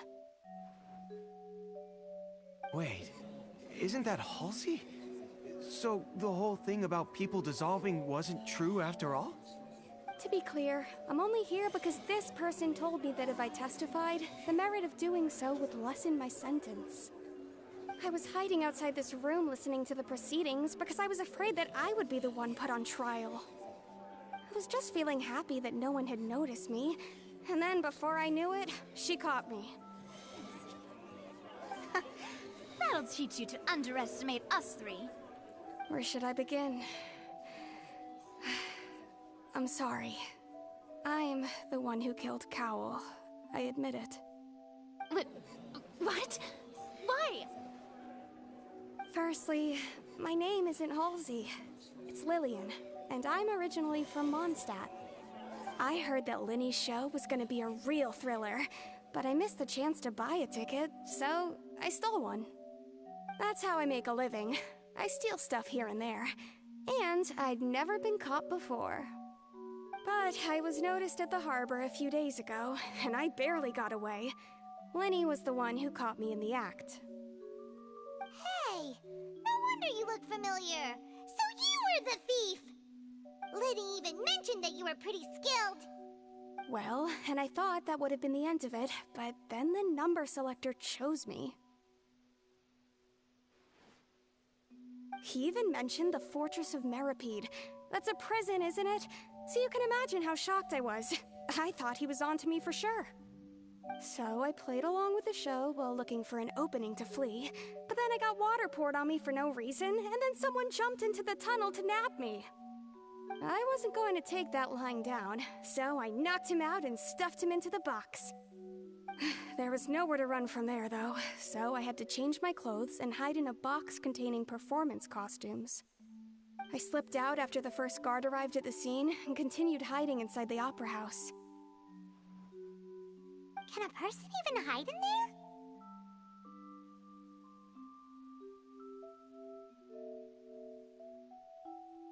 But I swear I didn't know that the water tank would fall down. Really, I swear it.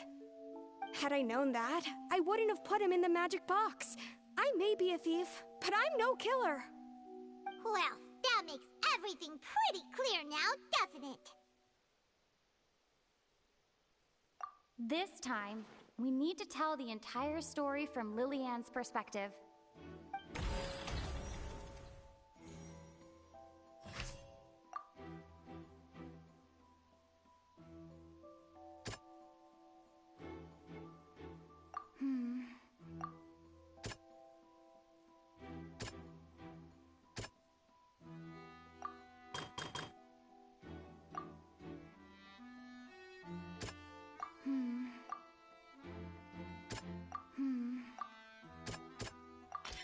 The strange sound wasn't from a fight.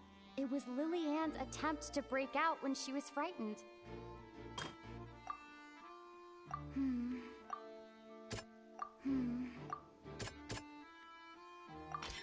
The flower vase was not broken to cover anything up, but was smashed during the struggle between Lily-Ann and Cowell.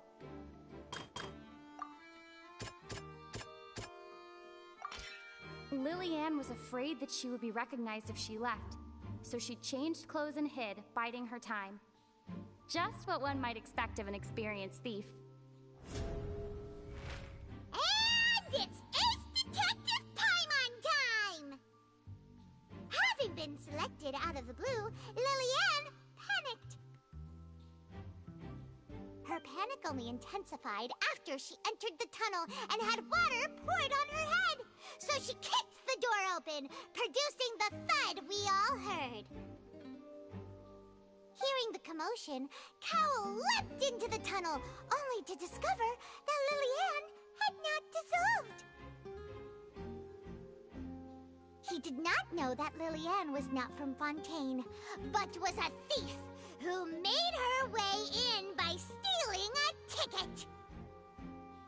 Mistakenly believing that the water from the primordial sea needed time to take effect, he tried to force Lily-Ann back into the box.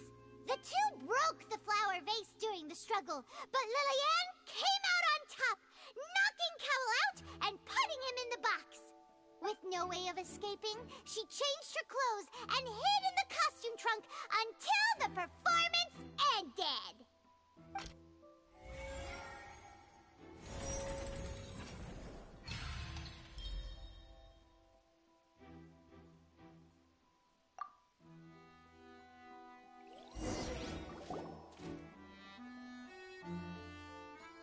She knew that she would have to go through guard inspection if she tried to leave afterward.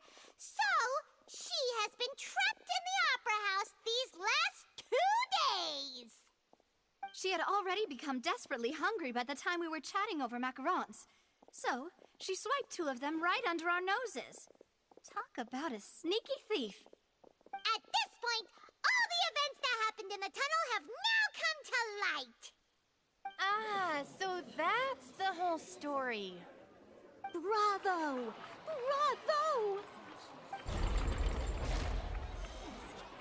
Now then, Lady Farina, do you wish to speak against the defense's statements? Please answer the question, Lady Farina. Also, if I may add, the trial has not yet ended.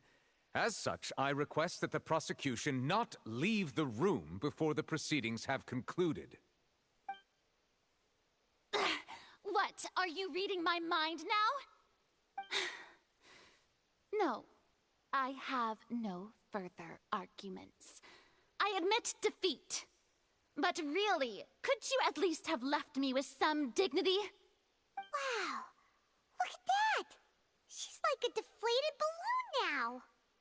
If there are no objections, then as the Chief Justice of Fontaine, I shall once again repeat the full sequence of events. The actual perpetrator of the serial disappearances, Cowell, selected his next victim from the audience reservation list. With some modifications to the selector, he could ensure that the pre-selected young woman would be chosen. To cover up any evidence while committing the deed, Cowell thought of allowing the water tank to fall, which would conceal the water left behind after the young woman was dissolved. He also tampered with the rope suspending the water tank, using the fireworks at the end of the performance to cause the tank to drop and hide the watermarks. He poured the water from the primordial sea into a balloon during the preparation of the magic box and stuck it to the box's lid. Finally, he passed the prepared hook on a rope through the gap in the magic box's door when bringing the young woman to said box. When the magic trick officially began, the box containing the woman was lowered into the tunnel, tightening the hook rope and bursting the balloon containing the water. If all had gone to plan, the young woman would be dissolved at this time.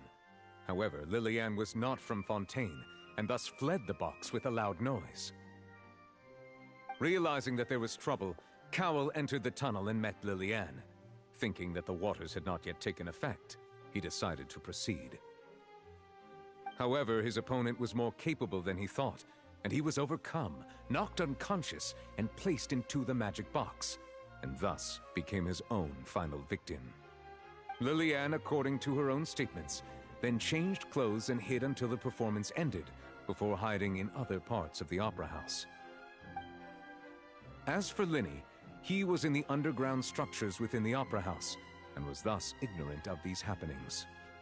From this reconstruction of events, we can conclude that Linny, the accused, is in fact innocent. While there is much in Linny and Lillian's conduct that should still be investigated separately, this case, at least, can be handed over to the Oratrice to make the final decision.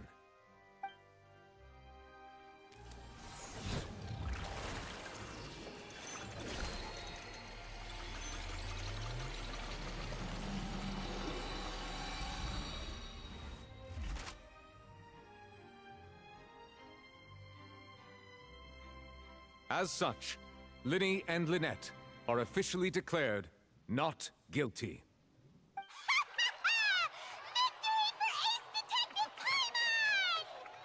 Great work, partners. Thank you all. Thank you so much.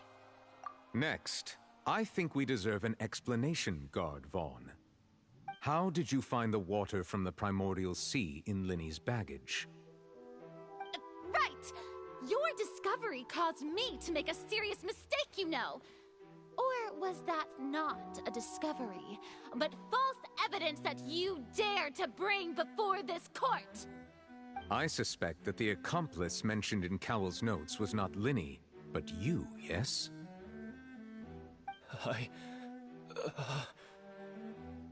I'm sure you know what you must do to lessen your sentence. Speak quickly!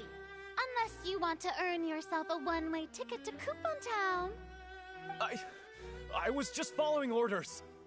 We were supposed to place blame for the serial disappearances onto Linny, and thus cause suspicion to fall on the Fatui. The higher-ups said this was the best opportunity to do so. And now that your plan has fallen through, and the secrets of the water have been revealed, you have become a liability to said higher-ups, yes? Therefore, you would be wise to tell everything you know, and seek the protection of the guards. Yes, I'll tell you everything I know. Our boss discovered that the water can cause people to dissolve. It can also be made into a potion, which when extremely diluted, can cause people to experience unforgettable exhilaration. We've been in this business for a while now, and have made decent more off it. The disappearances were also the boss's idea. I mean, this is the boss we're talking about.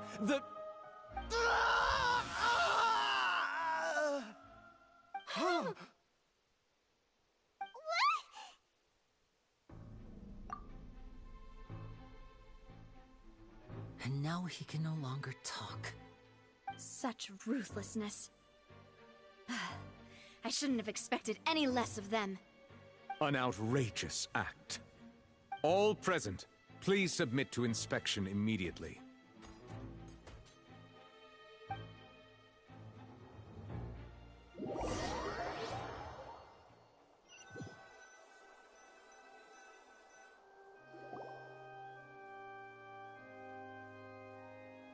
So, we're just going back now?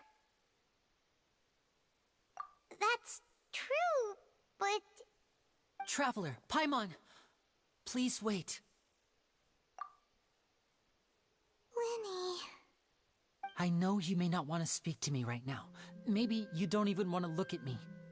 But still, let me thank you again for defending me to the end. Even after you learned that I'm a member of the Fatui. I guess. But regardless, I'd like the opportunity to set things straight.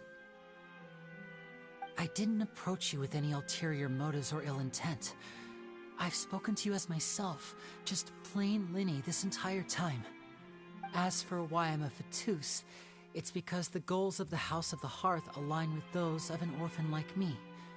That's all. That was how Father, who you might know as the Knave, approached recruiting us back then too. The Knave? The one who controls the House of the Hearth? She's your father? That's right. And since we're here, I was wondering, would you mind hearing a story? It's about my past. Back when our parents first died, Lynette and I were left wandering the streets. To survive, I took to surreptitiously observing an older street performer who did magic. It took me several days to figure out how he pulled off his amazing tricks. I took my sister through several streets until we found a crowded corner, and we began to perform magic tricks there. To my surprise, we proved to be pretty popular, and we could at least stop worrying about where our next meal would come from for a time. But I didn't want my sister to remain. Before long, an aristocrat came to me and claimed that he wished to take us in after watching my performances. So you went from orphans to nobility just like that? That was how we felt at first, too. As if fate was on our side and we could say goodbye to those painful days. But I gradually discovered that while we were called foster children, he was really after my talent for magic tricks. He would constantly take me to all sorts of banquets to garner attention, which he would then use to expand his social circles. That doesn't seem too bad either. Better than roaming the streets at any rate. It took a while for me to realize just how dark his heart really was. After one particular performance at a banquet, I discovered that Lynette was not on the same return vehicle as me. I waited a long time after we returned home, but she did not come back. I went to that noble's bedroom and asked him about her whereabouts. The answer he gave me was, she caught the eye of the most eminent person at the banquet, so I sent her over as a gift. I mean, you'll be able to perform your magic regardless of who your assistant is, yes? Oh no. So he was gonna... But wouldn't Fontaine's laws deal with such people? As far as outsiders are concerned, this is a relationship akin to adoption or foster care, and they have their ways of escaping the eye of the law. I managed to ferret out the location of the mansion of that so-called eminent person and hurried through the night. But by the time I leaped over the walls, avoided the guards, and made my way in, all I saw was the moonlit ground covered in blood, and the knave standing there in the darkness. So, she'd already taken care of that guy. That's right. She had rescued my sister before she could come to any harm, and had even discovered several girls hidden in a basement, all of them orphans. Father, I mean, the knave, might have seen something in me, and so she made me an offer. The House of the Hearth welcomes you, for your interests align with ours. Here, none will ever betray you. Indeed, betrayal shall never be permitted here. I was hesitant to trust her. I mean, I had just been betrayed by nobles. But she was also quick to destroy the noble who had taken us in at first, giving us back our freedom. Oh, so that's how the two of you joined the House of the Hearth. She has her own plans. She has gained permission from the Tsaritsa to first use the Gnosis' power once she obtains it. She plans to use it to find a way to break the prophecy and save Fontaine. So, she believes in that prophecy too? That's right. The whole House of the Hearth is currently working to combat that crisis. Today's case has also proven that people from Fontaine can indeed dissolve into some sort of water, thus further supporting the prophecy. All of us house members here, Lady Arlecchino herself included, are from Fontaine. We won't give up on defending our homeland. To us orphans, the only connection we have left to this world, apart from our family, is our homeland. So, from small deeds like distributing magic pockets to huge schemes like stealing a Gnosis, everything is aimed at dealing with that prophecy. It's all right. I understand.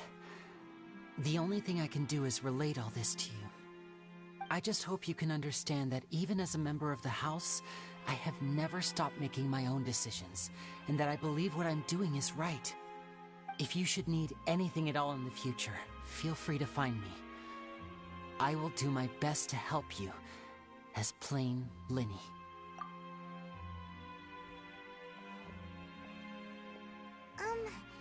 Bye, Linny!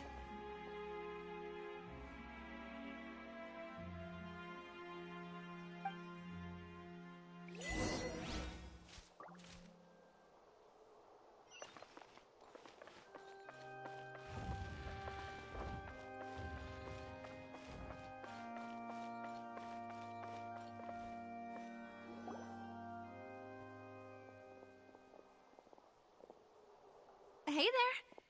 What was with the disappearing act you pulled right as the trial ended? Were you looking for us, Navia? Well, this whole thing isn't exactly over, is it? I do feel that we're getting closer to solving the serial disappearances case, though. Don't you think so, too? Huh? What's wrong, my dear partner?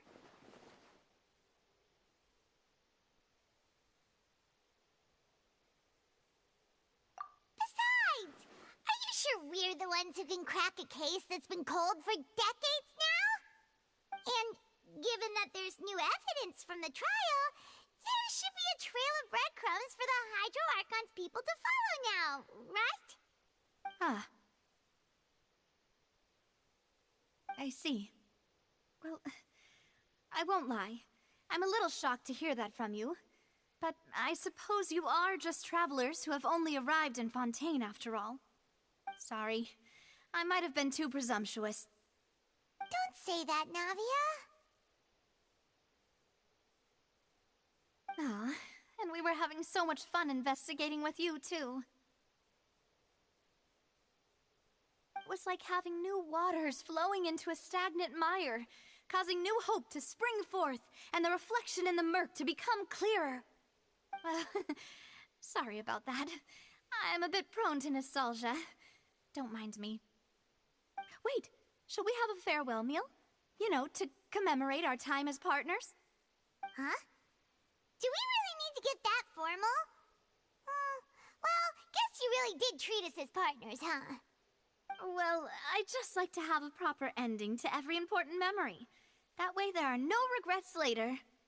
Anyway, it would just be a meal, so it shouldn't take up too much of your time.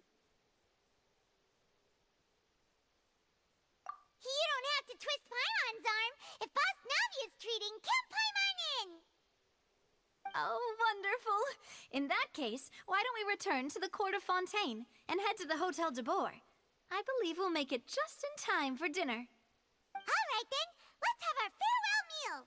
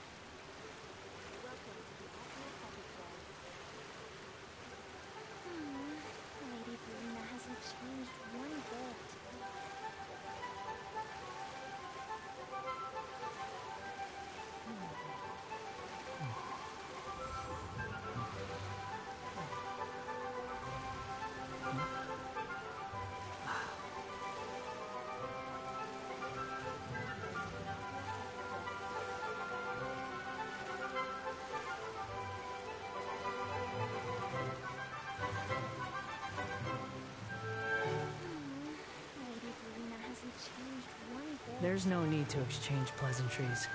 It's rather pathetic to force a conversation just to occupy silence.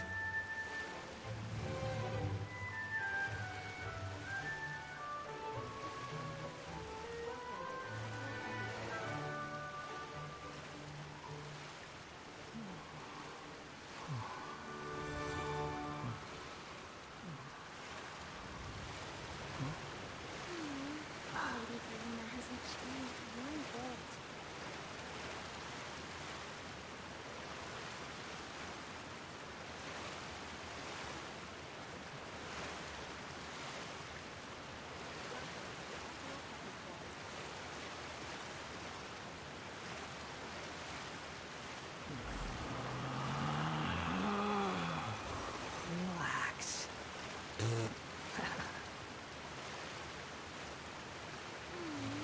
Lady Selena hasn't changed one bit.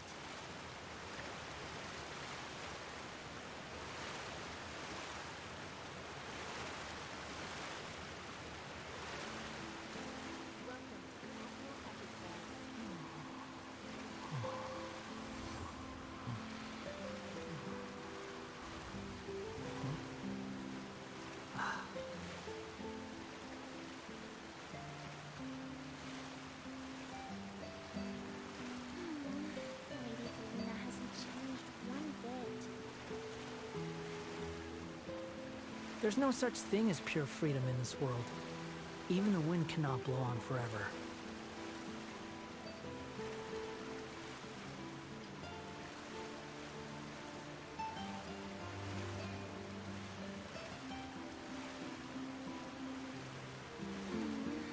Lady Selena hasn't changed one bit.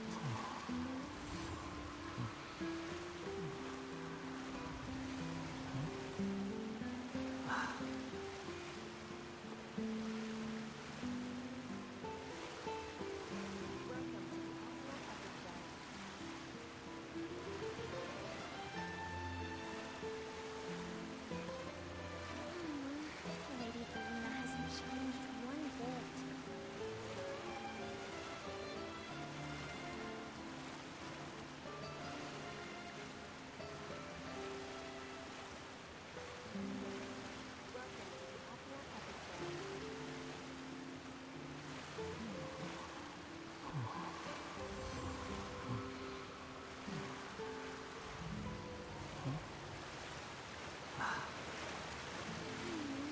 Lady Selena hasn't changed one bit.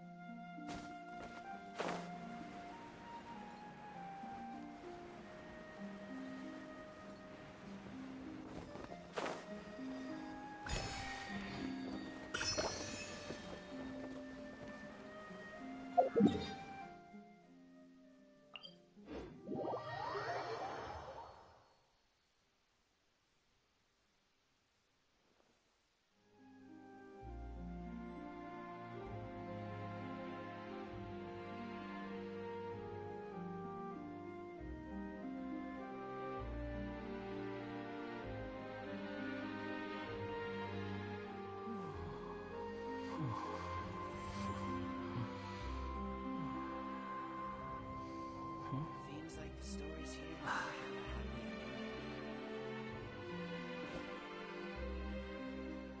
a happy ending. Too slow.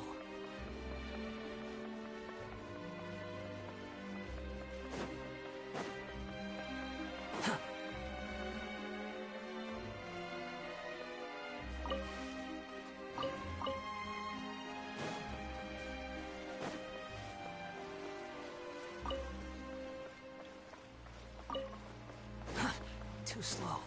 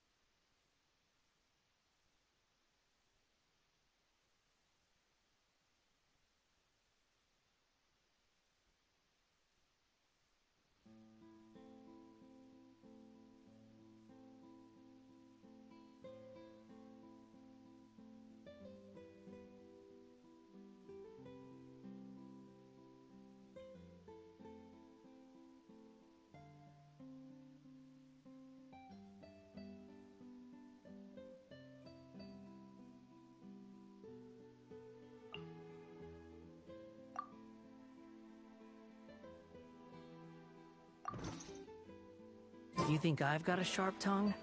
I just tell it like it is. If someone can't handle...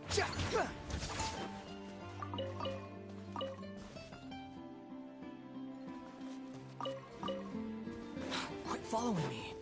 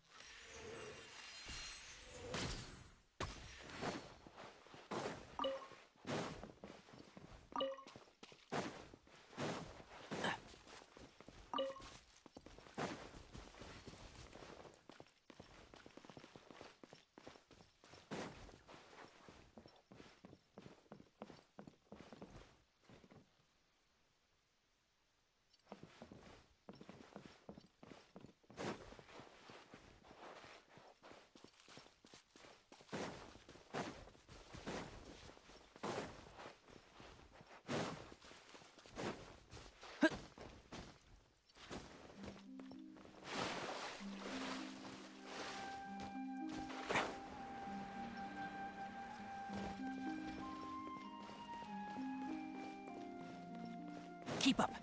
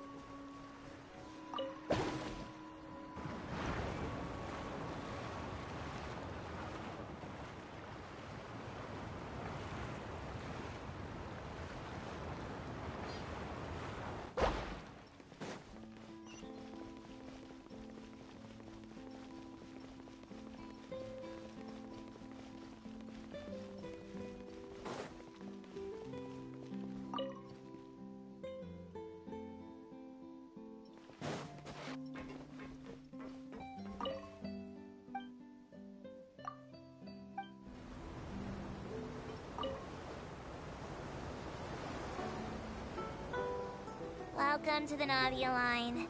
This journey will be returning to the Court of Fontaine. I am Elfan, your tour guide for this trip. But I hope you won't mind if my commentary fails to do justice to the majestic views before your eyes. Anyway, the destination of this tour is the capital city of this nation, the Court of Fontaine. Even the critic who once compared the city to a cage of stone and steel could not deny its aesthetic appeal.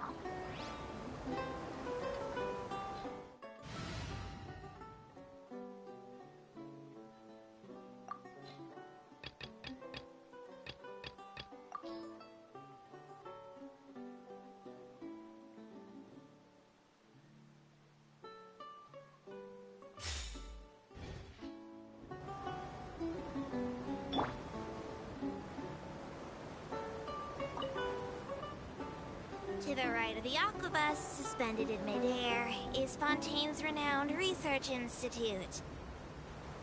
I hear the employees there do crazy overtime regardless of rank or distinction. I'm not sure if that had anything to do with the incident.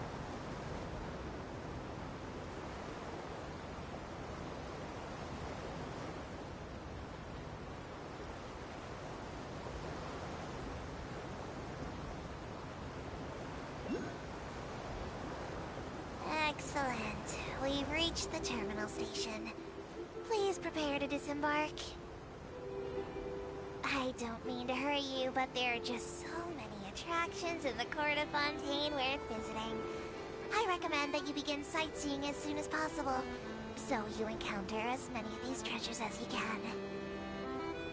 As for me, I might use this opportunity for a rest. Maybe I'll go to our ways for a cup of coffee. Even tour guides need a pick-me-up now and then.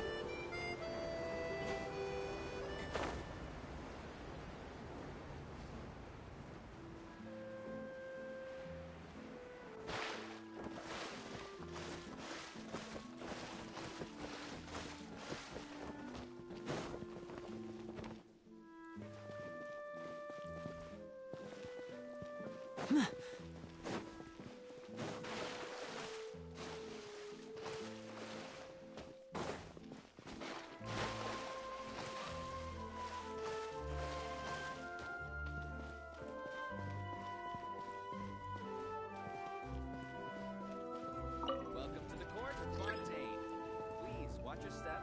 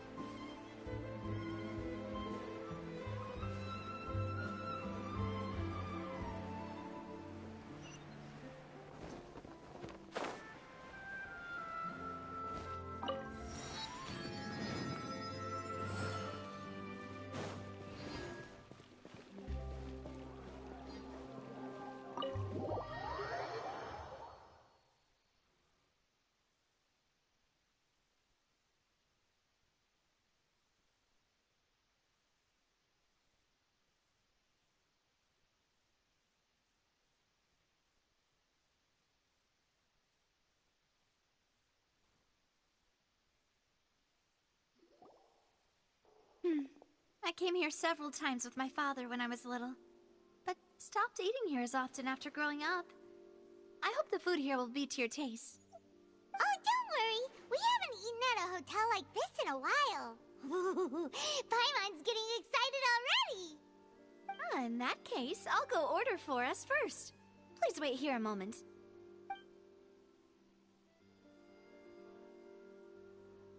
Ooh, everything looks so good. People in Fontaine sure know how to enjoy life.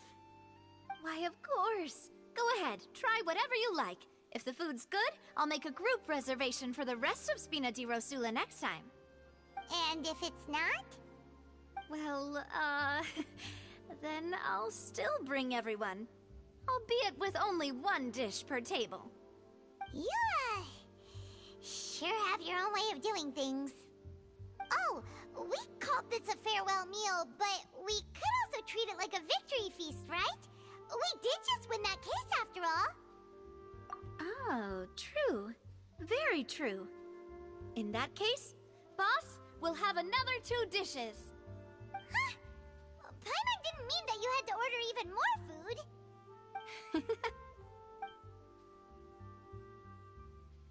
Speaking of cases, do you think that the mastermind behind the serial disappearances will get caught soon now that this has all happened?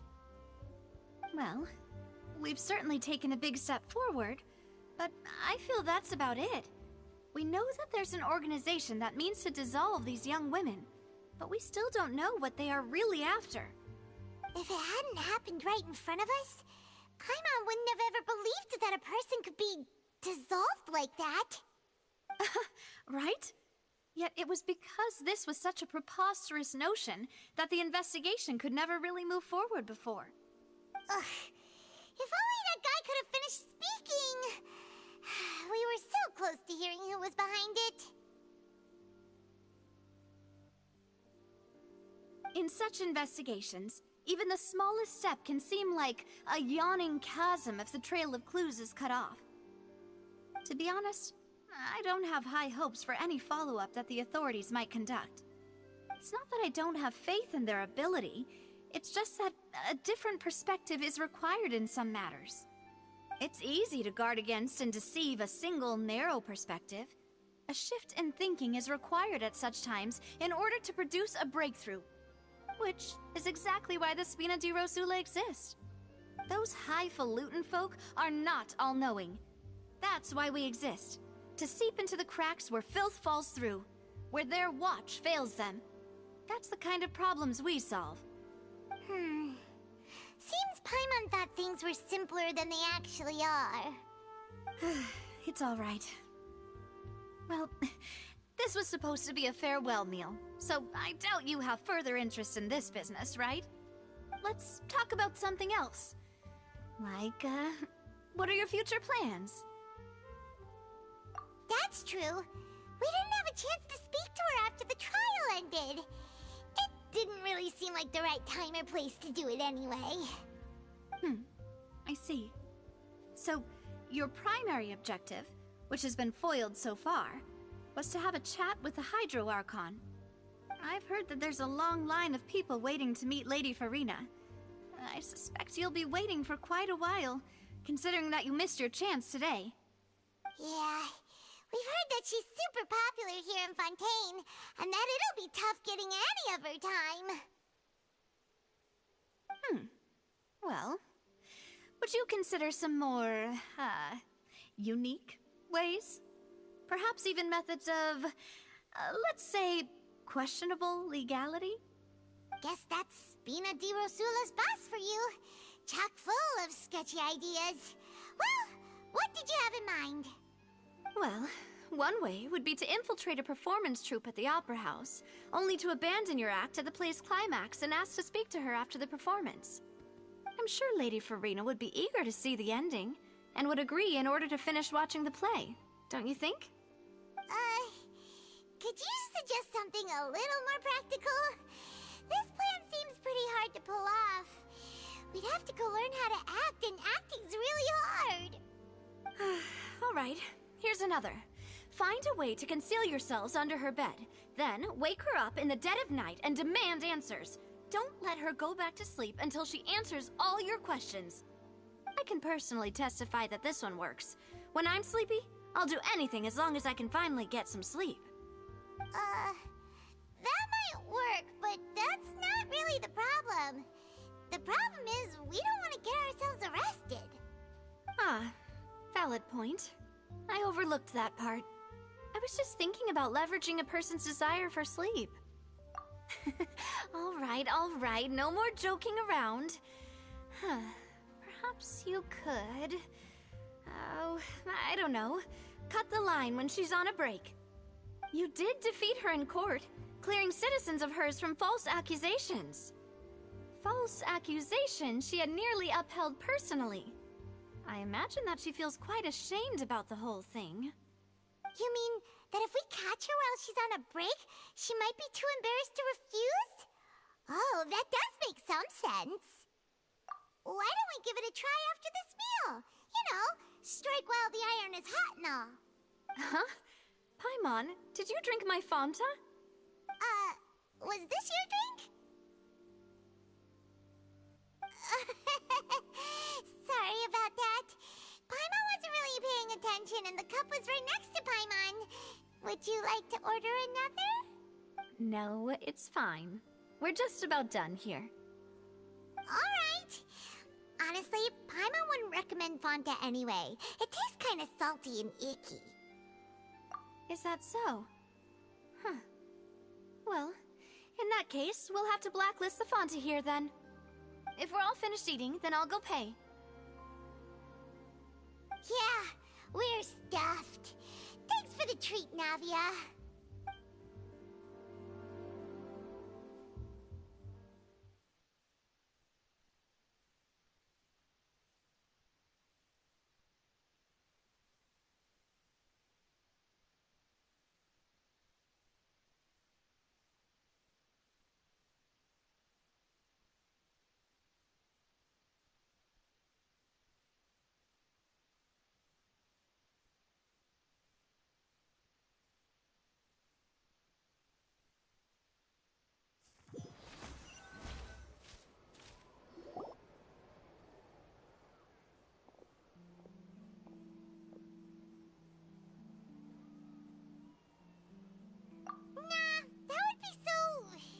Normal. You know, like you. Okay. As for expenses this month, we're left with... Hey, Navia! What are you doing over there? Oh, nothing. It was just a meal, you know? Nothing the Spina di Rosula can't cover.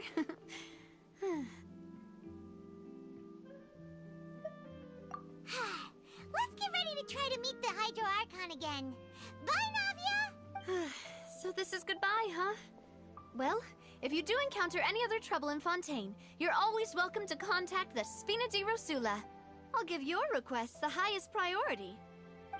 In any case, I wish you smooth sailing. I'll see you again, partner. See ya!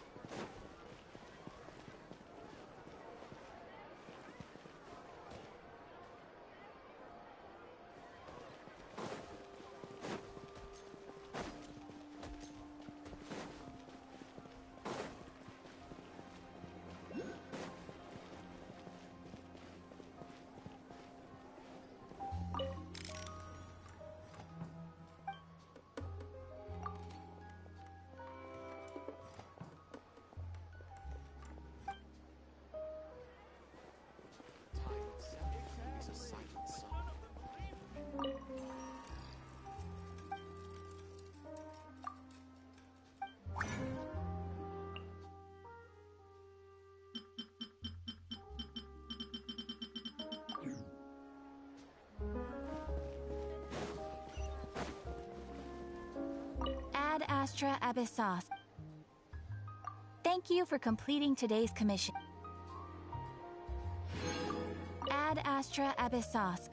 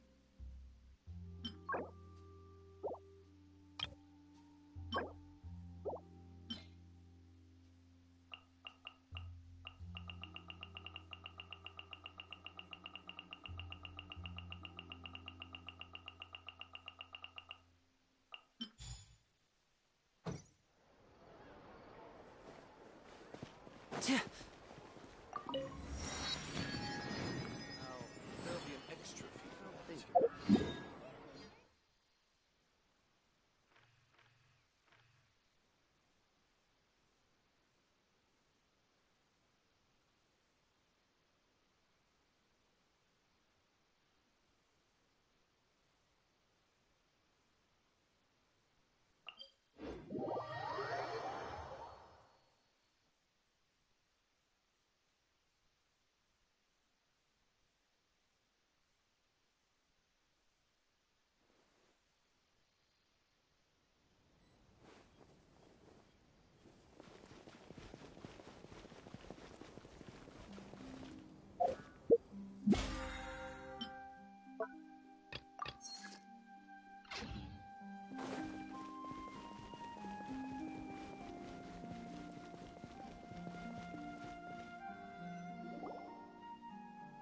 There aren't many people around anymore.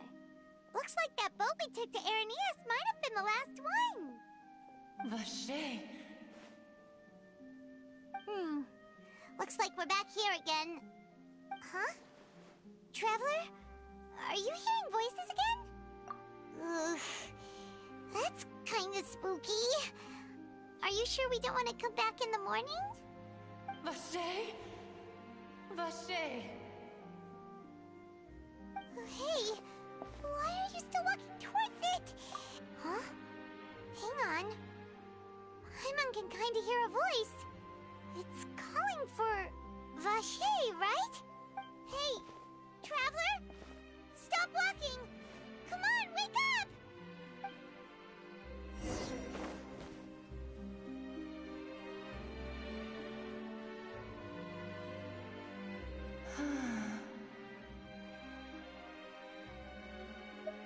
Vache, are you my dear Vache? No, wait. You seem to be someone else. Do you know Vache? Do you know where my love is? Wait. Who am I? I'm very sorry. I fear I do not know. My memories feel like they have been washed away like a flood. So many fragments dissolved amidst the tide, never to be recovered. How much have I lost? How many things that I once held dear while on land have I since forgotten? Yes, that is what I was once. But now, I am but the consciousness of one who is lost, therefore. I do not know how I came to be like this either. I only vaguely remember being covered in light blue water, and then all grew dim. I also remember going to many places. I loved adventure, loved exploring places of peril. No matter where I went, Vache would go with me. I knew how dearly he loved me, and I also loved him equally as much. We can no longer go back. The pain of such parting. I never knew how heavy it could be. No. Our reunion no longer has any meaning. There is no way for us to create any new memories. The thought of me gives him no succor. So let it lie forgotten beneath the waters. If you meet Vache, tell him not to look for me. Tell him to move on. That is the only thing I still remember. Perhaps that is so.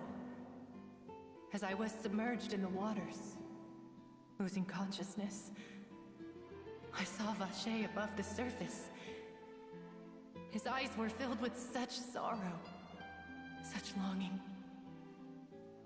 If only I could have comforted him, told him that I did not suffer.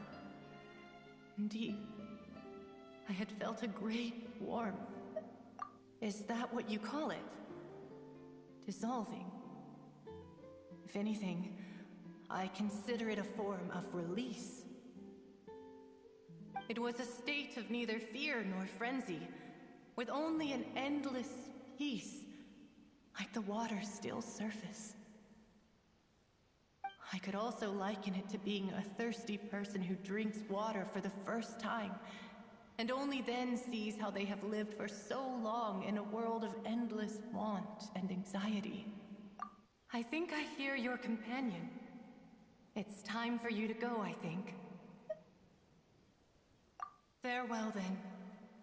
I am glad that you were able to sense my presence. Remember, if you see Vache, tell him not to seek me out any longer.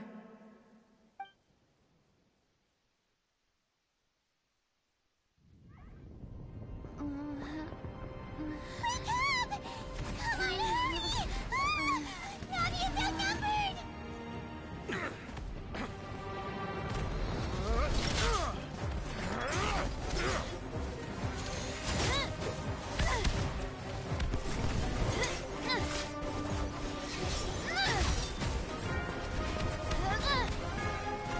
Demoiselle, look out!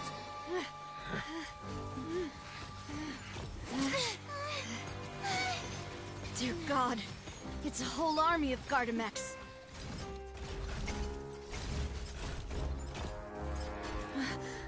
Chlorand?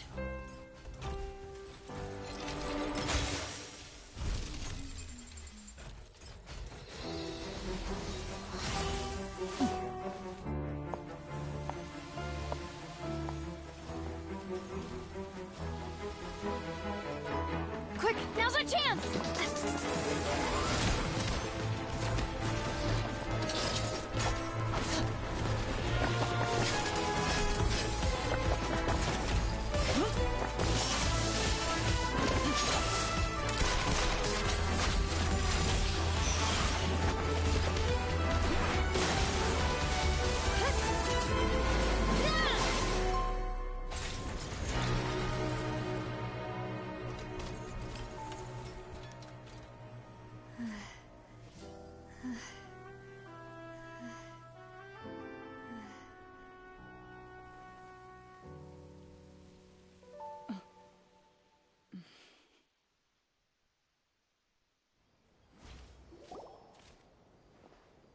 I should thank you for lending us your sword there, Chlorand. But before I do so, could you explain how you managed to show up here? I followed you. It seemed to me that danger has followed you more closely as of late. I believe that following someone without their knowledge is actually called stalking, is it not? Mr. Callus's last wish was for me to ensure your safety, and I will not betray his trust. He would do the same, were he alive today. Do not speak of my father! Sorry, Demoiselle. I was not strong enough. Thank you for your aid, Miss Chlorand, but do keep an eye out for your manner of speech. I believe we all wish to avoid unnecessary emotional harm. Sorry, I did not consider your feelings. Whatever. What else do you know? How did you come to the conclusion that I'd be in grave danger? I doubt I know much more than you, but I believe that the mastermind behind the serial disappearances is very powerful. Your performance tonight will almost certainly attract their attention. I'm sure they've known about me. To be honest, I'm shocked it's taken them this long to act against me. And what about these Gardamex? I thought only those associated with a Maison Gardiennage could control them. None of these mecha have serial numbers. I was sure to check a moment ago. They are not the ones used by the authorities to enforce the law. I can only conclude that some powerful or wealthy party must have obtained them via illegal means, deploying them as a private force of sorts. What? Your point being that they're out of Spina di Rosula's league, then? Yes. Be careful, and do not act rashly. I will continue investigating no matter what. We will bring the truth to light. That's my father's true last wish. Regardless, thank you for your help today, Clarande. But if you get any ideas, tell me first. I don't much appreciate being followed. I do not think that they'll strike again anytime soon. So I shall stop following you. Good day, all.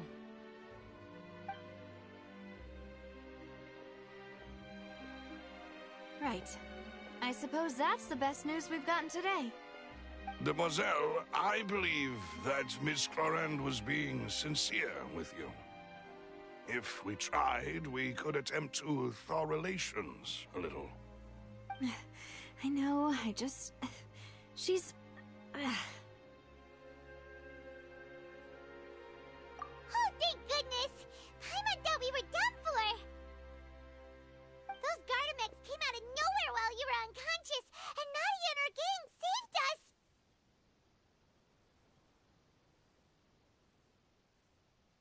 Oh, and there was that champion duelist named Clarande who came out to save us too! We got lucky there. Paimon probably couldn't have fought them off otherwise. Oh, come now. Forget all that polite talk. That wasn't really a farewell meal we had back there. Not for me, anyway. In truth, I hope that every meal we have together shall be a victory feast. As such, we're still partners. There's no need to thank me. It will take 50 years for me to match Demoiselle's magnanimity. If it were me, I would have joined the Spina di Rosula on account of her goodwill long ago. All right, you two. That's enough. Actually, Navia, how did you know that we were in danger? You sure did show up in the nick of time. Well, to be honest, you're the one who tipped us off, Paimon. Huh? Really? Paimon contributed somehow? Ooh, Paimon's even more amazing than she thought! Yes, all thanks to you grabbing my drink by mistake. How did that help? After we parted ways, I was on the way back to one of our bases when I suddenly thought of what you said. That the Fanta tasted kind of salty and icky. Fanta only comes in sweet flavors, so how could it have tasted salty? The color of the drink, if I recall, had also been a bit off. So the Fanta had been spiked with water from the primordial sea? Yes. So, if you hadn't drunk that cup for me... Spina di Rosula is preparing the grandest of awards for you as we speak for saving the boss. Huh? Really?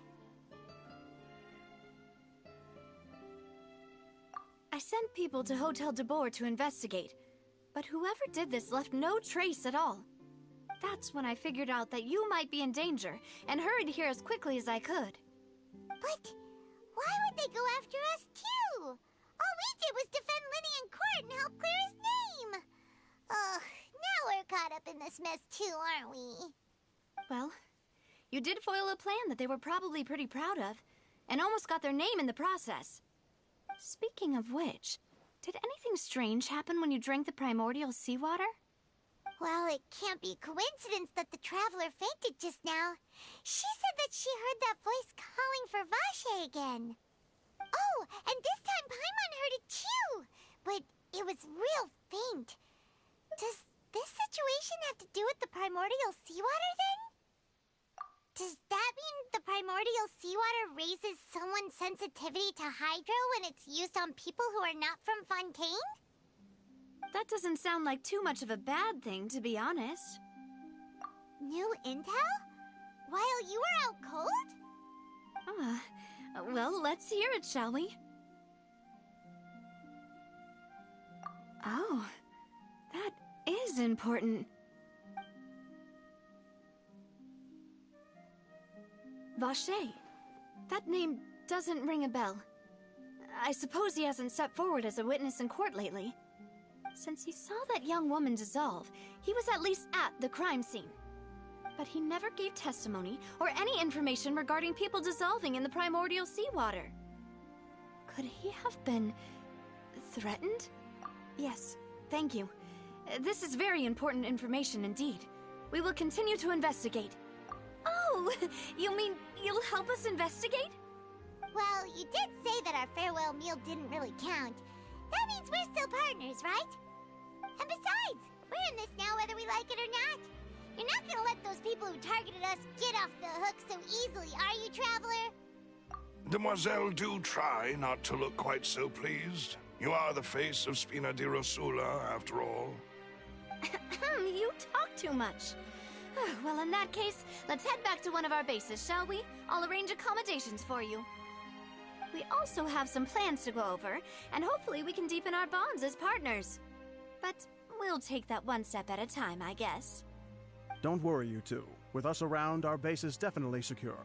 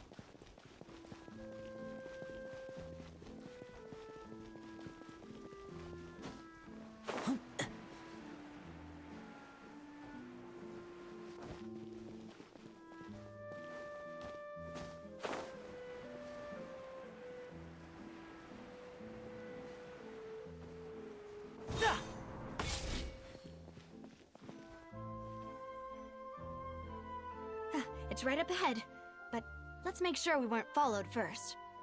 I've been keeping watch, Demoiselle. I haven't spotted anyone suspicious thus far. Very good. But let's not let our guard down for now. I shall find rooms for our respected guests. Thank you, Malus. Now, let's continue, Traveler.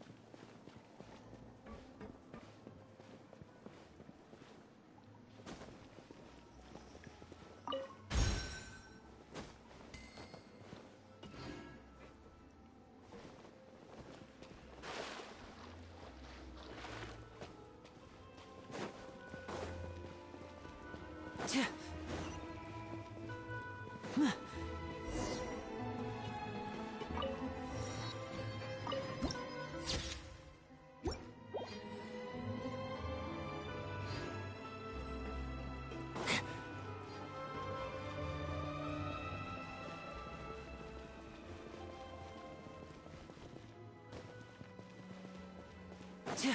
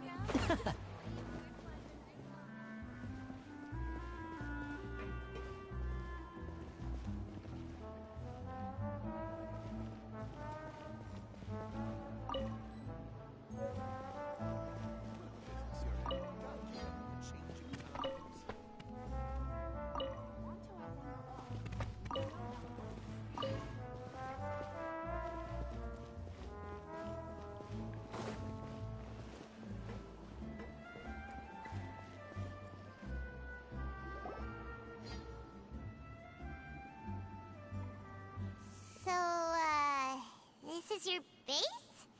It's not quite what Paimon imagined.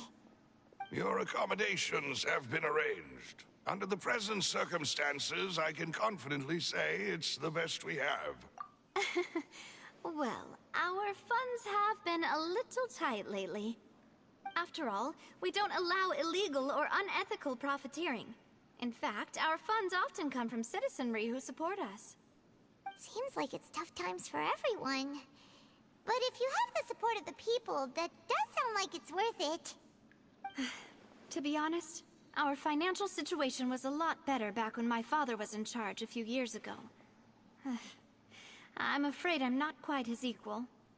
Your father... he was the previous boss of Spina di Rosula, right? How did he... Demoiselle, if you'll allow me to explain. No. I'll explain it myself. I suppose I couldn't run from this topic forever. And as partners, this is something I hope they can understand. My father's name is Callus. Yes, the same one they call Callus the Unfaithful in the streets. 3 years ago, he was accused of murdering his own friend. But he chose a duel to defend his honor instead of standing trial. He died in the duelist's ring. Oh no. But I do not believe my father was a murderer. I'm sure he was set up. At the time, I believed that if he only stood trial and was duly investigated, something amiss would crop up and prove his innocence. But strangely, he not only requested the duel himself, but rumor has it that even after being seriously injured, to the point where he could be deemed as having lost the duel, he refused to surrender, determined to die in the arena. 3 years later, I still don't understand why he did that. How could he protect his honor if he's dead? If anything, he gave up his chance to defend himself. The closest piece of info I have is that my father had been investigating the serial disappearances case at the time of his death. Ah, so that's why you're so determined to get to the bottom of that case. That's right. I've also tried to investigate the murder my father was implicated in, but I haven't found a single new clue in my countless reviews of the investigation records. However, I believe that if the murder case is related to those behind the disappearances, they must know something. I must know what really happened. Was my father coerced? Framed? Even if he really did kill his friend, I must get to the truth.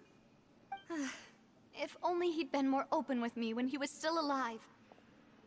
He even hid the fact that my mother died due to complications when giving birth to me. And now, here I am investigating his death.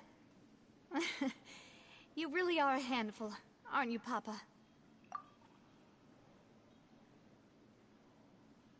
Demoiselle, please, if there is anything I can do, anything at all. I also will never believe that Master Callus murdered anyone. There are none whom I respect more than the two of you, Demoiselle. Master Callus did so much good in life, yet all it took was one murder case for him to be dubbed Callus the Unfaithful. Even our supporters decreased greatly due to that incident, hence our strained finances at present. Wait, if Callus was such a good man, wouldn't people at least be a little suspicious when he was accused? No. Perhaps people just revel in that kind of drama. It's not something exclusive to people from Fontaine, really. Everyone's like that. People love watching the evil turn over a new leaf, but they also enjoy watching good people fall into an abyss from one slip-up just as much. But how could... never mind. If Callus was really falsely accused, we have to find the truth. He didn't deserve to have that happen to him. There is one other thing. Master Callus's opponent in the duel was Ms. Clorand. Oh, her? Well, then, isn't that as good as saying that she was the one who killed him?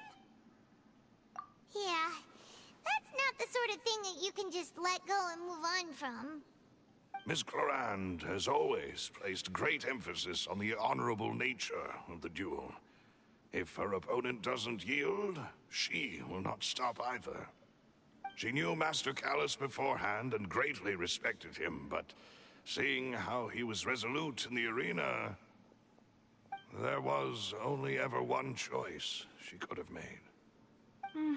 It's not that I don't understand her at all, but I just can't deal with this yet. Don't worry, Navia. Paimon knows how you feel. You don't have to force yourself to do that. Afterward, Ms. Clorand told us that at the start of the duel, Master Callus requested that she ensure Demoiselle Navia's safety. Yes, that is our understanding as well. Oh, Papa. What madness drove you to ask the person who killed you to take care of me? All right, anyway, that's the information I wanted to share with you. Even if it did sound like I was just complaining towards the end. Thanks. You two should go and rest. This was quite a day after all. Yeah, Paimon's beat. Please, relax and get some sleep. We will ensure you rest soundly.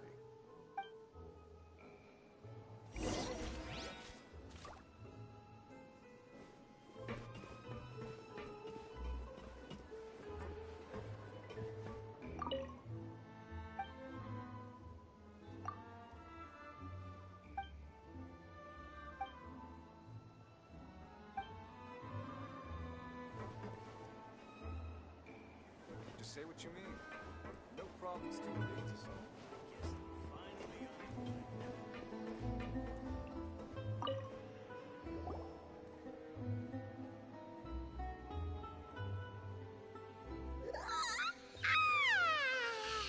Paimon slept so well. This place feels almost too safe. Huh? Navia? Where did the other two go? I sent them back to Poisson. It's Spina de Rosula's place of origin, and where we have our headquarters. There's not much for them to do here at the moment. Paimon gets the feeling that you're just trying to get them off your back. But never mind that. When did you get back? Were you waiting here the whole time? No, I just returned after going out for a while. I did some investigating yesterday regarding the name Vacher. Wait, so you didn't sleep at all? How could I after having such critical new evidence appear? Guess Paimon wasn't speaking for everyone just now, huh? Unfortunately, this name seems to have been wiped from existence. It doesn't seem to have a match anywhere. I suspect that those behind this have already taken steps to hinder an investigation from this angle. But that does prove that this Vacher person is a key witness in the incident. Does that mean we're too late, though? No. There is one ray of hope.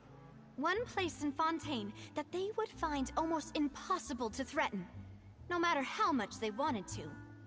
And that is the archives kept by Chief Justice Neuvillette. A place where detailed files on all the cases in recent years are kept. If the Oceanette you met is one of the young women who went missing recently, we should be able to find some related information there. So Neuvillette maintains an archive of case files? Whew. Guess that's the hard-working Chief Justice for you. In that case, let's go talk to him, shall we? Aren't you coming along, Navia? Did you get tired? No, it's nothing. Let's go see the Honorable Chief Justice.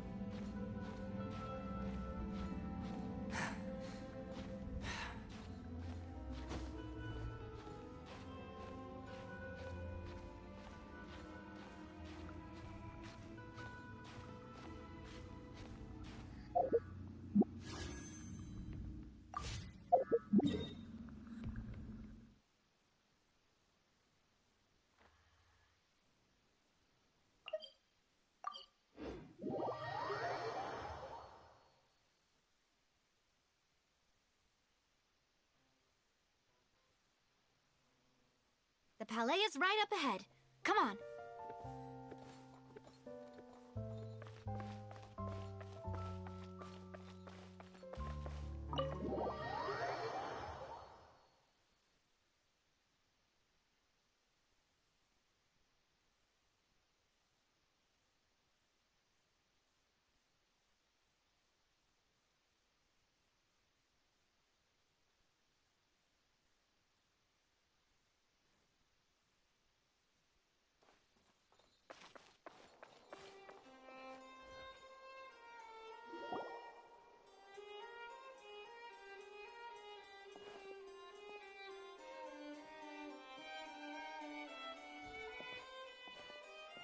Halt!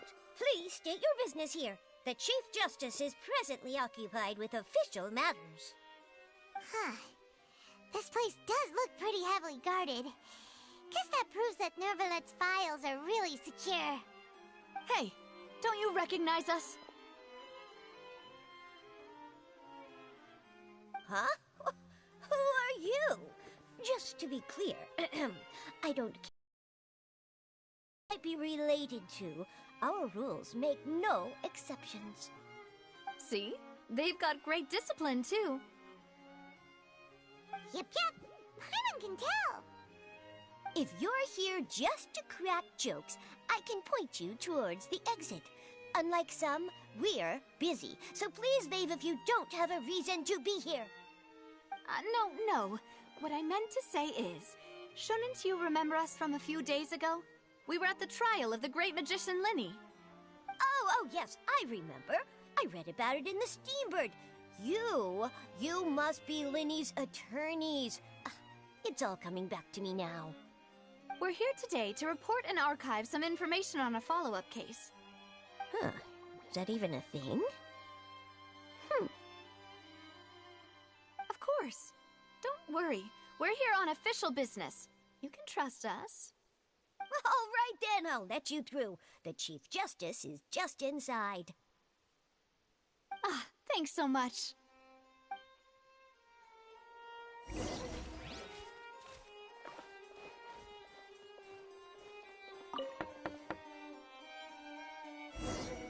Please come in.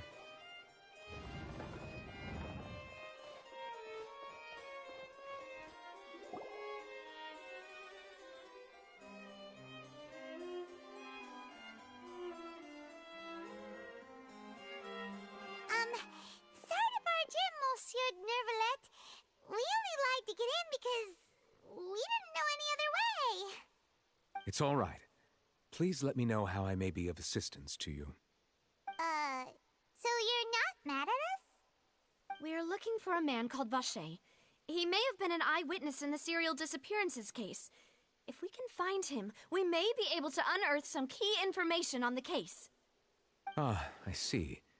In that case, please wait here a moment while I browse through the files.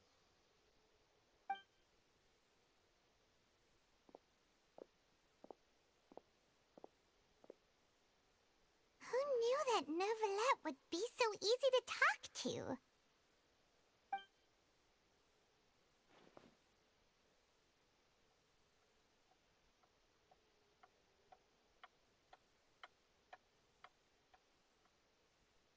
Unfortunately, I'm quite certain that no one by the name of Vacher has been involved in any case, criminal or civil, in the past several years.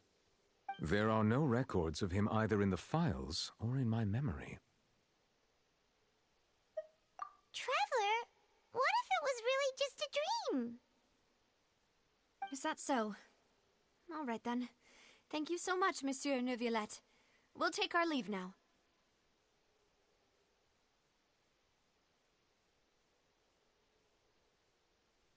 Ahem.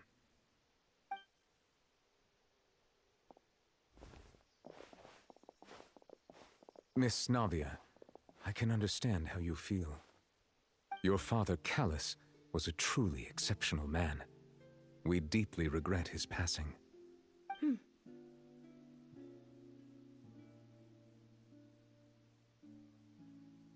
And what are you trying to say, Monsieur Neuvillette? Are you trying to console me? Extend your sympathy? Or just express some tendril of regret? No. You are not trying to do any of that. I can hear it in your voice. There's no emotion behind your words. You only said those things because you felt like you should.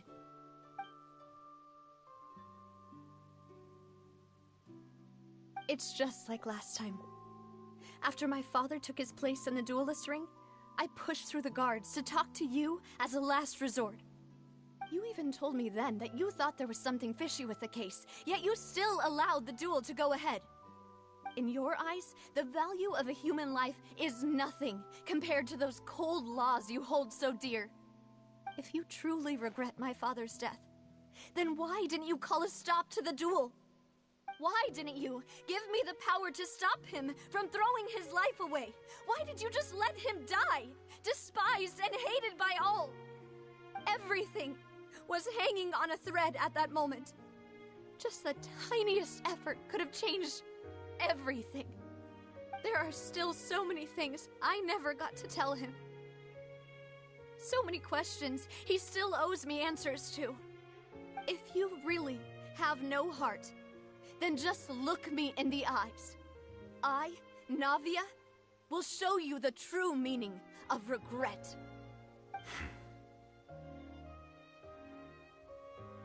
I'm sorry, Miss Navia. You and my father are truly alike. You keep all kinds of things in your heart and never say a word to anyone. It's not so much that you can't feel, but that you would never express anything. Oh well.